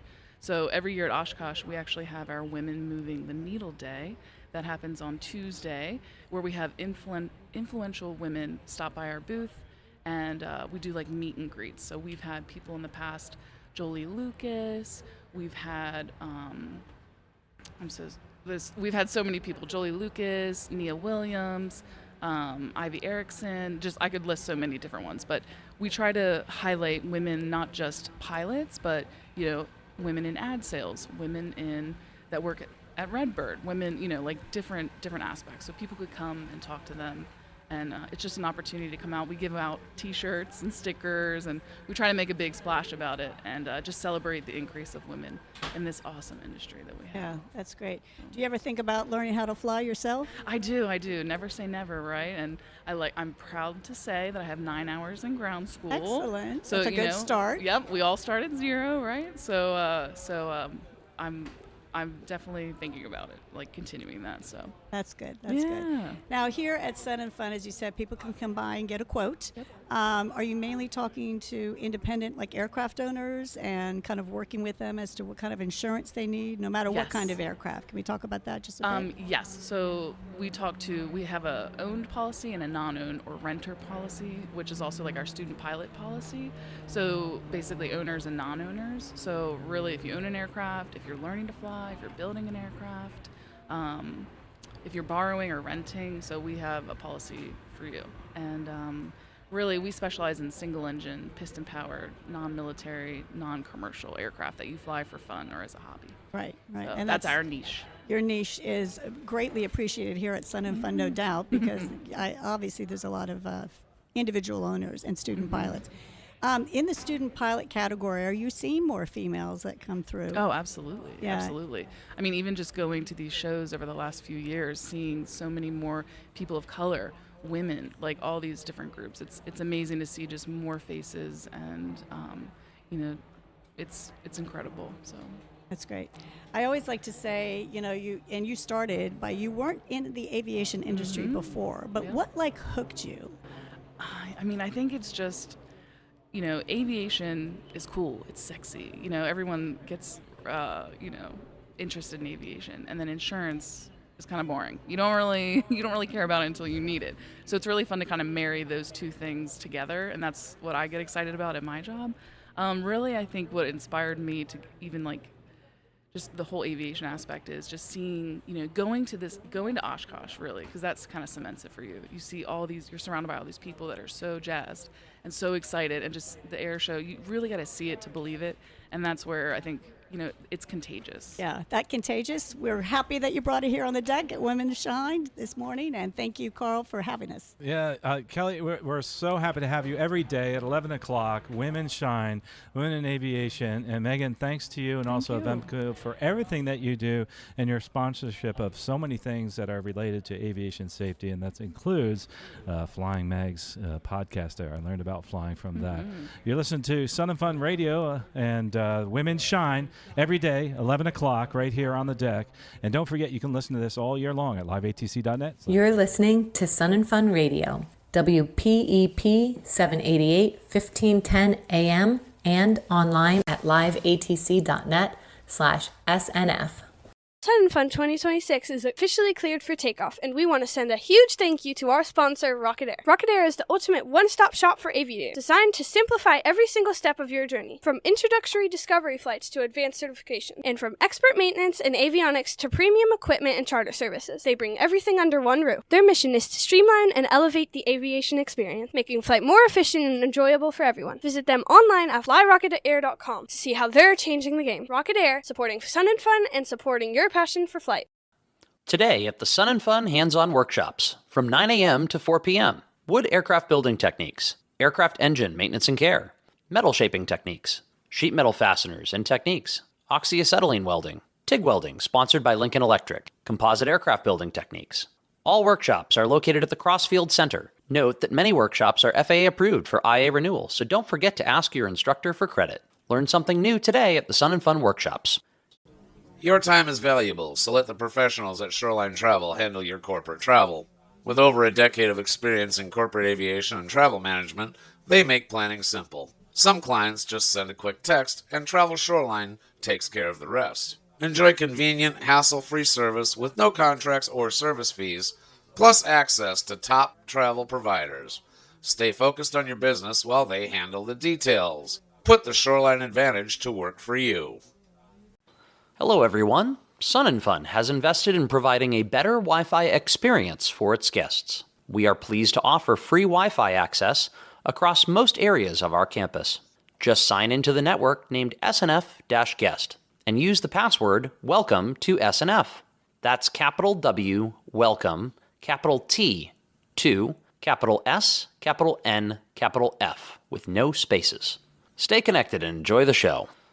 FAA forums for Thursday the 16th at Sun and Fun, located at the FAA Safety Center. 8:30 was that for us being safe around runways. 10 a.m. the Kings on Straight Talk about aviation safety. 11:30 a.m. Meet the FAA. 1 p.m. 0 to 16 degrees an AOA story. And 2:30 p.m. Clear skies, sound decisions navigating weather for safer flights. Most safety forums qualify for FAA Wings credit. If you have questions regarding credit or perhaps becoming a participant in the Wings program, see one of our safety team specialists in the forums area or on the web at faasafety.gov.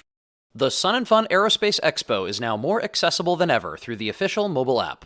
This digital companion provides real-time updates for the daily airshow schedule, a comprehensive list of over 500 exhibitors, and an interactive campus map to help navigate the fly-in grounds. Users can also receive push notifications for important weather alerts and special events throughout the week. The Sun and Fun Aerospace Expo app is available for free download by searching Sun and Fun 2026 in the Apple App Store or the Google Play Store. Welcome to Sun and Fun. We want everybody to have a great time this year, but there are a few simple rules to be followed. Please be careful around all moving airplanes. Spinning propellers are very dangerous and hard to see. Please make sure your lawn chairs are attended at all times so they do not blow into aircraft or injure people. Please closely supervise your children at all times. No smoking or food is permitted on the flight line. Pets are only allowed in the campground and must be leashed. For the complete set of rules, please go to flysnf.org. Have a great time. Get your hands dirty and learn new skills by coming to the Sun and Fun workshops. All the workshops are staffed by experienced instructors who are dedicated to home builder education. Many are builders themselves and eager to share their experience with others. Whether you're interested in wood, metal, fabric, or composite airplanes, or learning about electrical systems, welding, engines, or safety wiring, we have all this and more. These workshops are held daily from 9 a.m. to 4 p.m. and are free for the cost of admission. For more information and a complete listing, you can go to flysnf.org.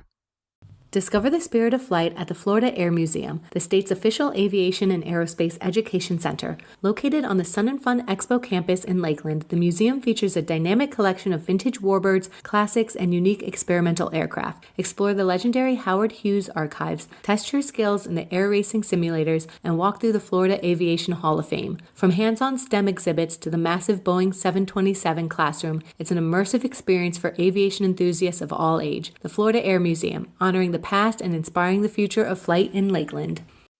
Don't let the memories of the 2026 Sun and Fun Aerospace Expo fade away. Grab your official gear and wear your passion for flight. From the latest commemorative t-shirts and caps to exclusive collector's patches. And now back to the Sun and Fun Radio Deck, brought to you in part by the Green Bay Austin Straubel International Airport.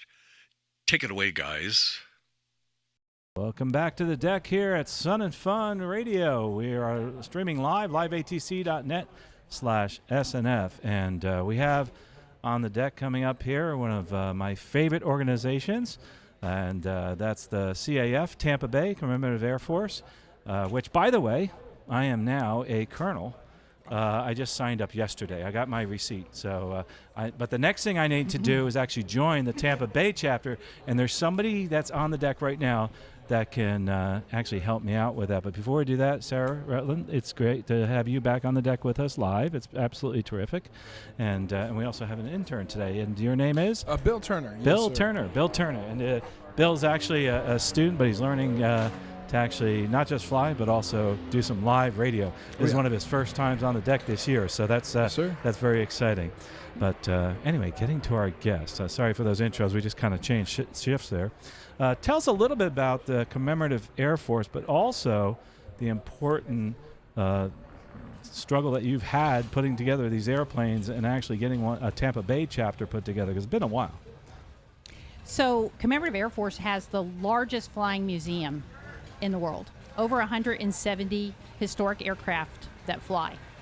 So here at Tampa Bay, it's only been since 22 that we have been here, and we were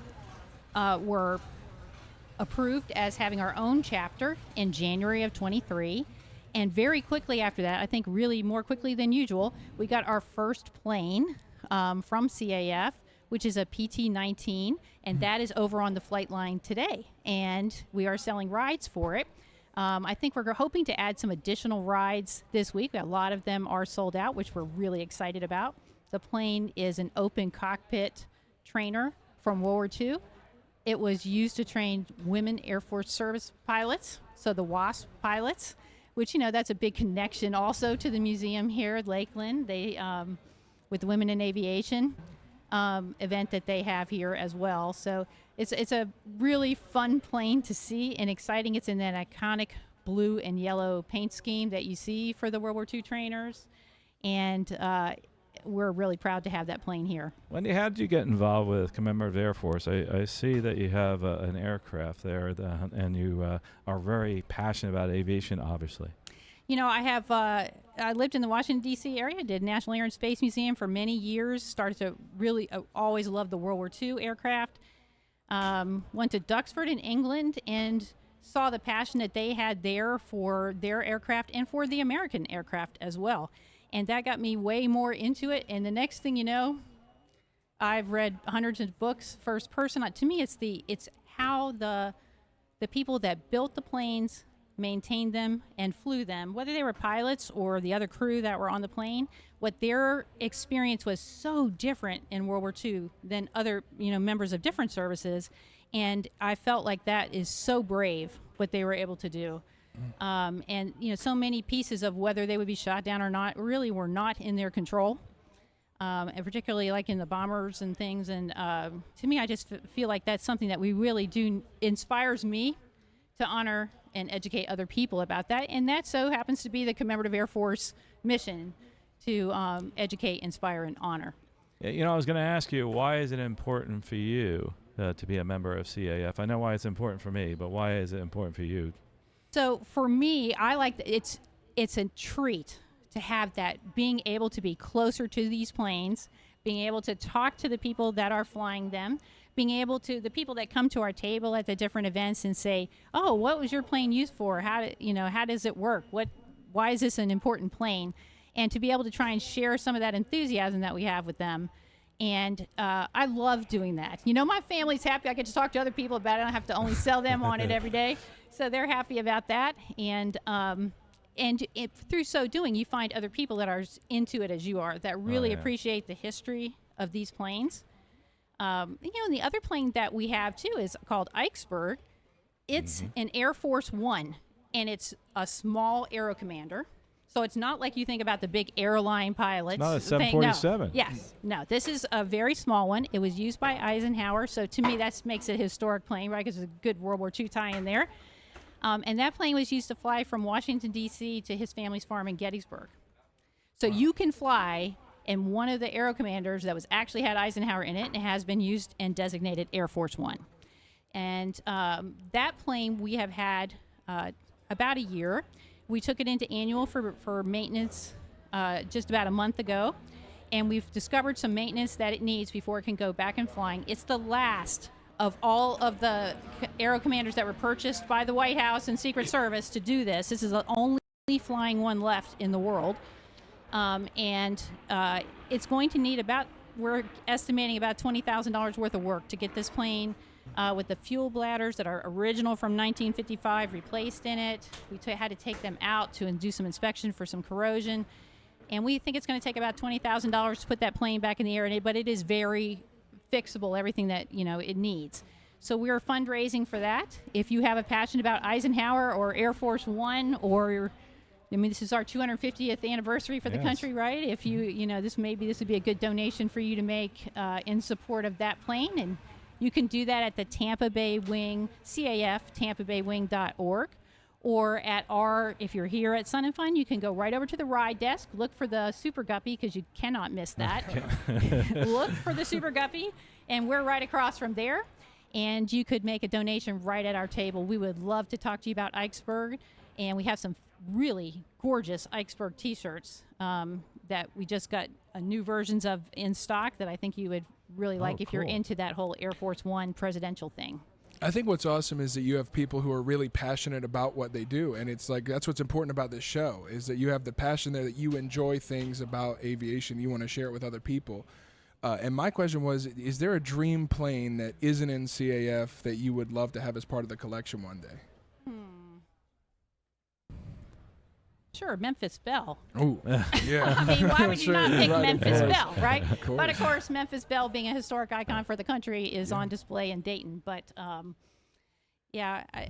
me, all of these World War II planes do give you the opportunity to tell the story about the people that made them, that trained you how to fly them, and that did the strategy of it. I mean, the strategy is very interesting. Even if you're into things like Bletchley Park and code breaking, there's a lot of connections between that and the World War II aviation as well. And I think there's so many people that are appreciative of that history. If you joined this group, you would find lots of people like me that are really into that. You wouldn't have to sit, and if you're a pilot, great. Come join us too. But if you're not a pilot and thinking, I'm not sure if that's, is that really for me if I'm not a pilot? Well, we have a new officer position called Ground Heritage Officer, and I'm the first person to have that in our wing. And the Ground Heritage Officer's job is to involve all of the non-pilots in the organization, in the plane, in the history. So one of the projects we're working on right now, you'll see over there we have a tug that was donated to us by one of the airlines, and we're getting ready to get it painted and put into the CAF Tampa Bay Wing colors with decals and gorgeousness there. We have a member who has donated some space in his beautiful garage for us to do the restoration in. It already, runs and drives, so it's not going to be like a forever project. And we're also collecting money for that if you're into that, or if you would like to participate in that. I think no matter the way to get connected to a new organization, show up, volunteer for pretty much anything. Absolutely. And you meet those people, and you figure out the ones who are into the same parts of it that you are, and the next thing you know, you're all part of it. I only joined this, the Tampa Bay Wing, in last February when I moved down here. So I've only been in it a year, but I love this organization. The people are really friendly and welcoming to the new people, and we're excited to be here at Sun and Fun with our PT-19. Absolutely. Wendy, we appreciate your being here. I know we only have a minute left, but CAFTampaBayWing.org is where you can find them. If you want to be a steward of an amazing aircraft, you can actually join in that by a simple donation. I've been a member of CAF for years, and I'm a pilot. I've never flown one of their aircraft. I am the chief sweeper of the grounds is what I do. So I'm good at that and good at cleaning airplanes. So whatever skill you have, they could use it. CAF, TampaBayWing.org. Come check them out on the Warbird ramp.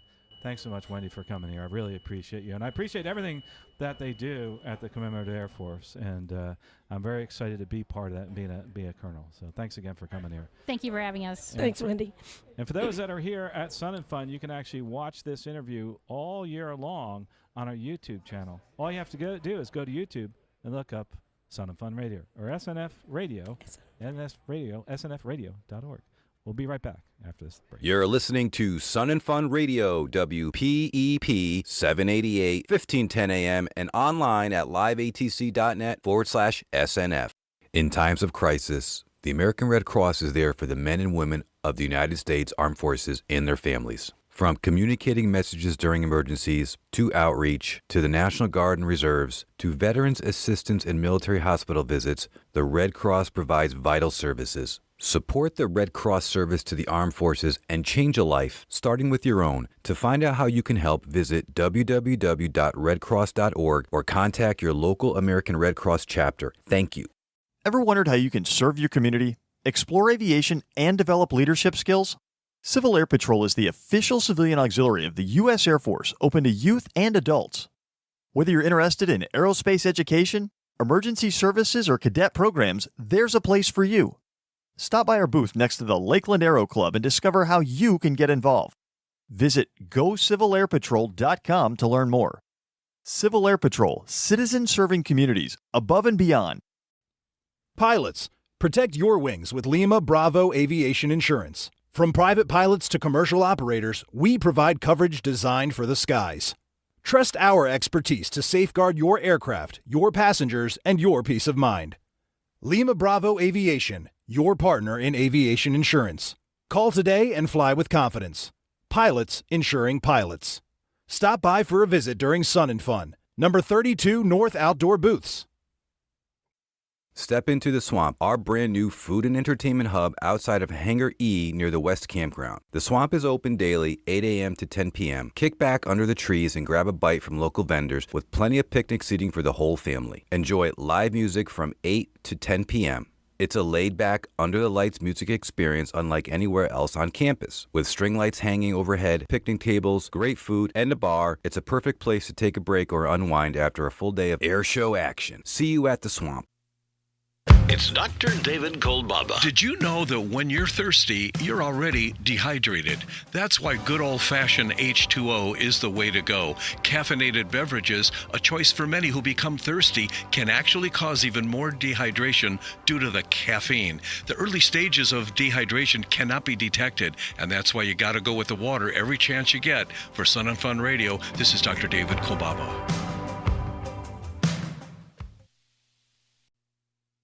It's Dr. David Kolbaba. You know, the best protection against the harmful rays of the sun is light clothing. That's right. Thin cotton clothing is about the best way to avoid excessive sun exposure. And this protection comes with absolutely no risks of doing harm. Especially important for those of us traveling from the northern states. A wide-brimmed hat is another healthy option to reduce excessive sun exposure. For Sun and Fun Radio, this is Dr. David Kolbaba. The Island Store is your one-stop shop located in the heart of aircraft camping. The Island Store is open daily and stocked with essentials like groceries, beverages, personal care items, and camping gear, from tents and sleeping bags to chairs, blankets, and more. Need a ride or supplies delivered? It's also your hub for rideshare, tram access, general admission tickets, and Publix Instacart pickup. Forgetting something? The Island Store has you covered. Check out the Sun and Fun mobile app for hours. Get ready to look up. Sun and Fun is proud to present the Daily Air Show. Join us at the Flight Line Tuesday through Sunday for a world-class display of skill. From ultralight paramotors and gliders to high-performance aerobatic planes, vintage warbirds, and modern military jets, this lineup has it all. Catch the action every afternoon from 1 to 5 p.m. But take note, this Wednesday we're combining the day and night shows for an epic light session from 5 until 9:30 p.m. Plus, don't miss the power and precision of the USAF Thunderbirds performing Friday, Saturday, and Sunday at 4 p.m. FAA forms for Tuesday the 14th at Sun and Fun, located at the FAA Safety Center. 8:30 a.m. Don't tell me what to do. Attitudes that contribute to weather accidents. 10 a.m. Was that for us? Being safe around runways. 11:30 Inspection authorization and aircraft maintenance. 1 p.m. Tips to interpret weather data accurately. And 2:30 Flying the Fireboss. Most safety forms qualify for FAA Wings credit. If you have questions regarding credit or perhaps becoming a participant in the Wings program, see one of our safety team specialists in the forums area or on the web at faasafety.gov. Step into history at the Victory's Arsenal Theater. Join us daily for a powerful showcase of legendary warbirds and historic military aircraft, along with incredible stories of those who flew them in harmony. And now back to the Sun and Fun Radio Deck, brought to you in part by Green Bay Austin Straubel International Airport. Welcome back to the deck. My name is Carl Valeri, and we're here at liveatc.net/SNF. You can stream us all year long and also watch us live on YouTube. Look us up as SNF Radio on YouTube. Today we're talking to some folks that are very important as far as safety is concerned with our aerospace. And Sarah, Sarah Retland, by the way, welcome back again this year. It's awesome to have you. Thanks a lot. It's absolutely terrific, and just somebody who's a real advocate for aviation. So we love what you do out there. But you're going to introduce our guest today.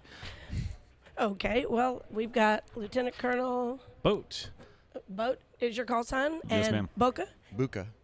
is your call sign. Yeah. And you're from? Royal Canadian Air Force. That's what I thought. Yeah. You can tell by the accent. Welcome. welcome. Thank you. Love to hear. So tell us a little bit about what you're here doing on campus, especially as it relates to NORAD, first of all. Absolutely, yeah. So this is, man, we've been doing this for 25, 26 years or something. It's been a long time since we've been coming to the show, and one of our goals here is to help mitigate the risks to airmen out there flying and in the airspace system here and in the Canada and everything else. And so we're here out to do some educating, some training on procedural efforts that they need to know. And should know when they go fly if they're going to be operating within the National Airspace System, specifically with respect to temporary flight restrictions that are right here at Sun and Fun over top of the airfield when we're having the live air show events and whatnot going on. But throughout the National Airspace System, we are here to kind of do some educating and help them understand how to operate within those. For those people that are listening right now, by the way, you can look them up at www.norad.mil/general-aviation.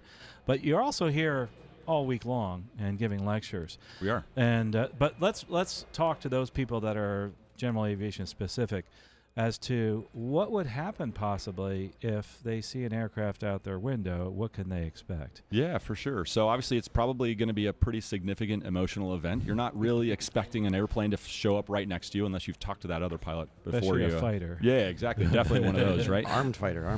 Yeah, for sure. We like to call it a really good one-time free air show because you really get one of those in your lifetime, and then you're probably going to be not doing that too much anymore. Yeah, it's going to be pretty significantly emotional for you. You're going to probably be a bit startled. You're not expecting it most likely, and most likely you think you're in the right space at the right time doing the right thing, and unfortunately, stuff happens. As we're trying to execute here at the show and perform for everybody, we have a display that covers the intercept procedures and things.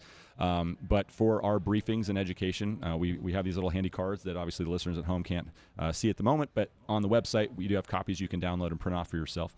But we go through and we talk about how to do all the pre-flight planning to hopefully help you navigate the TFRs, understand where they are located when they're operating, how big they are, and all those types of things so that you can go out in the airspace and execute the procedures properly, because you are allowed to fly within them, but you have to do some certain procedures for that.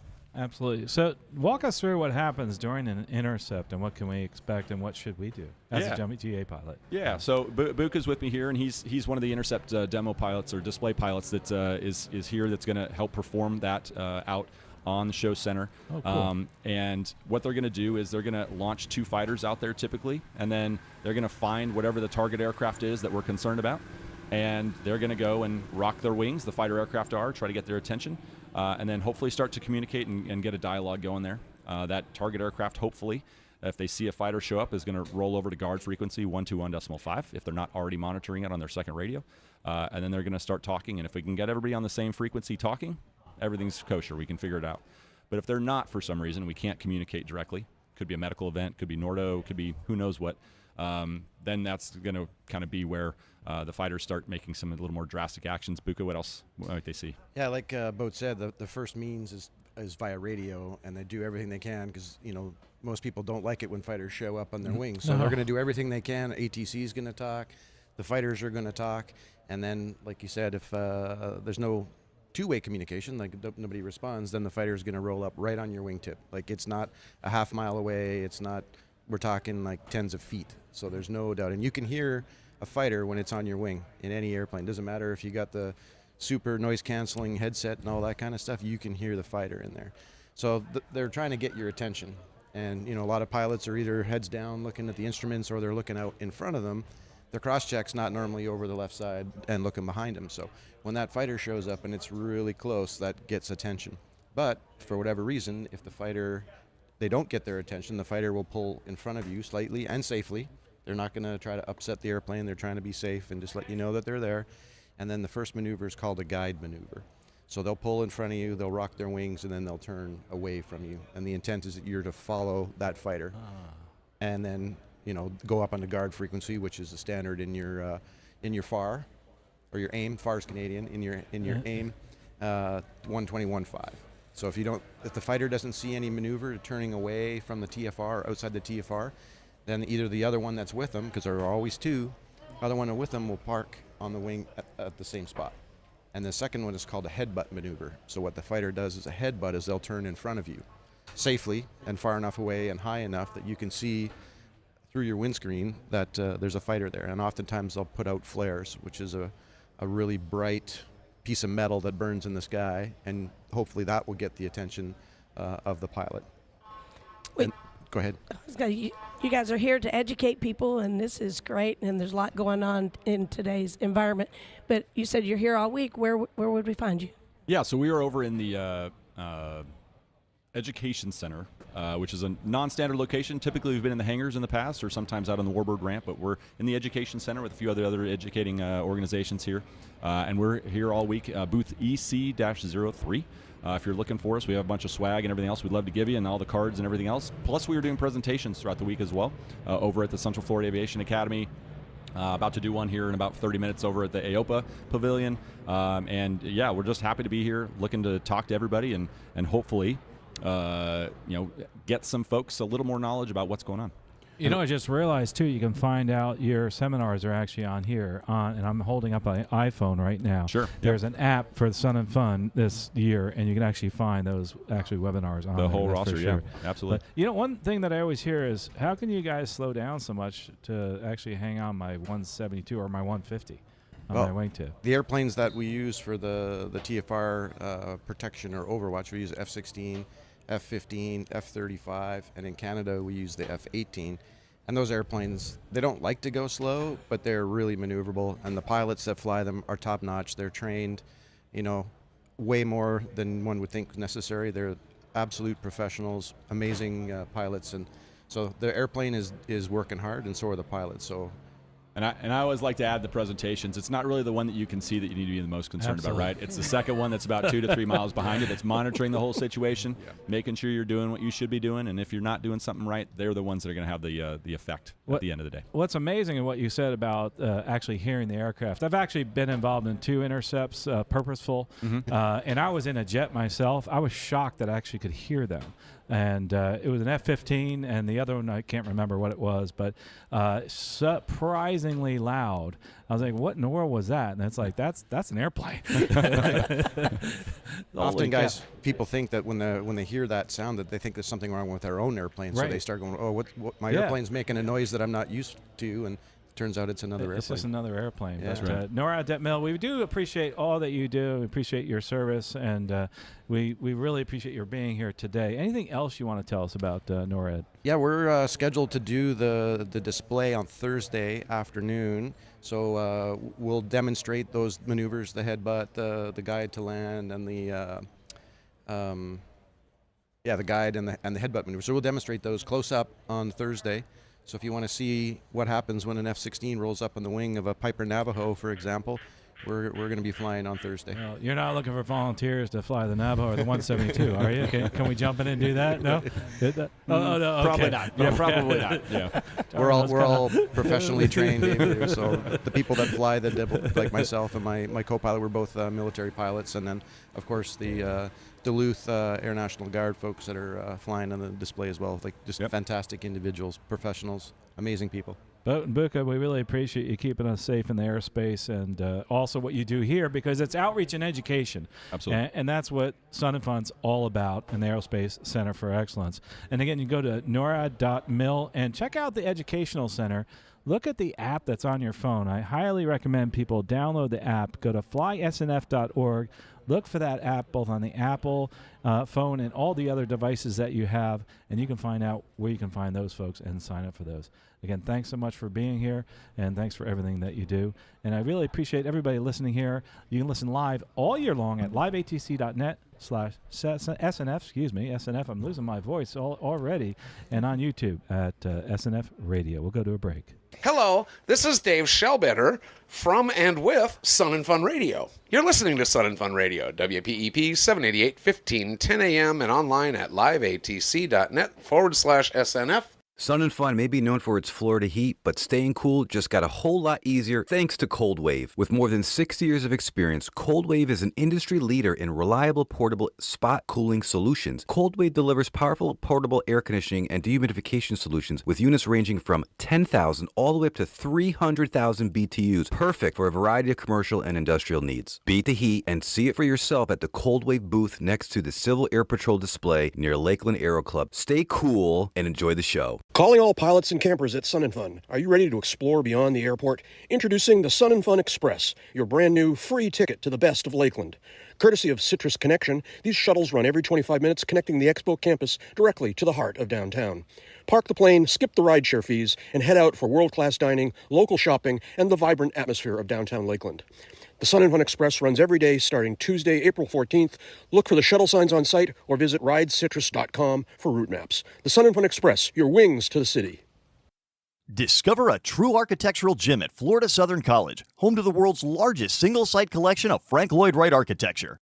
As Florida's oldest private college, FSC is nationally recognized for academic excellence, offering over 70 undergraduate majors. Take a guided tour of this historic and vibrant campus, and don't miss the Ashley Gibson Barnett Museum of Art, Central Florida's only Smithsonian-affiliated art museum. Experience history, art, and innovation all in one place. flsouthern.edu. Calling all aircraft owners, builders, and restorers who flew their aircraft to Sun and Fun. Make sure you register for aircraft judging from Tuesday through Friday. Have your aircraft judge along your fellow aviators, whether it's home-built, light planes, seaplanes, rotorcraft, ultralights, warbirds, or vintage classics. We have a category for you. Winners will be celebrated at the Aircraft Judging Awards ceremony on Saturday evening at 6 p.m. in the Prop 75 building. Check flysnf.org for more details. Hey pilots, thank you for flying into Sun and Fun. If you're departing today, please be sure to check the red and green flags on the corner of the Warbird building. Green flag means that the field is open and you may start your engines. We also would like for you to find a operations volunteer. They'll be wearing red shirts and orange vests. Please be sure you find them before you start your engine. They'll give you a briefing on how we're going to be departing today. Thank you again for coming to see us at Sun and Fun this year. Looking for something unforgettable at this year's Sun and Fun Aerospace Expo? Head over to the hangar, sponsored and located just behind Prop 75, where there's truly something for everyone. Bring your chairs and blankets and enjoy classic aviation movies like Iron Eagle and Toward the Unknown, or dive into incredible presentations from NASA leaders, military pilots, including the F-22 Raptor demo team, and even hurricane hunters. From inspiring stories to behind-the-scene aviation insights, the hangar is the place to be all week long. You can check out the full schedule now at flysnf.org, and don't miss a moment at the hangar. For those making the 2026 Sun and Fun campgrounds their home away from home, the Country Store offers a convenient solution for every daily need. Located right on the Expo campus, this on-site resource is stocked with a variety of camping essentials, personal care items, and those last-minute supplies that keep the campsite running smoothly. Whether it's ice for the cooler, morning snacks, or hardware for your tie-downs, everything is available without the need to navigate off-site traffic or leave the excitement of the flying behind. The Country Store serves both RV and aircraft camping communities throughout the week. Attendees can find the store centrally located near the main shower houses and registration hubs. Don't just watch the high-flying action. Take the next step and be part of it. Stop by the Aerospace Focus Career Fair, located in the Future in Flight Plaza, across from the main gates. The Career Fair takes place daily, Tuesday through Sunday, 9 a.m. to 5 p.m. Connect with top employers, meet recruiters face-to-face, ask about application and training processes, and discover pathways to a career in aviation. This year's career fair is sponsored by JSFirm.com and Piedmont Airlines. Career fair entry is included with your daily Sun and Fun admission, so plan your visit today. Step right up to the Sunset Aerial Circus at Sun and Fun. When the day's flying ends, another spectacle begins. On Tuesday, Thursday, and Friday at 7 p.m., witness the world's most elite bush pilots go head-to-head in the Stoll Invitational, defying gravity with landings that'll make your jaw drop. Keep your eyes on the horizon as the sun dips low. Watch amazing drones and RC planes join the paramotor extravaganza, filling the sky with neon lights and aerobatic precision, finishing with a beautiful balloon glow. It's a three-ring circus where the clouds are the stage and the pilots are the stars. Don't miss the roar of the lights and the limits of flight. The Sunset Aerial Circus, Tuesday, Thursday, and Friday at 7 p.m., where aviation meets extraordinary. If you would like a truly first-class, adult-oriented experience at Sun and Fun, consider the 927. And now, back to the Sun and Fun radio deck, brought to you in part by Green Bay Austin Straubel International Airport. Welcome back to the deck. This is Carl Valeri with Sun and Fun Radio. I'm excited to be back this year. I'm here, Bill Turner. We are excited to have you this year. And glad to be back, man. Yeah, man. And one of the things that we love to do on Sun and Fun Radio is, and in general at ACE, is, to inspire those people that are younger in aviation, is to get them involved in many different things. And one of those things is broadcast. And Sarah, I'm excited that Bill's been able to meet it and actually join us. I love it, man. I started volunteering a couple years ago with my parents, and we volunteered in the student tours segment over by Piedmont, and I was running flight simulators for a while. And then we kind of, with everything, we got so busy, we stopped, and my mom was like, man, you really should get into volunteering again, because airplanes has always been one of my favorite things. I've loved the air show. It's been a tremendous part of my life. And so I was like, oh, let me see what I want to do, and started looking through all of the things, because there's 1,000 things you can volunteer for here. And then Sun and Fun Radio popped up, and I had recently gotten to podcasting. I had, started teaching myself kind of how to do these kind of things, and it was definitely an interest. And I went, man, I'd love to do that. So I, tentatively put a couple different things down and ended up starting working on editing, because I use the same software they do and have done it for a little bit. And then kind of got asked to be on air, and I went on a couple times. I was like, man, I really enjoy it. And then this year came back as more on air, which is a tremendous experience for me. Because I love talking about everything, but mostly airplanes. I mean, I have a great joy in sharing that. Absolutely. And since you're fairly new, so those people that don't know you, what is your background and where are you right now in your flying journey? I was really interested in flying, and then I started doing RC flying for a little bit, and then now I think I'm more of observe from a distance. Mm-hmm. Of I enjoy it, and it's great to come to the show, but I don't think I'm pursuing anything flying wise personally, as far as career or anything like that. But I certainly love the radio station and had a blast last year. Has this, Sun and Fun inspired you to do some of those things in your career? Yeah, absolutely. Oh, yeah. I mean, just getting to talk to people about their show experience, even just the announcing side of it, of listening to the air show announcers, where, with my friends now, I'll be standing next to them, and I'll say something about the performer, and then the announcer says it like 30 seconds later. And you just go, listen, man, I didn't know he was going to say that, but, sharing things like it's great. I love it. Sarah, it's awesome seeing the next generation of aviators and also people in the aviation business. I know you don't know exactly what you're going to do yet. Of course. But, I don't either. When I grow up, I definitely want to figure out what I want to do. But I'm pretty sure it's going to be something aviation related. But I don't have that many years left. But it's exciting to see some of these folks that are out here that are new. Well, those of us who have been around a few years know that what you want to do when you grow up, it never quits evolving. You're right. There are so many things in aviation. Flying may be for you, it may not be for you, but there are so many other aspects of aviation, whether it's maintenance, whether it's management, whether it's advertising, marketing. There are so many options and opportunities in aviation, so it's really great to see the next generation. For sure. I was just going around and looking at the venue, the booths and things they have there. And if you are just coming to the air show and want to see the air show, walk around the booths, man, because there's so many different things there that are unique. And we were walking around talking about Sun and Fun Radio and trying to get people to get on interviews. And I just told people I was with, I was like, man, find what you're interested in. And if you want to say, oh, man, I'd love to talk to that guy and find out more, that's the person you need to give the interview card for, because then somebody else has that same thought of, man, I wish I could hear about that. Absolutely. Sarah, there's other things other than just aviation out there, which is amazing, even in the booths here. And that's what's really cool. Some of our sponsors here aren't aviation related, but aviation touches everybody's life. I mean, if you look at some of our sponsors here, like the Red Cross, I mean, they are involved in disaster relief, and they do so many things for people around aviation. And they're very centric here to both Florida and also to the rest of the country. And I'm actually very proud of that because I actually am on the board of the American Red Cross in Central Florida. But one of the things that we have done is brought in all these different organizations because every single one of them gets behind the next generation. Yeah, it's That's important. right. It's Absolutely. And for our young people, it is all about exposure. Yeah. The exposure to all those different opportunities. Yeah. Sarah, and as far as you're concerned in your businesses, because you have quite a few different ones, mainly, they're aviation-centric. What have you seen lately? Are you seeing younger people get into this and excited about it? What is happening, in that field that you have touched? We do. We're seeing a lot of young people being involved, and with the schools now getting aviation-related programs, whether they're maintenance or something like that. The camps that are coming around. Our little local airport, we have an aviation camp for kids, and it's packed every year. So it's really great to see the young people coming and getting that exposure. So I almost said something inappropriate. There's an age difference here, and you remember when you were younger, there wasn't much about aviation in those fields within and around aviation. But now, Bill, you actually see that. How much exposure did you get in high school? Was it like on a daily basis, weekly? Even a monthly?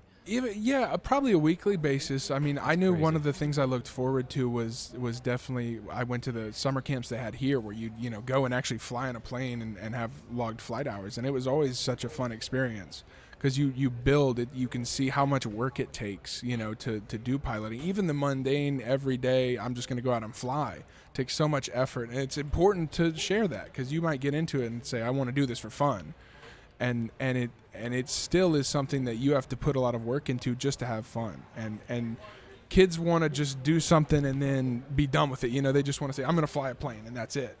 But making sure to translate that, yes, this can be an enjoyable experience, and you have to be dedicated to it. If you love it, you're going to put work forwards towards and getting them started in that with, here's the cool side of it. Here's an air show. Here's stuff blowing up. Here's all this neat things. And you go, how do I do that? And then you start showing them, oh, this is what, and all that camp was just like, we're flying flight simulators and we're going and doing the legs we're actually supposed to be flying. And then ends up, you're flying in a real plane, across from Vero Beach to Stewart to Okeechobee. You get about 30 minutes of flight time there. Isn't that expensive? How much did that cost? That's a good question. Yeah, did you have to spend the money on it? I did not have to spend the money myself. And that's the point, is that that's what they're doing here, is through the flysnf.org and also ACE and the summer camp that you're talking about, they don't charge the kids for this. I think that's absolutely terrific, and that's why we're here today. That's why we're supporting it, so that we can actually put those programs forth through the Aerospace Center for Excellence, and you're a testament to that. Oh yeah, absolutely. Oh yeah, and I love it. Putting it with the radio station, just showing your love for anything. Like you said, there's so many jobs in aviation, and you can have a specific interest, and it can apply to aviation easily. Like the Red Cross, all the things that they need aviation-wise. There's so many, even firefighting. All the things you can do with that aviation-wise is tremendous. Yeah, absolutely. And a segue into the Red Cross, too, by the way, when you talked about firefighting, the second people they call other than fire rescue is the Red Cross when you have a fire. And they're out there. There's over 170 fires that we had so far in Polk County that they've responded to this year. Wow. And it's incredible. They provide comfort items. They provide food. And they provide shelter and money for people that, just think about this, you've had a fire and you left your house with just your shorts on. Who do you turn to? And that's the Red Cross, and that's why we support them here at Sun and Fun. And we're glad to have them as a sponsor, by the way, of Sun and Fun Radio. Really appreciate that. And it's usually the battalion chief on scene that makes that initial call to the local Red Cross contact, and they come right to the scene and show up with vouchers for hotels. They show up with vouchers for essential items, for food. Wow. You know a lot about this. As a retired firefighter, I've made those calls and I've helped make those contacts. Yeah. So it's a really important program because when you walk out the door and you've lost everything, what next? The victims can't even think. So absolutely. And if you want to get involved with that, redcross.org, I highly recommend you checking that out. Do a lot of help with the service to the military. I don't know if you realize this, but if you need to get home and you're out there and your loved one's sick back home, that's the first person that you call is the Red Cross. And we do that through the communications system that we have there. And we can get someone home a lot of times in 24 hours from the time that they get a call in the field. But Bill, thanks for sharing that story. Of course. Thank you so much for having me on. It's actually exciting having you here because you're so excited about life and about the future, although a lot of times we don't know what that is. And it takes a lot of turns, and you never know which path you're going to go down. Of course. But, the most important thing is just to keep stepping forward every day. Hey, you guys are true professionals, man. It's a joy to watch you guys do this and see everybody be part of a team and work together, because the radio station is always moving forwards and doing new things, and it takes a team to do that. So thank you, everybody, for doing that. Yeah, absolutely, Bill. We're going to hear more from you in future interviews, and Sarah would like to hang around because we have some really cool interviews coming up on the deck all day long, and you can find out more at flysnf.org. Let's go to a break. You are listening to Sun and Fun Radio, WPEP 788 1510 AM, and online at liveatc.net/SNF. Whether it's a natural disaster that devastates thousands or a home fire that affects a single family, the American Red Cross is there, providing help and hope to those who need it most. Every 8 minutes of every day, the Red Cross responds to an emergency in a community like yours. Help the Red Cross be there every day for disasters big and small. Make your donation today by calling 1-800-RED-CROSS or by visiting redcross.org. CQ, CQ, CQ, radio, electronics, and avionics fans. The pilots of the Lakeland Amateur Radio Club are running a special event demonstration radio station next to the Florida Air Museum gift shop. They are ready to share with you the excitement of amateur radio, and if you're a licensed operator, you can be on the air. As you walk from the food court to the museum, you'll see the big antennas on your left. 73 from Whiskey 4 Sierra.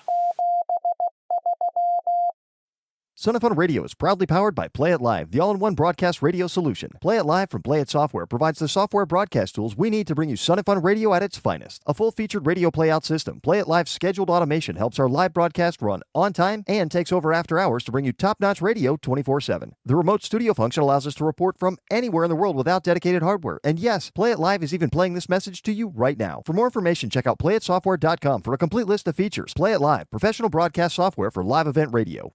FAA forms for Saturday the 18th at Sun and Fun, located at the FAA Safety Center. 8:30 a.m. Mosaic Final Rule Overview. 10 a.m. How to Fly OPIDs and SIDS. 11:30 a.m. In-flight loss of control, the most frequent cause of fatal accidents. 1 p.m. Using virtual reality tools in flight training. And 2:30 p.m. 50 years of attention to human factors not fixed yet. Most safety forms qualify for FAA Wings credit. If you have questions regarding credit or perhaps becoming a participant in the Wings program, see one of our safety team specialists in the forums area or on the web at faasafety.gov.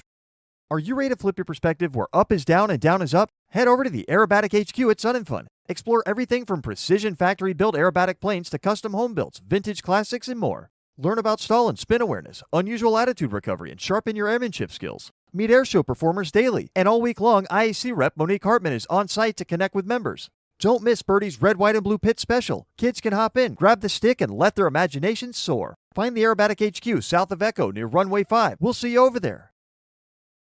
The Sun and Fun Aerospace Camper Registration Center serves as the designated check-in point for all arriving RV and tent camping guests. This office manages the insurance of camping permits, expo admission, and necessary site information for the duration of the event. Starting April 7th, the registration facility operates daily from 8 a.m. to 8 p.m. The center is located at 4238 Hamilton Road in Lakeland, with access provided through the Hamilton Road entrance gate. All campers arriving by vehicle are required to process through the location to receive their site credentials and campground materials.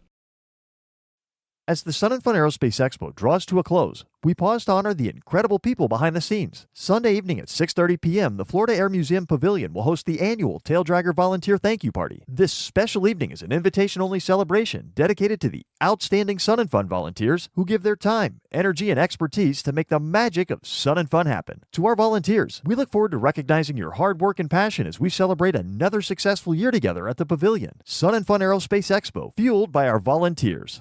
You can join us Wednesday at 11 a.m. to experience a legacy of excellence at the Florida Aviation Hall of Fame induction ceremony. Hosted by the Florida Aviation Historical Society at the Florida Air Museum, this prestigious event honors the trailblazers who have shaped the history of flight in the Sunshine State. Join industry leaders and enthusiasts during the Sun and Fun Aerospace Expo to celebrate the newest class of inductees as they take their place among Florida's greatest aerospace legends. From pioneering pilots to visionary engineers, witness the recognition of those who turn their passion for the skies into a lasting impact on our world. Florida Aviation Hall of Fame induction ceremony honoring the heroes of Florida's aviation, past and present. This Saturday, Paradise City. If you love light aviation, make sure you stop by Paradise City Forums. At 10:30, Bill Wallace from PowerChute explains the fun and freedom of flying a powered parachute. At noon, Beaver Bourne from AirTech dives into the technical side of the Quicksilver. At 1:30, Paul Zarnicki from Planet PPG, Let's Talk PPG. At 3 o'clock, Shane Hammock from Shut Up and Fly Your Ultralight Club reminds us why we're all here with Shut Up and Fly. Flying your built or almost finished home-built aircraft to Sun and Fun? Then Home Built Corner is your destination. Located west of runway 523. And now back to the Sun and Fun Radio Deck, brought to you in part by the Green Bay Austin Strobel International Airport.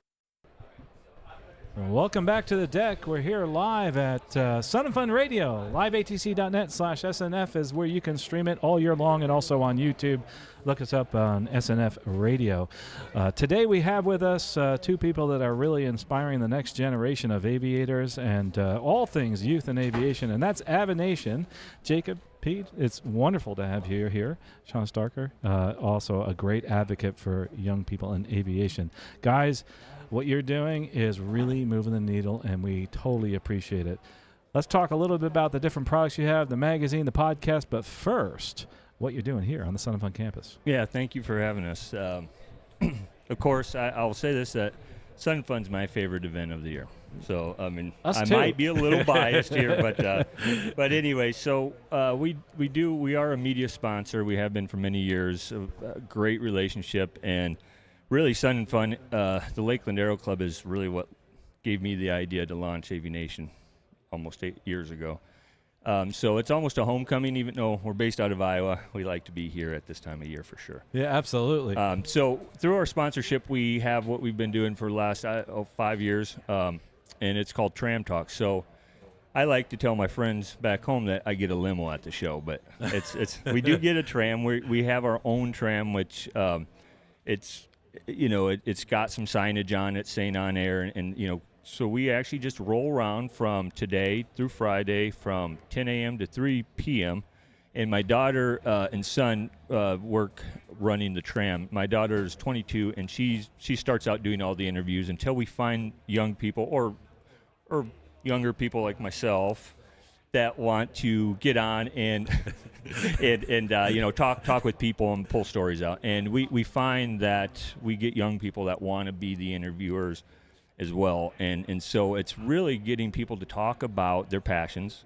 Everybody here at this show, unless they're grudgingly here, have that time when they looked up and saw, hey, I like that. There's something there. And so we pull that out. And so the magazine itself is all reader-submitted articles. Well, we do the same thing with this platform. It's individuals that are in aviation that are jumping on the tram, whether we're pulling them on or they're jumping on willingly, and telling us their story, which we all have that story. And it's funny, 9 out of 10 times we'll get some, oh, my story's not that interesting, and 2 hours later they're finishing up the interview and go, well, I guess I do have a story.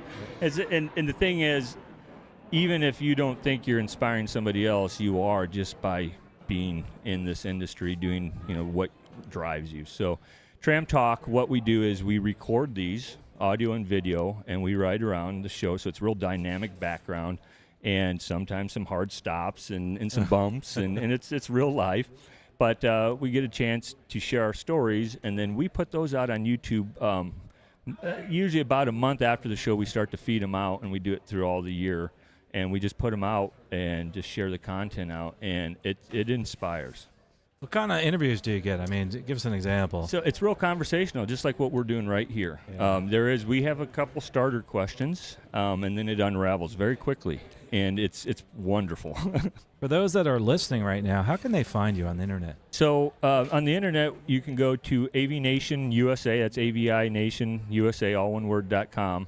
You can at the show. We're in the Future in Flight area up at the by the front entrance by the Piedmont 727.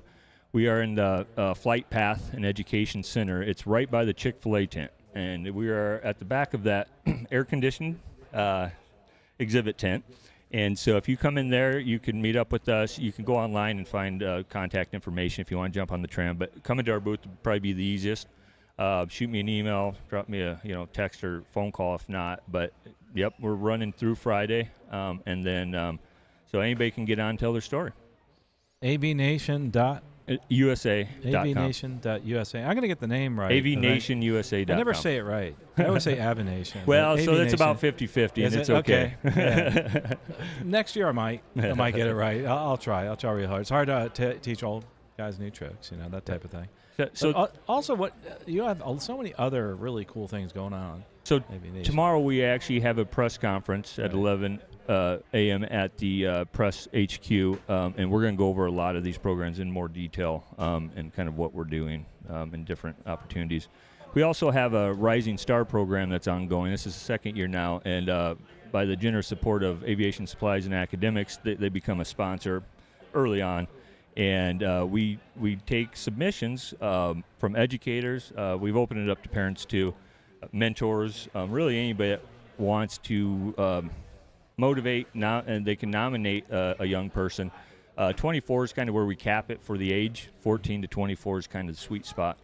And they can submit. It's real quick. You go to our website. There's a link for Rising Star program. You can submit it, upload a couple pictures, a bio, and then the information, and gets submitted into our system.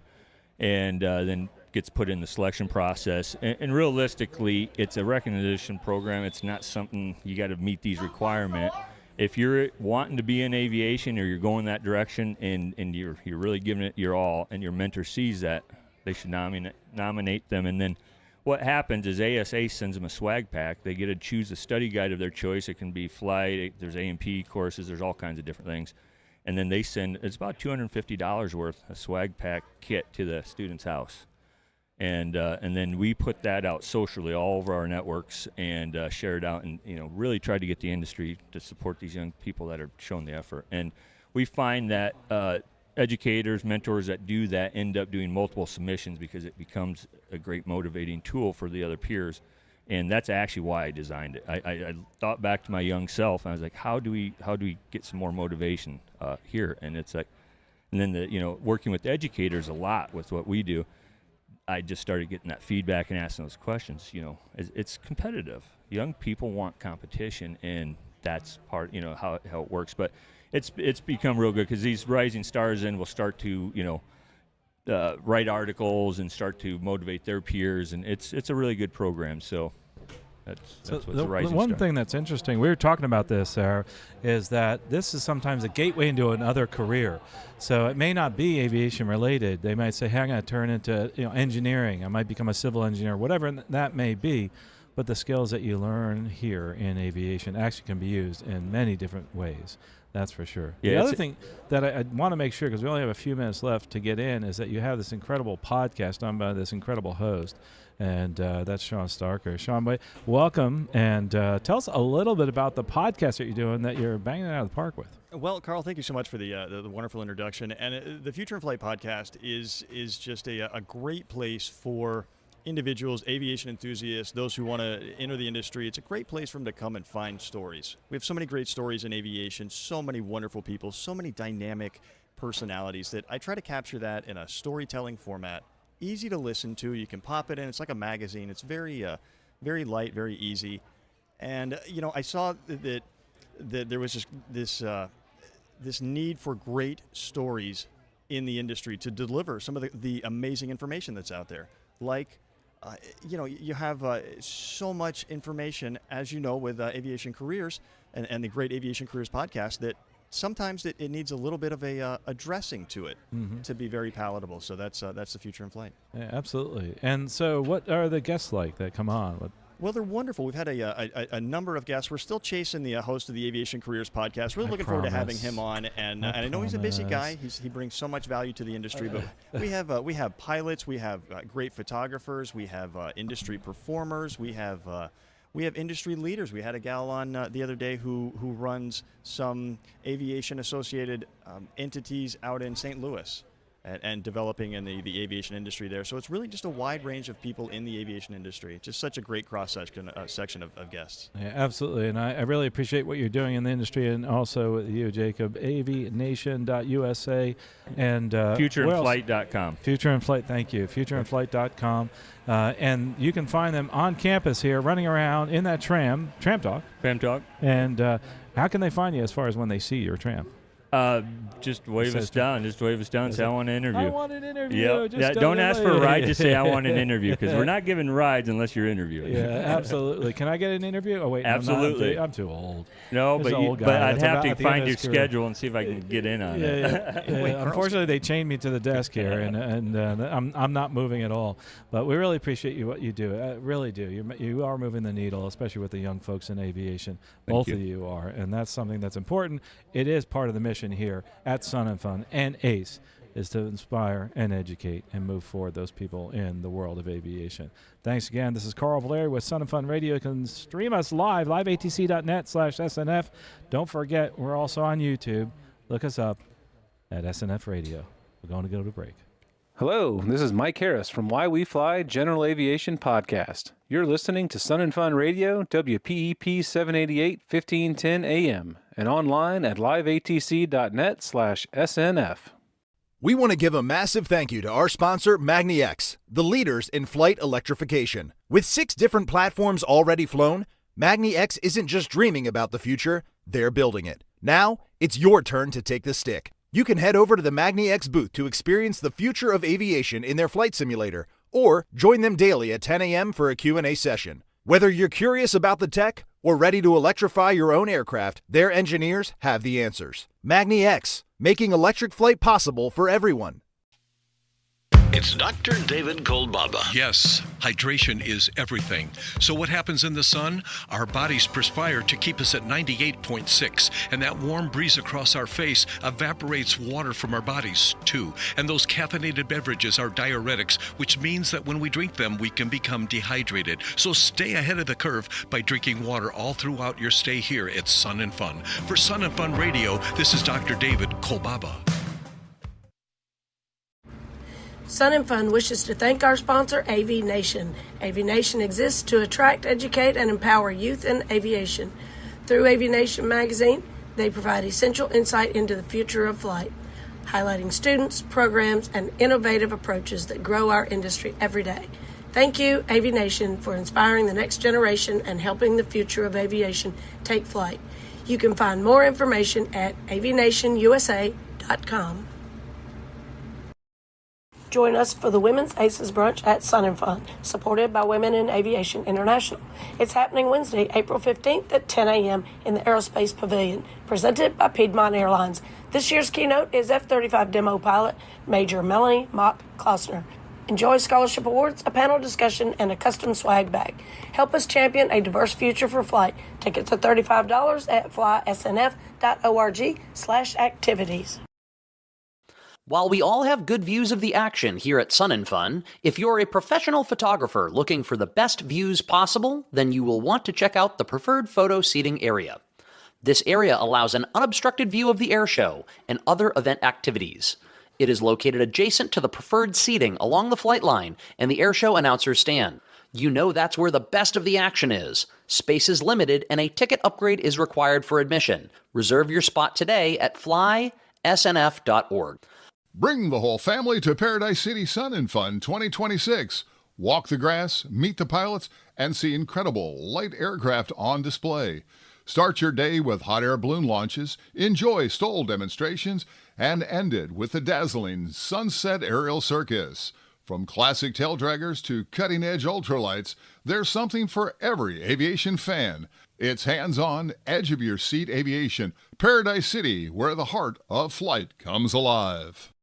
Hey Sun and Fun fans, we have a new area called the Sandbar, which will be co-located with our light plane area in Paradise City and will house food trucks, a large shade tent, picnic tables, and benches. The best part, Sun and Fun Radio will be piped in so you won't miss a single thing, from our great interviews to daily air shows, night shows, and Sunset Aerial Circus.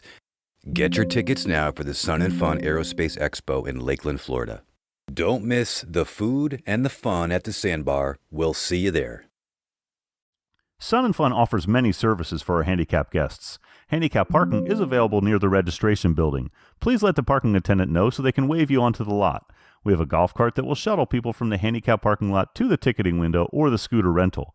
You can bring your own wheelchair or scooter, or we have them available for rent on a daily basis near main registration. Please visit the Handicap Services office located on the west side of the admissions building in the Main Gate Plaza, or go to flysnf.org for more information. Flying into Sun and Fun? Make your first stop the Pilot Welcome Center, proudly sponsored by Phillips 66. The Pilot Welcome Center is located at The Island. Enjoy the new Boeing patio, where you can enjoy coffee talks throughout the week featuring complimentary coffee and water. After you arrive, our friendly staff members will be there to welcome you, answer your questions, and help you make the most of your time at Sun and Fun. The Pilot Welcome Center is open daily through Saturday, 8 a.m. to 8 p.m., and Sunday, April 19th, 8 a.m. to 3 p.m. Start your Saturday with something unforgettable. This Saturday at 6:45 a.m., be part of the Sun and Run 5K. And now, back to the Sun and Fun Radio Deck, brought to you in part by the Green Bay Austin Strobel International Airport. And tell us where we can find you, Sheldon. So we're over at the Bushwood Base Camp over on the east side of the Paradise City area. And, we're doing the nightly stall demos, short takeoff and landing demos. And we got one tomorrow at 1 o'clock, which is the first time we've done it during the middle of the day, with 20 aircraft. So we got... Wow. And I'm the only tricycle one in the whole group. Wow. So tell us about your airplane. So it's a 2010 Zenith 750 short takeoff and landing STOL, STOL, and it's got 100 horsepower in it. I've done stuff to it over the last 4 years that I've owned it, just making it better, more personalized to me from what I'm doing, which is that airplane. All I do with it is just doing short takeoff and landing competitions, demos. I take it to air shows as well, and then I call it my ATV with wings, basically. That's really cool. For anybody who's not seen these short takeoff and landing operations over there, it's really worth checking out. So give us a general idea for what that actually means. So what is your takeoff requirement? So for us, when we're doing the competitions or the demos, either way, we have the chalk line or a paint line, and that is our start-finish line. It is just get off the ground as quick as you can. We have a competition runway, if you will, that's 300 feet long, and your goal is to just hit that line when you land and stop as quick as you can, and to get off the ground from that line as quick as you can and back around. So what is an average takeoff requirement for you? What I am looking for is anywhere under 90 feet. Wow. So 90 feet for a takeoff that's long. So the other day we were just in Louisiana, and my best takeoff at the Swamp Stall event over there with National Stall was 80 feet. And how about your landing? My best What's your shortest landing? My shortest landing not at a competition has been 75 feet. And I guess a wind component will help you a little bit with some of those numbers, right? Wind component does. I've landed and taken off in 2 airplane lengths before with the right amount of wind. Wow. Yeah, that is actually some great training right there. If you could get someone like yourself to help us out with some of the students out here to show them, hey, yes, you can land on that golf course. Yes. Matter of fact, he landed and take off a few times with his airplane, that's for sure. These STOL aircraft, though, you look at them and you say, wow, they must be really expensive. I mean, how do you justify the cost, and how much do they really cost? I've always been curious about that. It depends on the manufacturer, really. But the Zenith is one of the more affordable ones out there. You can go get a bare bones kit, engine and everything, and you can be done probably around $60,000 to $70,000 all said and done. And if you really want to go higher than that, I've seen them up to $150,000. But those people have all Garmin, just to the nines. How about insuring them? For me, right now, my dad's on it, but he doesn't really fly it. So we're paying around $1,100 a year. Wow. But I could get it down to about $6,000 if I just had me on the insurance. Yeah, it's less than I thought. I mean, doing that type of flying, but Yeah. I mean, it seems a little bit high risk. I think you know something about insurance and A little bit, and it's all going to depend on how much hull coverage you want. Yes. And what your normal operations are. Mm-hmm. So, I didn't realize that the price isn't really that bad. I mean, It's not. So why don't we have more people get into it? Actually, they are, and one of the ways they are is just by looking at it on the internet. Mm-hmm. And I mean, National Stall has exploded over the last 6 years. I was at the very first demo that we did back in 2019, I believe, or 2020, and I've been with the group ever since, flying almost at least 2 events every year. And of course, Anitra Goddard, we got to give a shout out to her because she is an incredible advocate, and now with Sun and Fun, and helping out there. And she's been promoting in that van. I can't remember what they called it, but it's a really exciting van that she's been promoting Stoll with. When you're doing these competitions now, you have to get to that competition. Yes. There's got to be some costs involved. How do you remove your aircraft? I fly it everywhere I go. A lot of the guys are trailering, but my wings don't come off.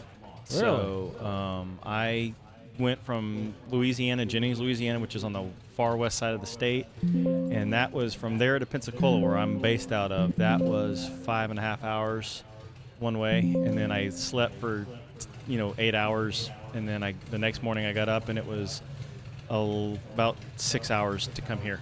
Wow. What kind of cruise speed are you looking at on those? Flight plan for 68 knots, but with the 20-knot headwind I had, I was doing 41 knots at one point.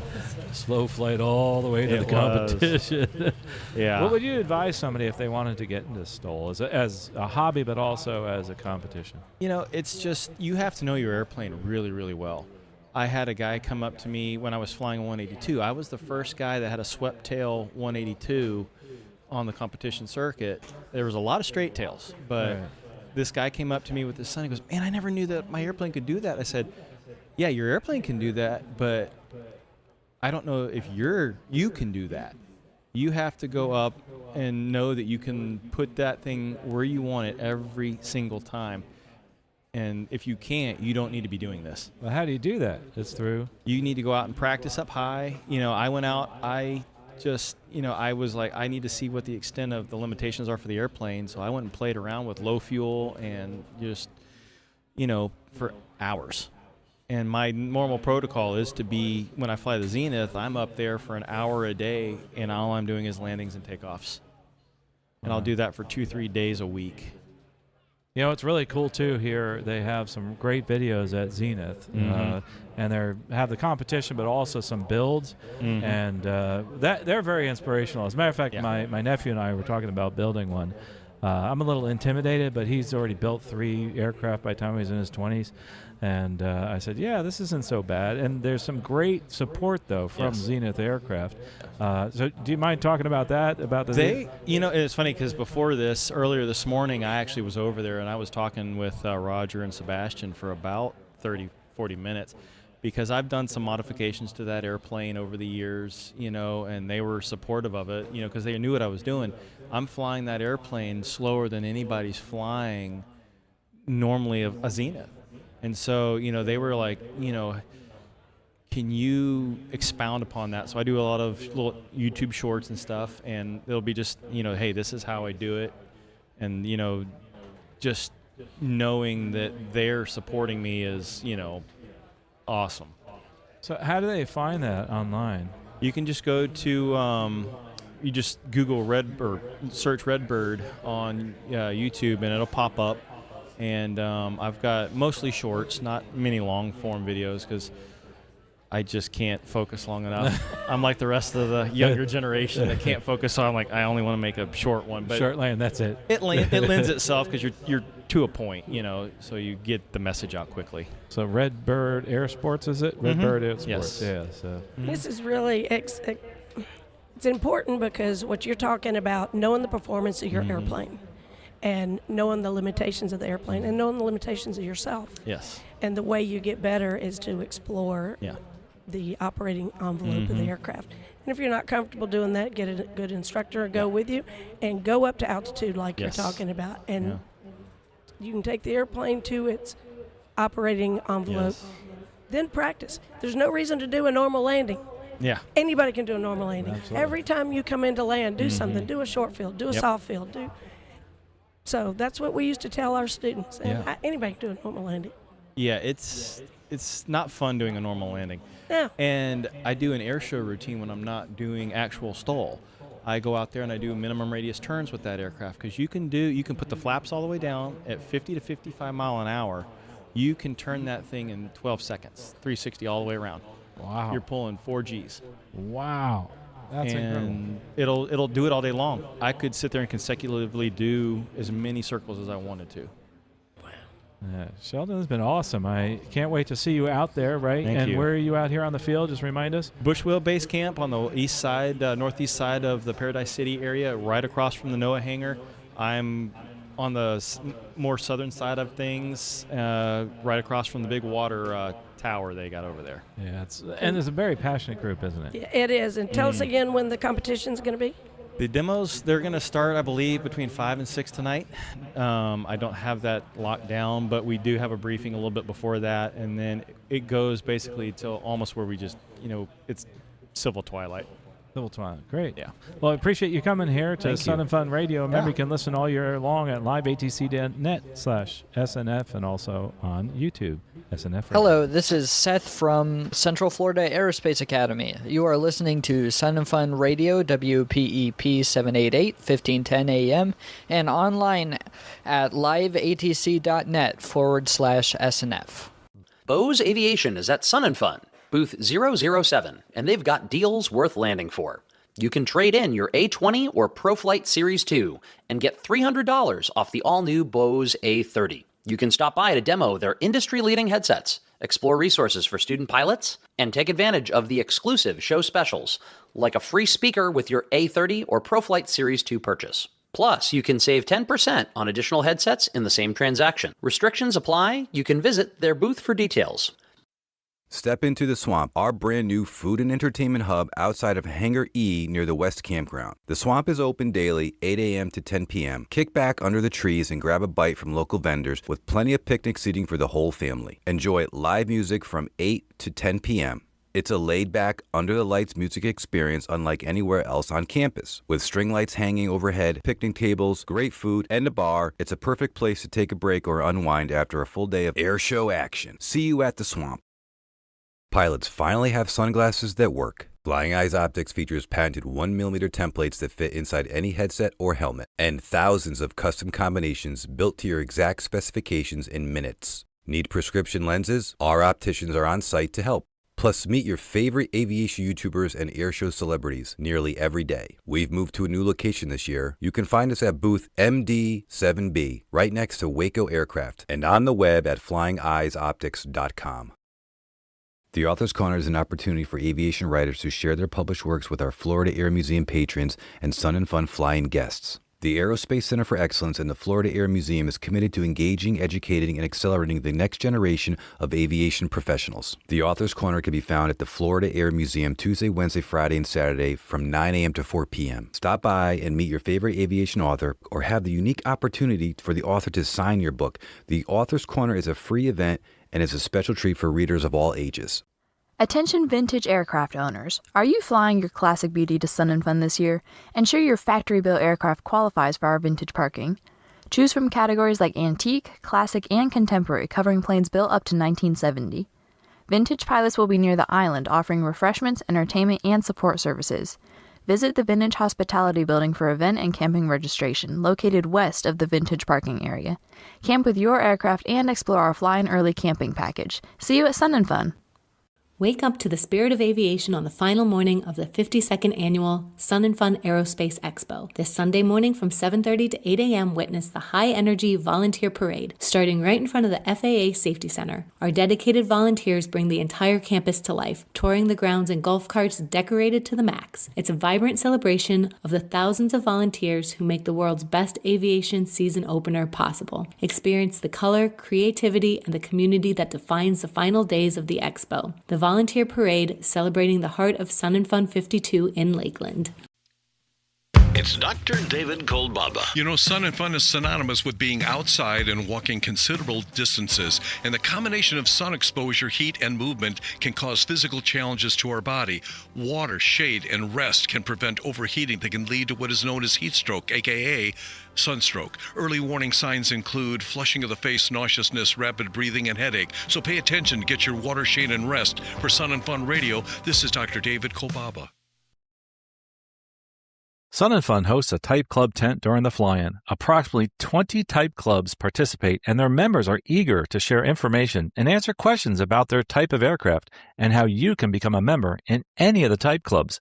Whether you're interested in Cubs, short-wing Pipers, Cessnas, Balancas, or any other aircraft represented by their club, you won't want to miss the Type Club tent. It's located on airside along Taxiway Echo, just east of runway 523. Get ready for an unforgettable soundtrack to your day in Paradise City near the Sandbar. Band Speed Break Armed is spinning tracks daily from 11 a.m. to 2 p.m., featuring music from 6 of their newly released aviation-themed albums. From high-energy rock anthems to cinematic night airshow masterpieces, their sound blends rock, country, R&B, pop, new age, and more, delivering something for every music lover. All tracks are produced in cutting-edge studios dedicated entirely to aviation-inspired And now, back to Chats from the Deck Live, sponsored in part by the Austin Straubel Green Bay International Airport. FlyGRB.com. And welcome back to Sun and Fun Radio, live chats from the deck. We're sitting here with Dave Hall from planetags.com. Welcome, Dave. Well, thank you, Sarah. Hi, Carl. Hey, it's good to see you again. I watch you quite a bit as far as from my office here at Sun and Fun, and people love moving inside their booth because they have a really cool item, don't they, Sarah? They do. And what is your your primary focus in the company now? Well, Moto Art's a 25-year-old business. I started by preserving history by making functional art, wing desks, cowlings, and reception desks, bars, all sorts of fun things. 10 years ago, I was working with a P-51 Mustang, and I had a damaged air scoop, and I realized I couldn't get rid of the skin. And that's where the idea of a plane tag came about. So I kept it, and I made a little prototype, and I kept it in my pocket for probably 5 years before I acted on it. And then finally for Christmas one year, I had, for Black Friday, I introduced the plane tag series, and it exploded on us. It was like we had this big following of people who were following our furniture and all the fun things we were doing. Now we finally came out with something that was a little bit more affordable. To date, 10 years, we've documented over 250 aircraft. So it's kind of fun. Every 2 weeks we introduce a brand new plane or helicopter from general aviation, military, commercial aviation. We've partnered with American, United, Delta, Air Canada, Qantas, Boeing, and our newest endeavor is with Embraer that we're documenting their very first E190 that we'll be introducing in 2 weeks now. Wow. That's pretty exciting, I tell you. And the one thing I'm excited about, Sarah, is the fact that I have a connection to the aircraft. I think that's a big part of it, right? Because you're buying something that is a connection to you personally. Right, and it's a piece of history. Absolutely. Right. And it's a piece of history that everybody can own. Right. You know, what's fun is our work with NASA. Since I was here last year, we've probably introduced another 20 different aircraft, including the NASA L300, which is the Kuiper Observatory that we did up in San Jose, the NASA Ames research facility. But then you guys introduced NASA with the Guppy and the T-38s. And the promotional photos that you guys were using were actually these T-38s that we documented. We bought them off GSA, and we made them into a plane tag series. So the exact same planes that you guys are advertising are the ones that you can come by our booth and actually buy. Wow, a piece of Sun and Fun you can take home with you, and a piece of history. Absolutely, we have two different T-38s. This summer, we have the aft skirt from the space shuttle. We working with the California Science Center. They are have the new exhibit where they're erecting Endeavor. I'm not sure if you heard about it by the Coliseum. Anyhow, they had this aft skirt that they wanted to make as an entryway into the exhibit. So they had us go and cut a 45-degree angle out of the aft skirt. Now, mind you, this has been on 10 space missions. And so we cut it so it can tip over so people can walk through it. Well, then they gave us all the material. And so that's our next release this summer. July will be the aft skirt from the space shuttle missions. So it's just the darndest thing. And the museums are loving it because they're advocates of it because it's educational. You know, you see all these little kids and young and old that learn all about aviation history. How did you get involved in this? What's your background that you were able to do this and you have such skill? Yeah, I think I'm just a pitch guy. You know, I just always had a love for aviation. I'm not a pilot, but I was that boy who always made the models and had them in my room and was fascinated by it. And I was working at a sign business, and a scrap aluminum guy came by our yard one day and had an old beat-up propeller. And that's how it started. We rescued this propeller out of the scrap aluminum truck, and we made a sculpture out of it. And that's how the whole thing started.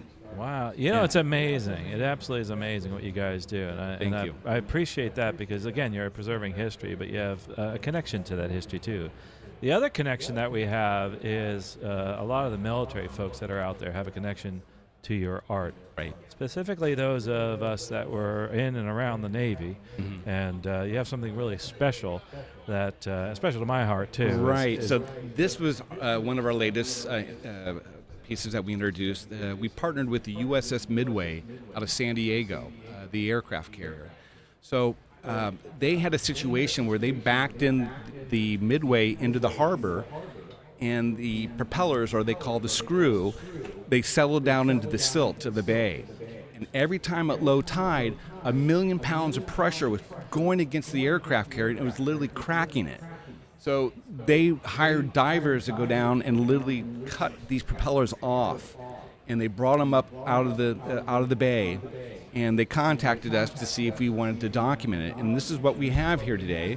This is the USS Midway. You can find them over our booth. It comes in a little box set, and that is a piece of the screw of the USS Midway, all bronze. We actually give you care instructions on how to take care of it, you know. But again, very exciting. You get to learn all about the USS Midway and actually own a piece of history. And you can actually touch the Midway, too, if you're out there. So Yes. and you can bring this home with you. Right. That's actually really exciting to me. That's real exciting. Yeah. Thank you. What are the price points on these? I mean, for someone like myself or somebody who's new to aviation, can they afford some of these items? Well, some of them are extremely affordable. Some of them are going to be a little bit more expensive. We are debuting, of course, the USS Midway. We have an SR-71 giveaway, by the way. We're giving away 2 SR-71 plane tags. If you come by the booth, we're giving away on Wednesday and Saturday. All you have to do is sign up. It's for our mailing list, and we're giving away these SR-71 plane tags. But to get back to what you're saying, $25 up to $1,500, depending on the aircraft and the rarity of it. Wow, that's a big range there. So how about this item here, if you don't mind relating how much this would cost? The USS Midway, $500. $500. Yes. That's worth it. Yeah. I mean, just to have Absolutely. that. Yeah. And if you have a connection to it also. Right, I and mean, you got to understand a big portion of that's going back to the museum. And this is what's great about the partnerships that we do with the commercial airlines. They all go to the family fund, like the Delta Care Fund. We've raised hundreds of thousands of dollars for the Delta Care Fund by representing Delta Airlines with the plane tags. So how does an organization get involved with you? I mean, say they want to raise money too, and they want to. Well, they certainly contact us at Motor, but we are, what we do is we go find the aircraft, and we know something that's getting torn down. Let's say it's an Azul Airlines, like we just did an A320 for Azul Airlines. Well, we reach out, we try to find the right people, the key people who work Azul. Sometimes it's even going to the charities, right? They all have their favorite charities, like, hey, we want to raise money for you guys. This is how we do it. This is the formula. Let us to have the branding rights to your airline, and we'll kick back 10-15% to the family funds. And it's been a win-win for everybody. That's absolutely a win-win. Yeah. Yeah. And please come see us at the booth. We're right outside Hangar A. Right. Again, come sign up for the SR-71 giveaway on Wednesday and Saturday. You don't have to be present. Just leave us your email or phone number, and we'll call you and let you know. Hangar A on the air side, north side of Hangar A. Go check them out. They always have a lot of people there. Exciting people to talk to, because not only do they have some really cool items, they know their history about aircraft a lot of times, because they're also people that are passionate about aviation, the people in that booth. You know, say no one learns more than I do.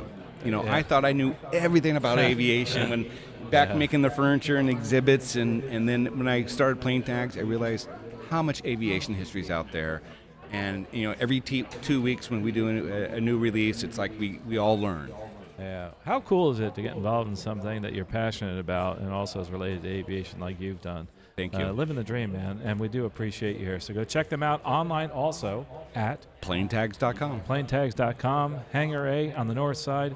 Check out Plane Tags and get a piece of history. It's not that expensive. Great, thank you. Thanks so much. We appreciate you being here. Thank you, Carl. And for those that are watching us on YouTube, it's SNF Radio, youtube.com/SNF Radio. Also, you can stream us live on liveatc.net/SNF. And all year long, we have these interviews. So if you listen to this and you want to know more about it, you can actually go download that later or watch it on YouTube as a replay. But we hope we'll come out here also for the air show that's about to get started at 1 o'clock today. And you can watch the air show actually hanging out in front of the booth at motoart.com. Thank you. I appreciate that. Sarah, we're getting ready for the air show and also for the next segment, which is the live air show. I'm excited. What are you excited to see, by the way? I just can't wait to see a Thunderbirds, but that's not today. Well, and you know, those are always the last one at the end of the day, so. And Dave, I know you're excited to see that show, and you definitely are passionate. I'm looking forward to going to see the T-38s and the Guppy. Yeah. I just haven't had a chance to go walk around yet. I figured you'd say that. Hey, by the way, I got these T-38 plane tags for you both. You are listening to Sun and Fun Radio, WPEP 788, 1510 AM, and online at liveatc.net/SNF. Hey, Florida families, are you overpaying for home and auto insurance? James Boley's local Geico office on South Florida Avenue is here to help. This veteran-owned business has 7 full-time agents ready to save you money on your auto, home, boat, motorcycle, or RV. They recently saved one Lakeland family over $1,000 a year. Ask about exclusive discounts for veterans, military, and government employees. Stop by the Merchants Walk Plaza or visit BoleyInsurance.com today. Coverage, service, and rates so great, you'll shout, "Holy moly, Boley!" Attention, Sun and Fun campers. While campfire stories are a classic way to enjoy time with friends, we want to remind all guests that campfires are currently prohibited throughout the campground. Due to dry conditions, Polk County has issued a burn ban, meaning no fires of any kind are allowed. This includes individual campsites and the fire hub. We appreciate your cooperation in helping keep everyone safe and in compliance with local regulations. Thank you for your understanding and enjoy the show. Sun and Fun may be known for its Florida heat, but staying cool just got a whole lot easier thanks to Cold Wave. With more than 60 years of experience, Cold Wave is an industry leader in reliable portable spot cooling solutions. Cold Wave delivers powerful portable air conditioning and dehumidification solutions with units ranging from 10,000 all the way up to 300,000 BTUs, perfect for a variety of commercial and industrial needs. Beat the heat and see it for yourself at the Cold Wave booth next to the Civil Air Patrol display near Lakeland Aero Club. Stay cool and enjoy the show. Attention aviation enthusiasts, don't miss the Innovation Showcase at Future in Flight Plaza. Presented with the support of Tampa International Airport, this is your chance to experience the future of aviation up close. Discover cutting-edge companies, explore breakthrough technologies, and see innovation in action. From emerging ideas to industry-shaping advancements, it's all happening here. Visit the Innovation Showcase today at the Future in Flight Plaza and take off into the future of flight. Avail yourself educational opportunities. Thursday, April 16th is Mosaic Forums Day in Paradise City. Jim Campbell has put together an excellent lineup of 15-minute forums. In the forums tent, Margaret Caldwell, Jim Campbell, John Hyatt, Jacob Fenton, Lou Mancuso, Don Felden, Brad Dam, Michael Schofield, Beaver Bourne, Vandon Francisco, Virgil Irwin, Phil Lockwood, Sam Watrous, Steve Wood. Right here in Paradise City. Mosaic Day in Paradise City.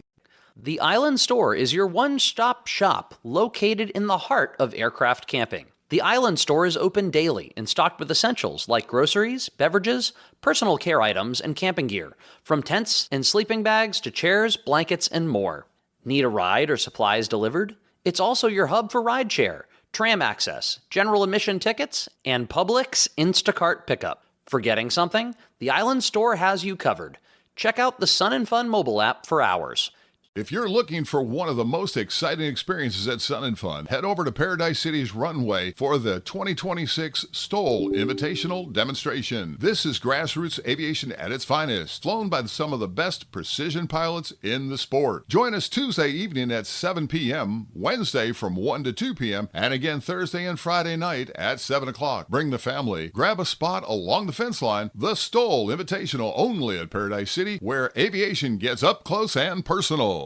Tonight at Sun and Fun, get ready for an unforgettable opening night. The main stage lights up from 5:30 to 9 p.m. with live performances by Cooper Allen, Thomas Mack, and Angie K. Keep the night going on the island with an intimate Angie K acoustic set from 9:30 to 10:30 p.m. Over at the Swamp, don't miss the Man and Guitar World Tour from 8 to 10 p.m. At Sunset Grill, enjoy Generations in Harmony from 5:30 to 7:30, followed by Pandora's Box from 7:30 to 9:30. And at the Corn Roast, live entertainment kicks off at 6 p.m. Tuesday the 14th at Sun and Fun. Calling all pilots and campers at Sun and Fun. Are you ready to explore beyond the airport? Introducing the Sun and Fun Express, your brand new free ticket to the best of Lakeland. Courtesy of Citrus Connection, these shuttles run every 25 minutes, connecting the Expo campus directly to the heart of downtown. Park the plane, skip the rideshare fees, and head out for world-class dining, local shopping, and the vibrant atmosphere of downtown Lakeland. The Sun and Fun Express runs every day starting Tuesday, April 14th.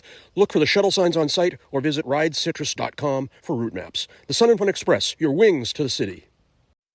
Calling all Stoll pilots and backcountry aviation fans. The Bushwheel Base Camp is back. It's the home base and for now, the 2020. back to the Sun and Fun radio deck, brought to you in part by Green Bay Austin Straubel International Airport. We sure do appreciate the folks at Green Bay Straubel, Austin Straubel Airport up in Wisconsin. We are here on the deck for our last interview for today, the day one, with somebody who's really inspiring a lot of people in aviation, especially kids that are flying. And Chase Lee is with the Lakeland Aero Club that we talked about earlier, but we're actually going to get a little more color on what Lakeland Aero Club actually is. Chase, welcome, and also tell us a little bit about the Aero Club and how you got involved. Awesome. So I very much appreciate you guys having me. So the Lakeland Aero Club has been around for about 15 years now. We started in the corner of a hangar here at the Bueller hangar, and we restored a Cub, and we flew it to Oshkosh. And from that, we've grown it to a group of individuals that's close to 60 people, 60 young people that are from all walks of life that all have a passion for aviation. And so with that, what we are able to do and what we've grown into is a place for young people to come to build their skills and start their careers in aviation. I was talking with Jim here earlier. I have some awesome news. So some people may not know, we have a glider program. One of the things that we do with our glider program, and one of the reasons why we started it, was because of the need for group sports for applications for the Air Force Academy, for the Naval Academy, things like that. And so we have an entire glider team. We are currently restoring our tow plane. I just got word this morning that we have set another 9 youth state records. Wow. For soaring. That is great. We now hold over 20 for the state of Florida. And we're hoping at some point this summer to go catch some in Georgia, Alabama, Texas.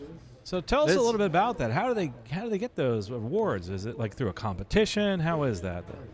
That's a great question. So what we do is there has to be a representative from the Soaring Society of America there at the airport whenever you go out for these records, right?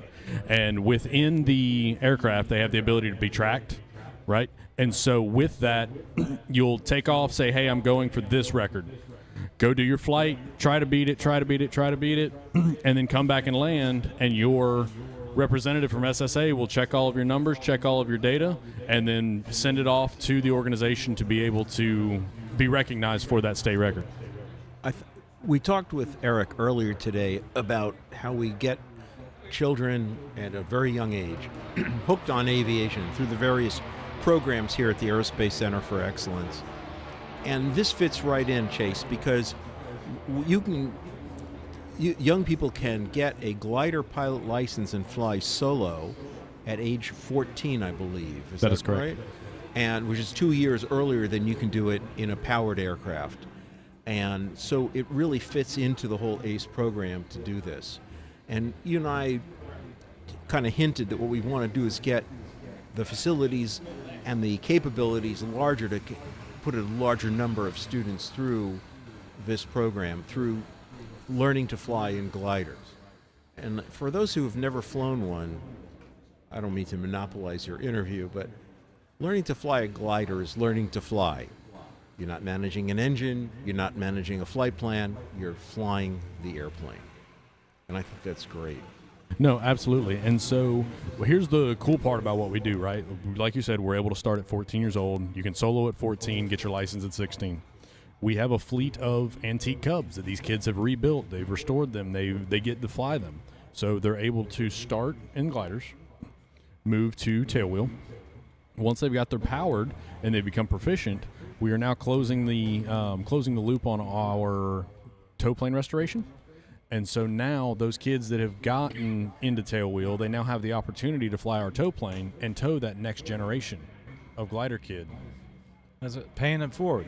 Paying it forward. Yeah, absolutely. I mean, it's a cyclical cycle where we see. I talk to DPEs a lot, just in the people that I'm fortunate to be able to be around, and they love the glider kids. Yeah, just absolutely. the stick and rudder skills are unmatched. It's energy management. At that point, once you go powered from glider, you're just adding another system. You're adding an engine to the aircraft. Okay, it's like adding nav lights. It's like adding an autopilot, right? You're just adding one more system to take care of, and you just become that much more proficient. Yeah, it's interesting you said that because one of my DPs said that to me. Are you a glider pilot? I said, yeah. He says, I know it's from your energy management. But one of the things, I don't have my license, but I fly gliders a lot with friends. One of the things that I notice in the simulator when I'm teaching the students is if they're a glider pilot, they know a heck of a lot about energy management, especially when you get up into bigger planes. It's all about energy management. Yes, sir. And this is something that really helps you with your career. And people are like, why a glider? I said, it helps you incredibly in flying, but not on just flying, but other things. And other things, but it's the feel of the airplane. It's staying coordinated through feel rather than from staring at the ball. Mm-hmm. And it just gives you a better feel. I never felt like I was flying until I was flying gliders. That was just an incredible experience. So on the topic of the kids there, do they get to go to events? Or they go to like the museum, the Soaring Museum or whatever in New York or anything like that? Or So we haven't done the Soaring Museum in New York.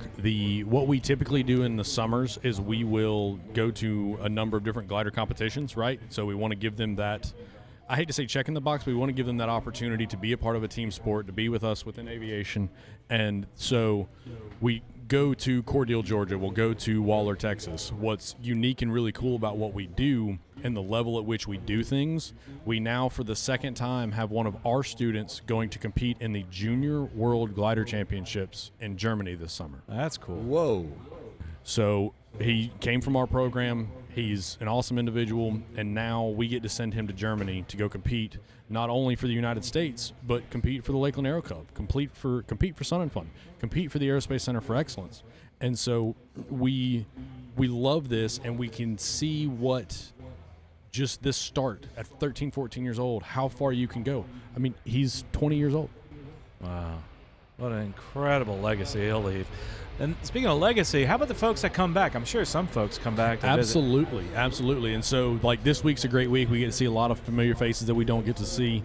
But we've also got students that have gone and gotten their CFI, that have gone and gotten their AMP, and they'll come back and help out at the club. They'll do tailwheel training with us. We'll do recurrency and just things like that, just to keep our community close, but also to show these new kids this is where you can be in 4 or 5 years. But it's not just flying, right? It's also maintaining, absolutely, and fixing. Absolutely. My favorite part, I come from a maintenance background. I've been slinging wrenches since I got out of high school. And so everything in our hangar, whether it's hanging up, whether it's out on the field, is built, restored, maintained, and flown by high school students. So you can come in there at 14 years old. Think about that, listeners. High school students. High school students, yeah. Yes, under the supervision of certificated mechanics. Right, I always have to preface that. But everything that you see in there is done by these kids. So they build it, they fly it. How do you get involved? So we are going to be opening applications in May for the next school year. We run school year to school year, and it is a just standard application. We'll be reaching out after that. It'll be at the lakelandaeroclub.org. So here's a fun thing. At the end of last school year, we had 17 students on the books registered. Coming into this school year, I was anticipating about 30 to 35 students. Before school started, we had over 100 applications to come and be a part of what we do, which says a lot. And I'm one of the many things that I'm working on is there's clearly a need for what we do. You all know that. We're here at Sun and Fun, right? Like, everybody sees this need. But now, how do we duplicate this in other places? Right. How do we make these other places successful so that we're not the only one? Because I don't want to have to turn anybody away. If you've got a passion for aviation, I want you to be here. AOPA was able to package an aviation curriculum, which is now being adopted by high schools. ACE is is developing a middle school curriculum. We are definitely on the wavelength of packaging what we do here and sharing it with other parts of the country so that there's outreach. You don't have to be a Polk County resident to learn to fly gliders, to have that experience at that age. No, absolutely. And so anybody that wants to come stop by the hangar, come by, stick your head in. I want to show you a corner of the hangar, right? Anybody that walks into their hangar, they think, oh man, there's this big, beautiful hangar here. They've got all this stuff, this and that. What they see is 15 years worth of work, right? All the times, everywhere, everything that's taken to get to this point. I've taken a corner of our hangar this year, and I've put one of our projects in it. Put a toolbox, put some aircraft parts, put the engine stuff in there. That's our starter corner. That's where you start. Absolutely. Well, I'll tell you what, if you want to see them on the internet, lakelandaeroclub.org, lakelandaeroclub.org. Make sure you check it out there. Also, flysnf.org. There's links to the website from there.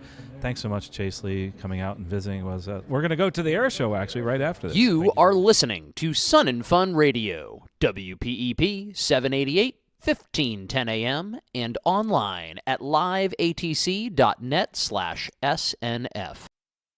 Florida families,